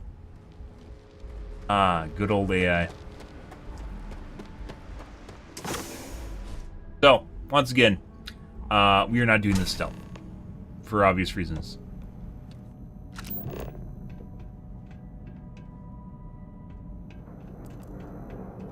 Everyone's just gonna have to die. That's the way it is. Bethesda wants these guys to die, and as such, they're gonna die. That's the way it is. Bethesda cared we'd be able to do this stealth, but we can't. 5.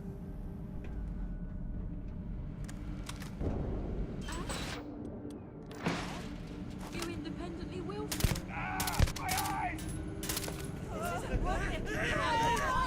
No! Get up! Get up!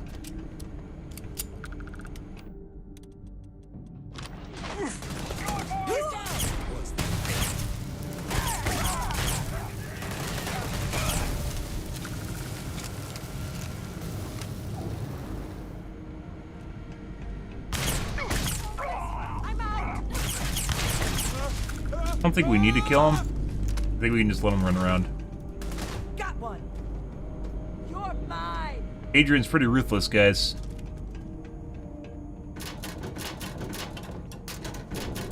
Alright, now what were we doing?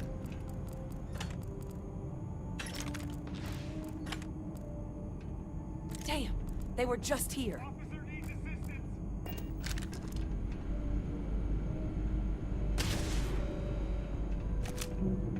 Take cover! They ran off.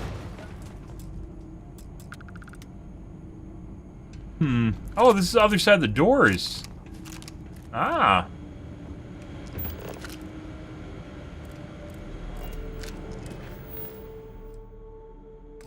Yeah, that didn't change anything, so. That is the way it is, guys. Now we loot. Loot, loot, loot, loot, loot, loot, loot. Hey, robot. For some reason, no one activated you. That's a shame.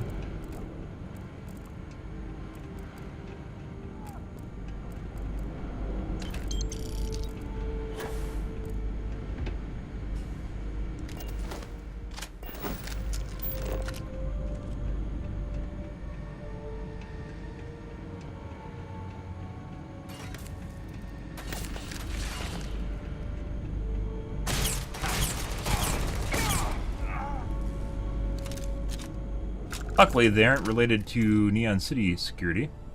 Laboratory results, Project GRT-0. Ah, you have to look for evidence too. Technician Oyama reporting.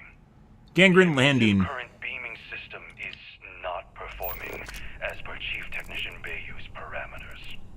His vision that a massively high voltage current can be projected through the air has proven to be impossible. Tesla? Though such systems have existed in the past, the amount of power required to transfer energy from the conduction grid into our storage is prohibitively expensive. The Chief Technician has had us work for 3 straight weeks on an emission array, and I can conclude without a doubt that it's completely impractical. When I pressed him about the overrun on costs of the project, he said, and I quote, "Don't worry about it. I know what I am doing." I mean, he said he knows what he's doing. Why would he assume otherwise? Forehead? Right.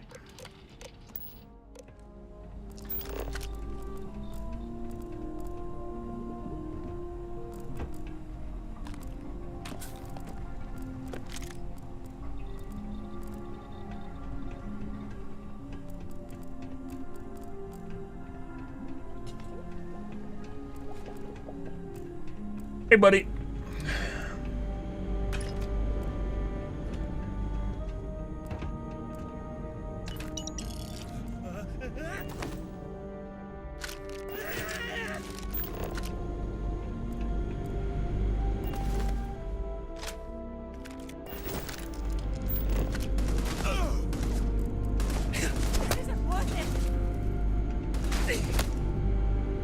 Maybe we need to give her a different gun. Doesn't seem as though this does that much damage. Rockets down. Okay, we'll have to give her That's a kill.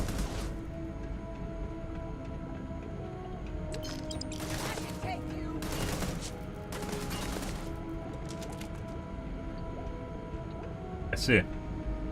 And we need to give her a different gun. That one doesn't do, like, any damage. I think the rocket launcher is back where we need to be. Let's see. What else do we have up here? There's a door here, wasn't there? This isn't worth it.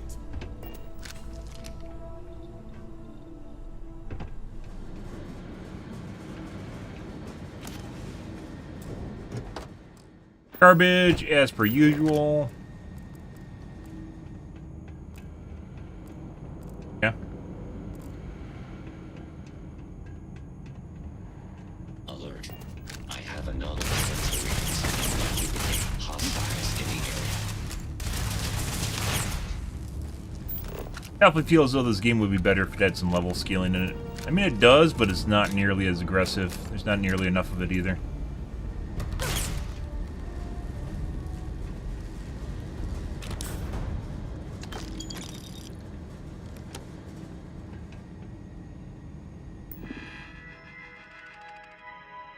Ah. There we go.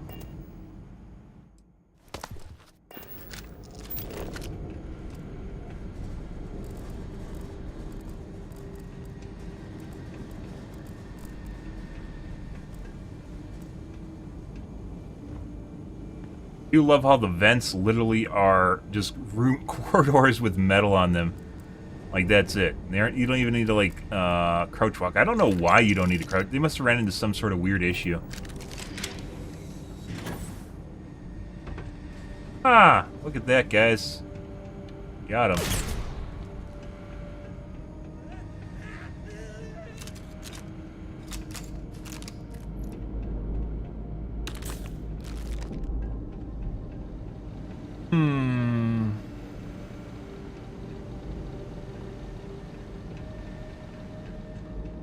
Yeah. Only we could go through here stealthily, but we can't.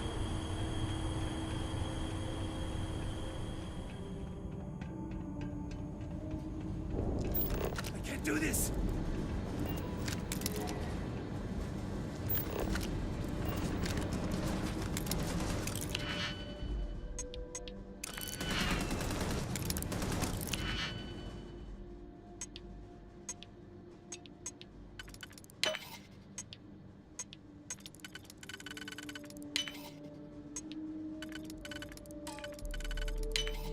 Pick correctly. We did RNG correct.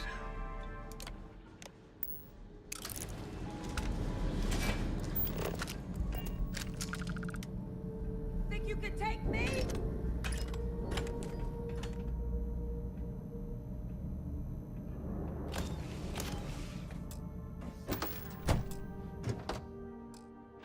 Or garbage.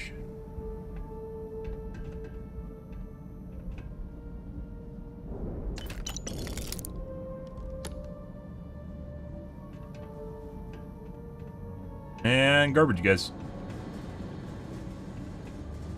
Eh. That's a meh. However, is a digipick.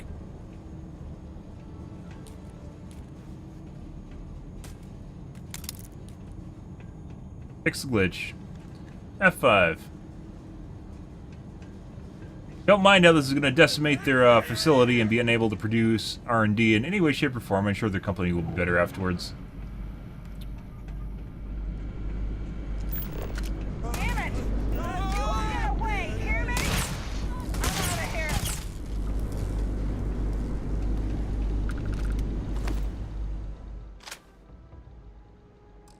Or 9. Oh, Adrian is ruthless. Ah! It's the stealth way, guys. Don't worry. Stealth.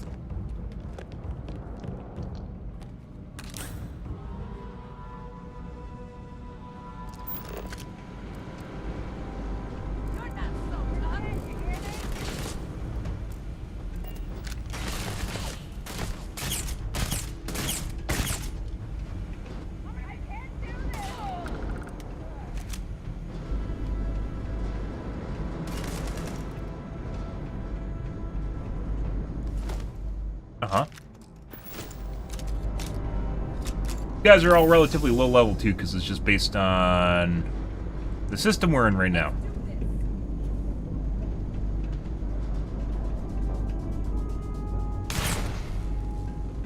Maybe we'll see like a couple people around my level in here. Oh my god! Just give up already! Oh no! This is bad!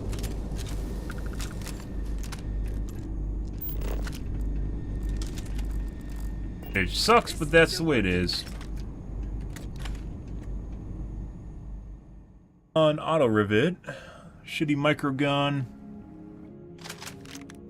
leveled up. Like in most games, I think there's like you can find arguments with people on forums about auto leveling or dynamic leveling, right? So things are around your level. And there's people like, no, because it makes you feel like, you know, you aren't doing anything useful. But, like, you're doing this, and this doesn't feel challenging at all, right? There's, like, nothing these guys can do because they're so low level. Just has to do with where the quest is spawned and who's actually here. And it doesn't... How would you do this? Regardless of people bitching, guys, like, no one finds this as fun. I don't know why you'd ever find a quest like this fun where you literally just walk around and my follower kills everyone. Because I don't even need to do anything technically.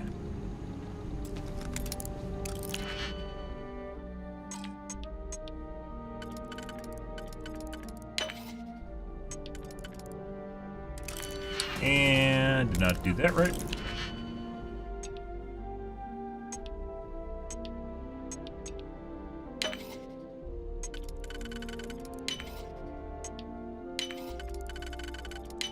Okay. Probably at the end we will see someone around our level. But for the most part, everyone in here is really low level. 20, I think. Jetpack.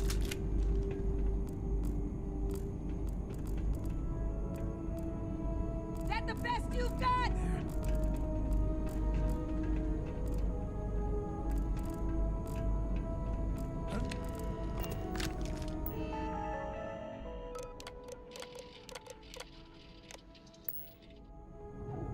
I'm out of here! You're mad. I can't do this! What the fuck? Alright. It doesn't even say what I'm supposed to do here. Carefully make my way to the facility's power core and download it. Okay. Yeah. We've done pretty much a lot of different things.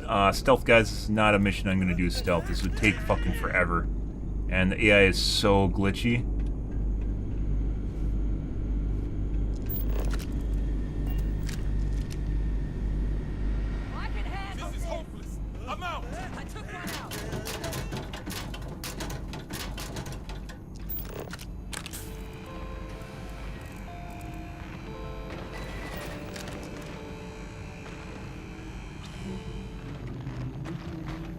Thought he was trying to attack her at one point. Alright. Well, here's that.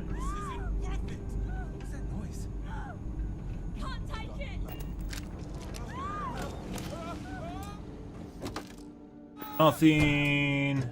Nothing. I can handle this. On down there?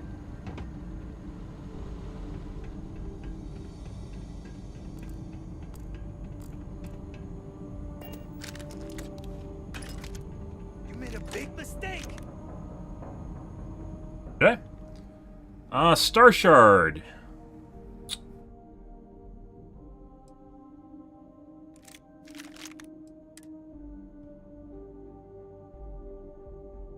Five.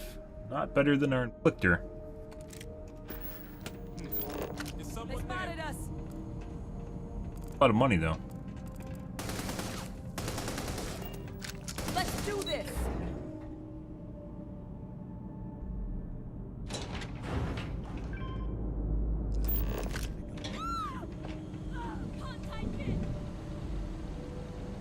Ah, batteries. Technician Shibata, currently posted to Genedine's R&D laboratory. Personal notation. I'd like to go on record about my feelings about Chief Technician Bayou. Okay. Though most of my fellow employees feel that he's underqualified and incompetent. Huh? I feel that they are underestimating him. I've spoken to Brayson at length, and I find him actually to be a kind and endearing person. I think that living in the shadow of his brother, Administrator Benjamin Bayou, has given him a bad name, and that's a shame. From what I can gather, he was placed in his current position against his own better judgment, and asked to do the impossible. It's an unfortunate situation, but I will endeavor to get the rest of the technicians in the department to be more supportive. What? So she's saying the complete opposite of what everyone else is saying? Which, by the way, doesn't fucking make sense because he's still trying to enforce his will on them by making them do stuff that they know is wrong and not listening to him, not taking counsel. So how the fuck does that make sense? Is she like fucking him? What was... What? What are the writers trying to gaslight me here? What's going on here?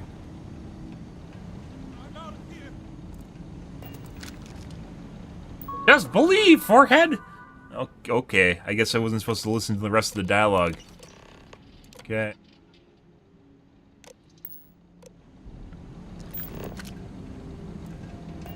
Kill Brayson too?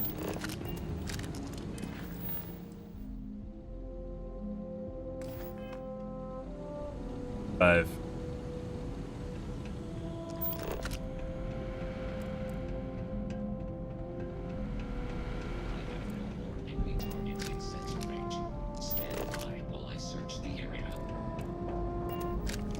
Bye.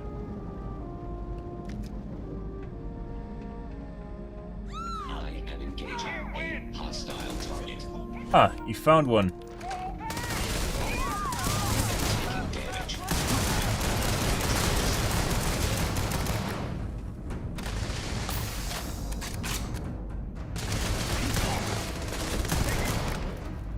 You guys are all low level.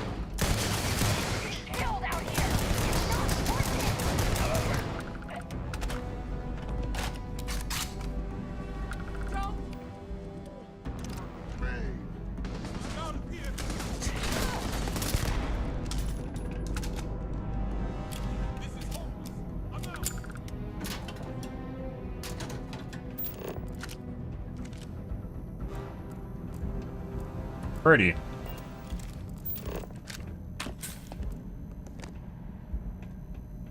Pretty good. Yeah, there's no way, guys. You would spend so much time in here trying to do this stealth. There's no way. No way I'm doing it for what this is. I did stealth in Cyberpunk all the time. Fantastic. This game, no. No. It's not worth it.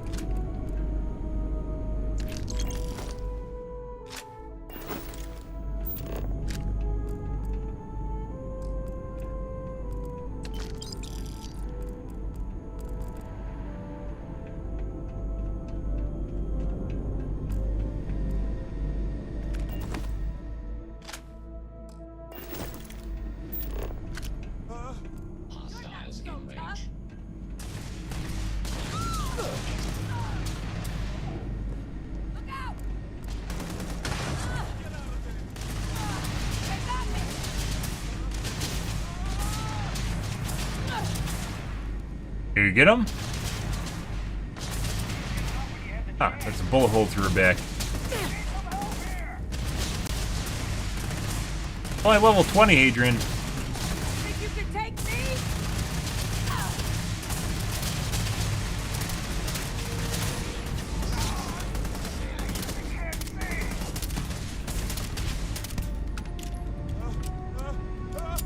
Yeah. Not sure where they came from.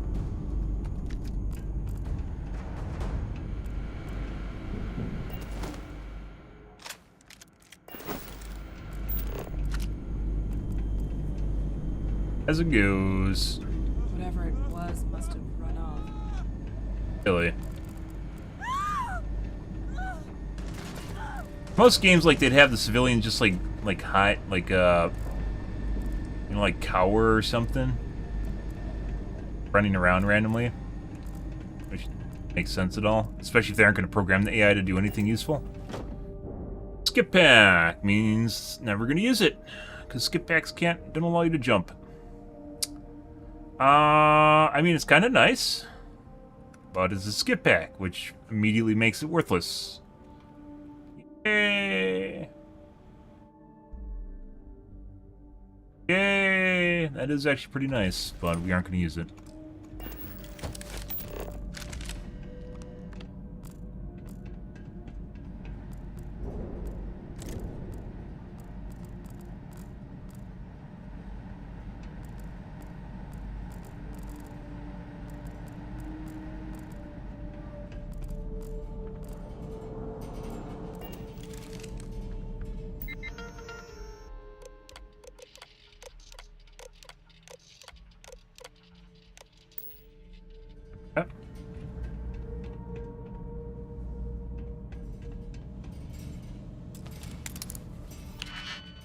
It has something good in it, or is it just gonna be lentils? Yeah, it's just gonna be lentils. And it's under a desk. It looks like it's in a good spot. It's kind of weird, like they don't put like in some of these where the map makers intentionally decide to put like safes here. Like they don't take time to actually make a custom loot table.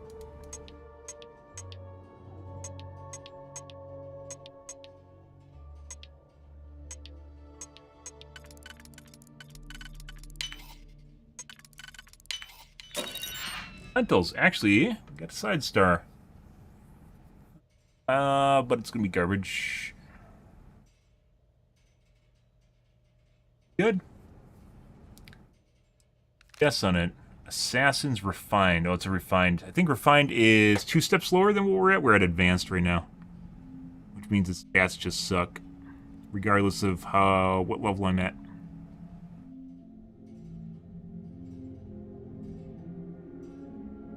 There you are.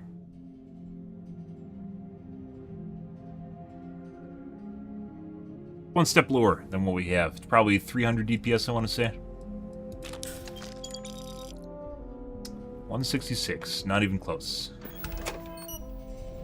Well, it's a yellow. And actually the stat, if I found this 30 levels ago, I might have used it. Good.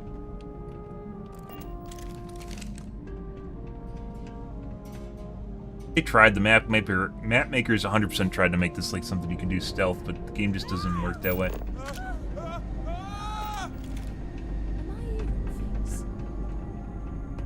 Yes. She's pretty homicidal. Psychopathic behavior, anti-social personality behavior, you could even say. F5. Ah, so it resets the aggro table. Good. Hey, buddy.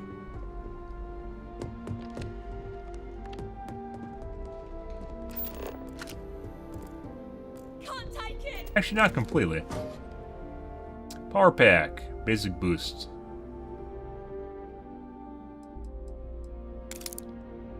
Worth picking up.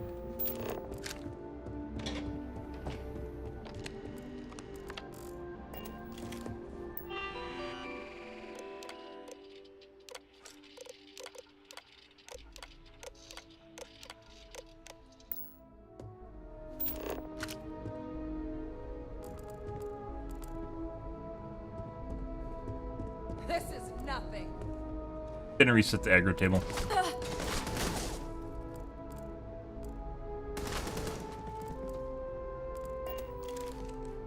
Ruthless guys. Stop. Hey, buddy. Please. Don't shoot. If you want the encryption cipher, you're welcome to it. There's no need for all this violence.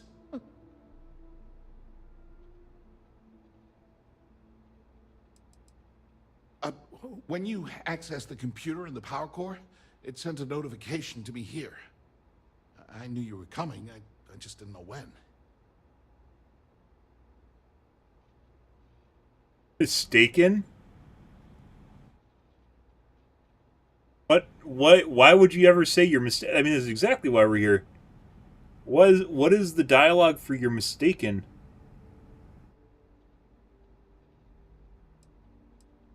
No, I'm not mistaken. You're carrying the conduction grid data on you right now. Why did the writers even write it? You want the cipher? It's yours. At this point, I'd do anything to get back at my brother. He deserves everything he's got coming to him.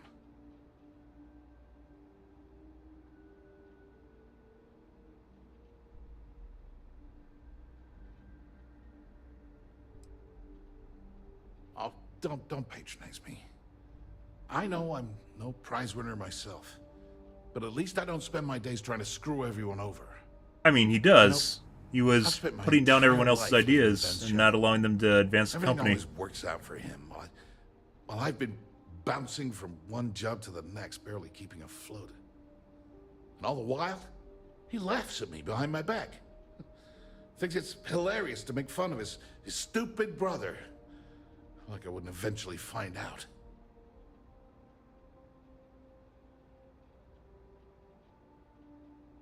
Take him out. One advantage to being perceived as stupid is that no one takes you seriously. When I walk into a party, I'm instantly the resident social pariah. But my eyes and ears are wide open. I can't tell you the number of times I've overheard that my brother has spread amusing anecdotes about his stupid brother.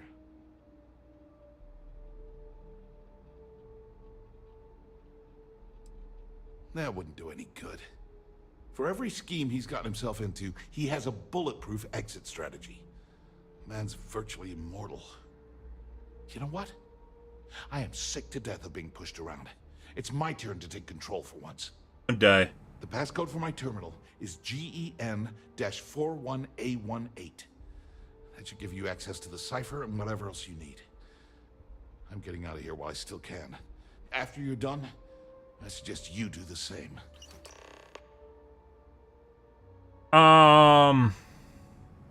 Didn't we already gain access to his terminal? Pocket?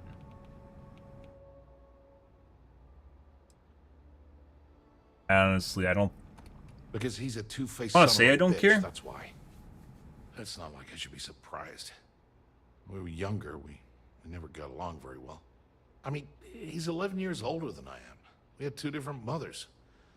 Might as well have been from two separate families.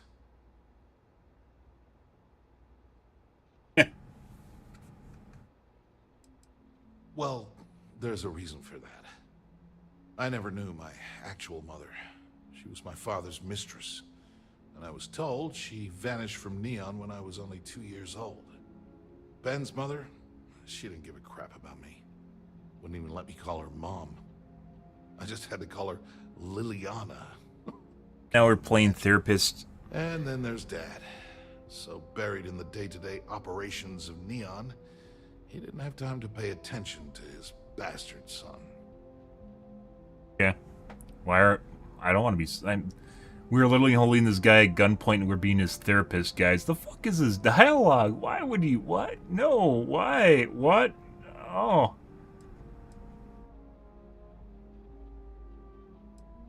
Got your birth mother out. I've tried, but I always hit a dead end. It's as though she was here one day and suddenly vanished the next. Keeping with the fishes. Her existence was erased from everyone's memory.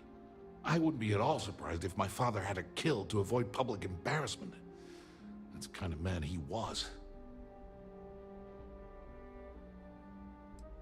Yeah, maybe. Or he could just be a first-class asshole who takes after our father.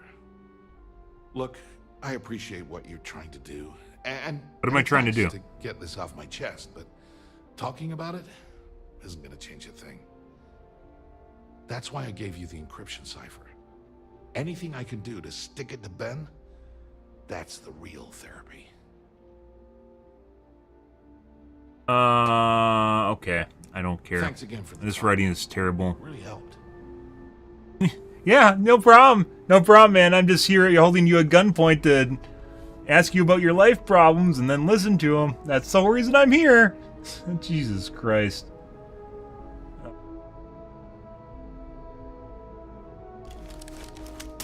What are you doing?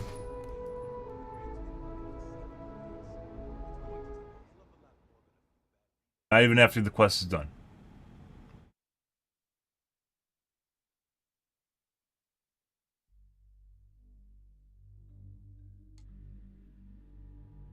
Well, if only you knew how immortal you are, too.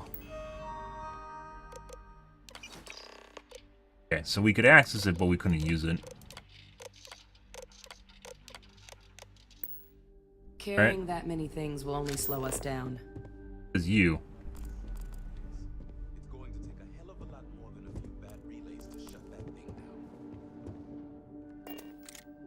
down.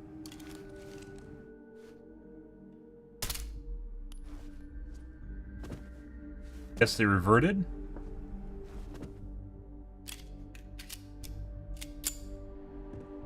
Oh, this is fun. I returned to Estelle. Bye. Thanks for the shit loot.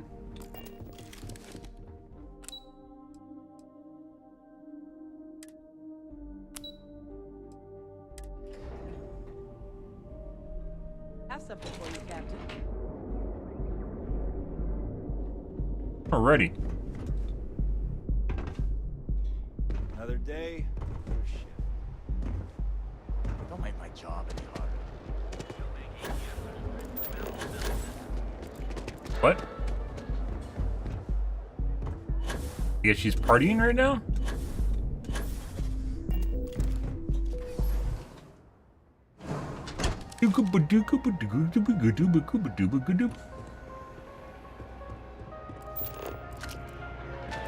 Take it easy. Oh yeah, we got one of these too. It's time to party. I swear before we did the quest I never even saw this guy up here. Maybe I never even tried to get like we did the quest for where we just basically got can't even get in here.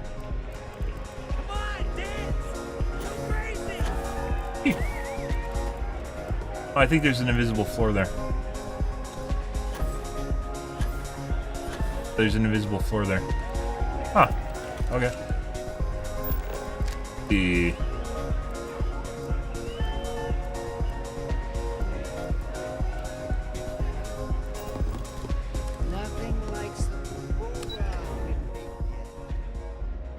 we did a quest for her for she had a bad follower or bad fan that's fucking around with her.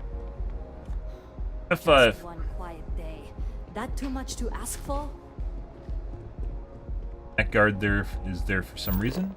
Ah, there you are. God, game. What kept you? I believe we have a lot to discuss. Now we have a conversation through a wall. It's obvious you're here. Actually, I can F9. Let's redo this. I don't want to stare at a wall then for long.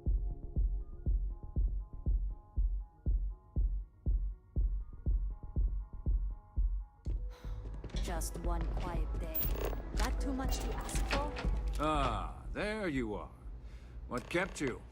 I believe we have a lot to discuss.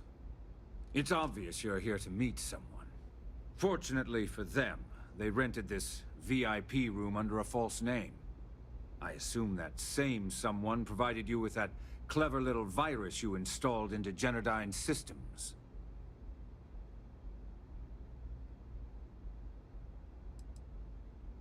Oh, I will. With or without your help. You know, I should give credit where it's due. That virus Like, dialogue options don't even matter. impressive. Pretty sure. Almost It'll cost me never tens matter. of thousands of credits to remove. That's the last time I'll ever take the Crimson Fleet's capabilities for granted.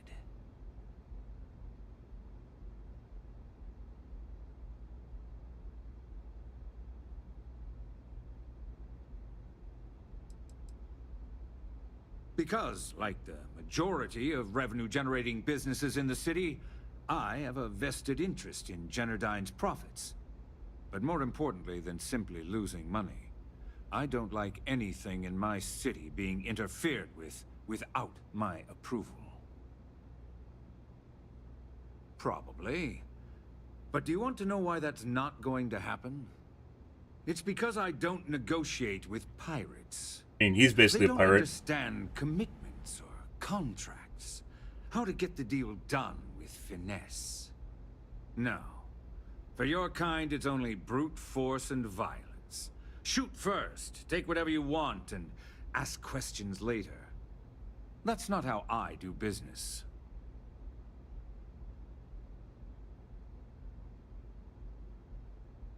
It may seem that way, but for every rival I've had thrown into the ocean, I've made 2 times as many legitimate deals. Look, I'm not Sure he here did. to debate. I'm here to make an offer. All you have to do is tell me who's profiting from the virus you've uploaded. In return, I'll let you leave the city alive. What? I mean...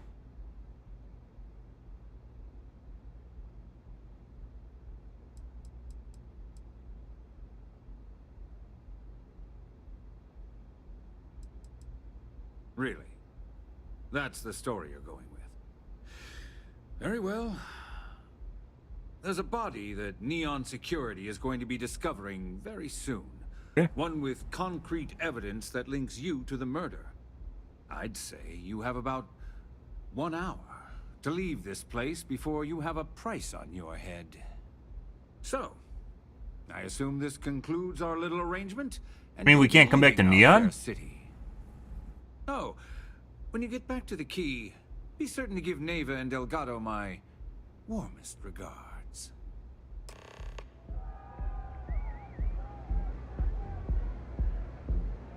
You might want to move along. I believe Neon Security is already searching for you. Did something we did there actually make a difference? I mean, we probably could have gave up either of the 2 guys. I didn't want to give up Brayson. Didn't want to give up our contact either. Let's see, guys. Let's go through this again. Maybe this actually it makes a difference. Maybe the conversation makes a difference this time. No way. No way. Just one quiet day. That too much to ask for? Ah, there. It's obvious. All right. Oh, I will. You know, that's the last. Probably. It's because I... No. It may seem... Look, I'm not... All you have to do is... My dear friend, you couldn't possibly offer me enough money to offset the embarrassment that this has caused. I'm afraid you'll just have to reveal your source.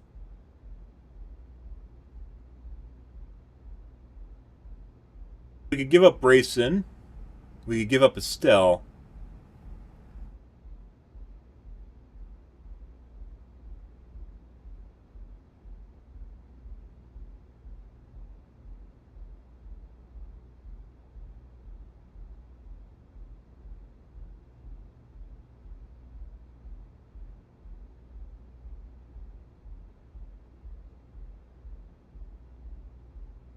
Oh, whatever.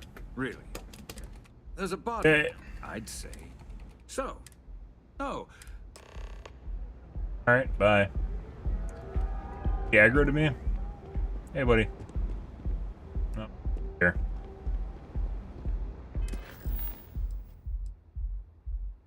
Madam Sausages? Alright.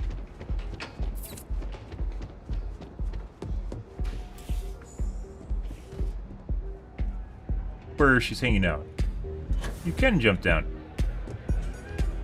And there's just a wall there and not there. Huh. This place is insane. Yep. Off we go. Pick something up for you. We can't come back. The fucks are, I'm not gonna say this twice. Get the hell. The fucks are questline with Ryujin Industries. I don't think so. The way this works is usually like maybe they aggro to you and then forget about you or something, and then you can whatever the fuck you're doing in the first place. Because they don't actually need to program that.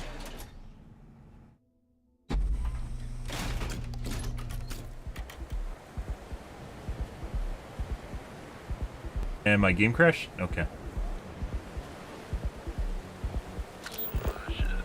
Adam Sausages.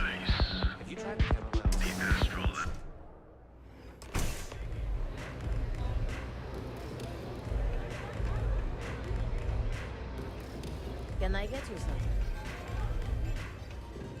Hey, buddy. Glad you're back. Sorry about the whole Benjamin Bayou thing at the Astral Lounge, but I didn't have much of a choice. Can you believe the nerve of that smug son of a bitch?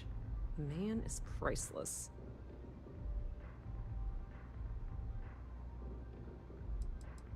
Well, I was hoping we'd celebrate your return with some drinks and a pile of Aurora. I was about to start partying early when Boone Morgan tipped me off that Bayou was on his way down with some neon security goons. I'm pretty sure I missed him by less than a minute. Left a ton of good stuff behind, damn it. So I've heard. Throwing yourself under the bus like that. Ouch. You are one crazy son of a bitch. I should have gave her up. I got what I needed, but I'm sorry you didn't. What?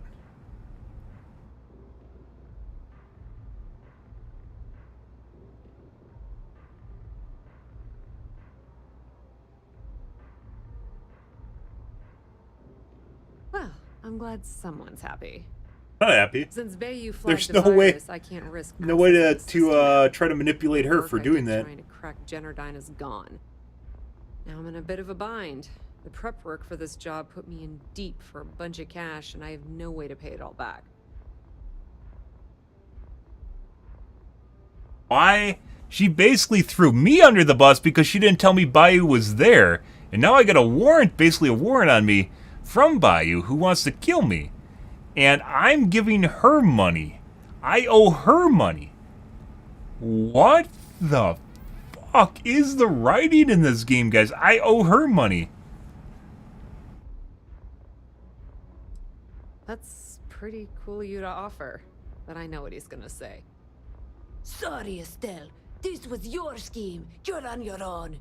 Believe me, he's not gonna be much help. Look, I was hoping you'd pick up on what I was trying to ask. What the hell with it? I'll just ask. Can you cut me in for a little bit of cash you're making on this job? I mean, I did get you inside and practically hand you the data on the grid. The fuck? Oh shit. We did her a favor. She's supposed to be working for the pirates. She's supposed to get us in there. We were doing this as a side job. It didn't work out. And now she wants money for us after we got thrown under the bus. We got under the bus. We saved her ass. We could have turned her over to not Delgado. We turned her over to Benjamin. She saved our ass. Like, we saved her ass, and now I'm giving her money? That's like a 3-banger, guys. She fucked us 3 times. Yeah. What is this? Yeah, she's like fisting me at this point, and we're like, okay, why not? Let's just give her some money, guys. You know, why not? You know, like, what the fuck? I mean, I know. Yeah, I know. And I wouldn't ask if I wasn't in a bind. I don't want the entire cake, just a slice. I think I deserve it. How much are you willing to part with? The writers wrote this, right? Did I pay more attention to what the writers wrote than what the writers wrote? Like, than the writers did? Did the writers read what they wrote?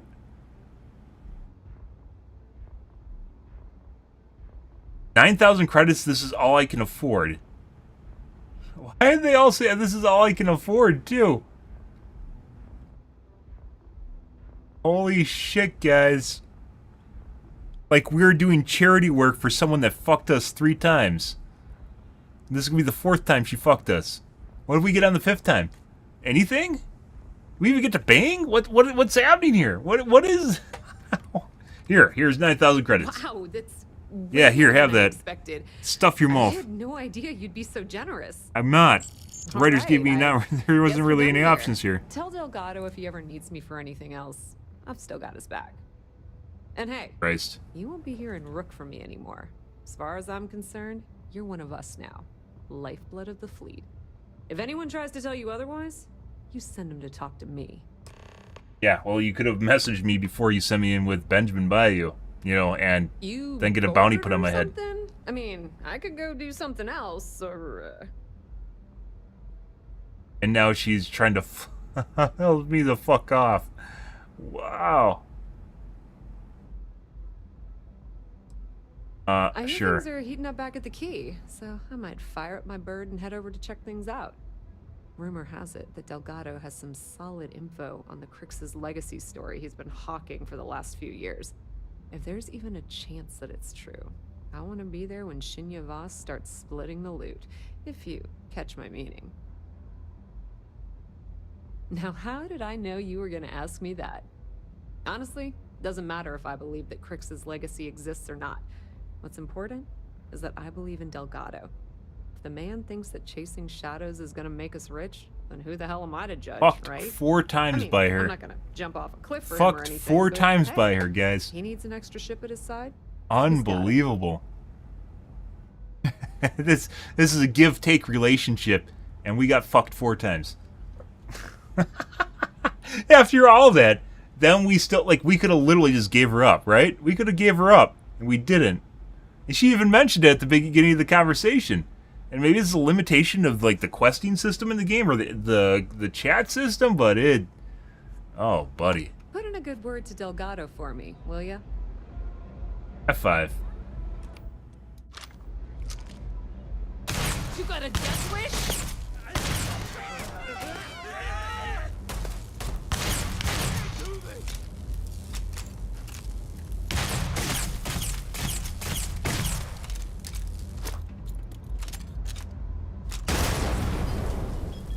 F9.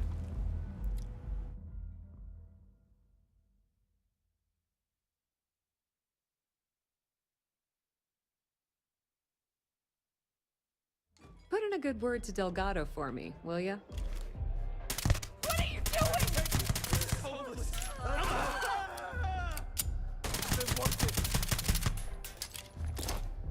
it's going to brawl! F9.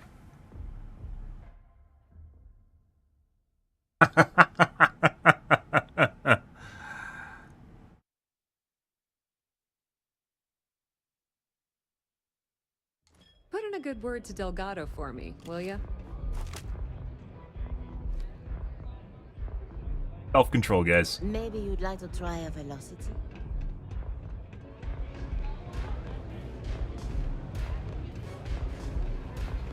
Oh, wow. Dude, like, extreme disconnect from what they're doing. This is totally Adderall writing. Someone just literally zoned out on a trip of Adderall and just, like flow of consciousness shit onto paper and then, like, didn't even look at the shit that they already wrote. Dude, fucking, once you know what to look for when you look for Adderall writing, guys, it's easy as shit to see. It's like disjointed, just like thoughts that just like flow out, and then they don't even go back to like connect the dots between stuff that they already did. Dude, I can only imagine what college papers look like now. Well, they're all probably written by ChatGPT, but putting that aside.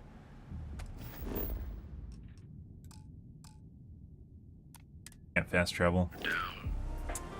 Well, I don't know what's going to happen when we go through the checkpoint. We'll find out. Surprisingly, we didn't find any Aurora. Oh, that wasn't a processing plant, was it? Oh. We might have to go through the alternate exit. Stop now. Neon security.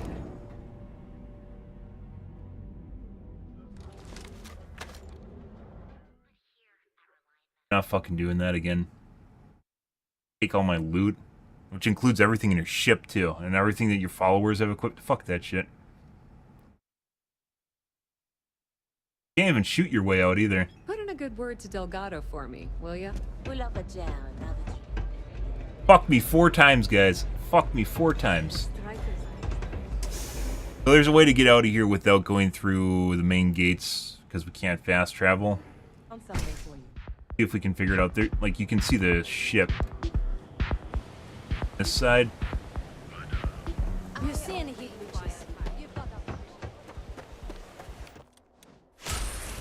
Makes things more complicated.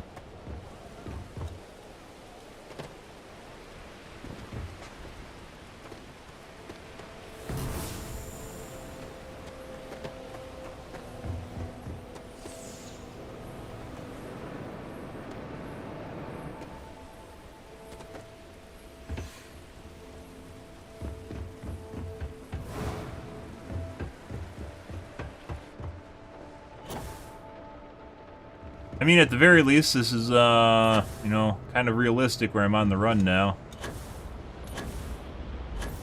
Makes sense. Fucked us 4 times, guys. Fucked us 4 times. There it is.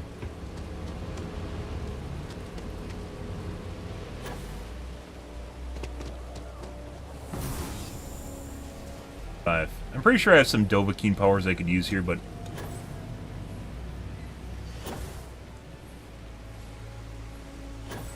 Great escape. Hey, you guys didn't even know you could do that. Hello, Captain. Cock.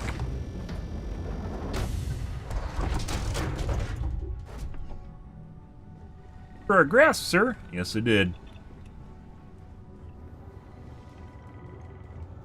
Finn's already here chilling out. I'm ready to head out again when you are. Hey again.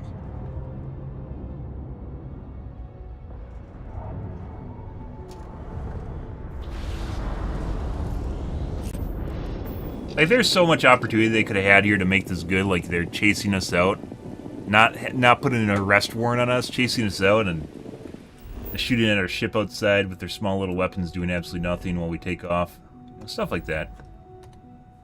It's all the same when you come back.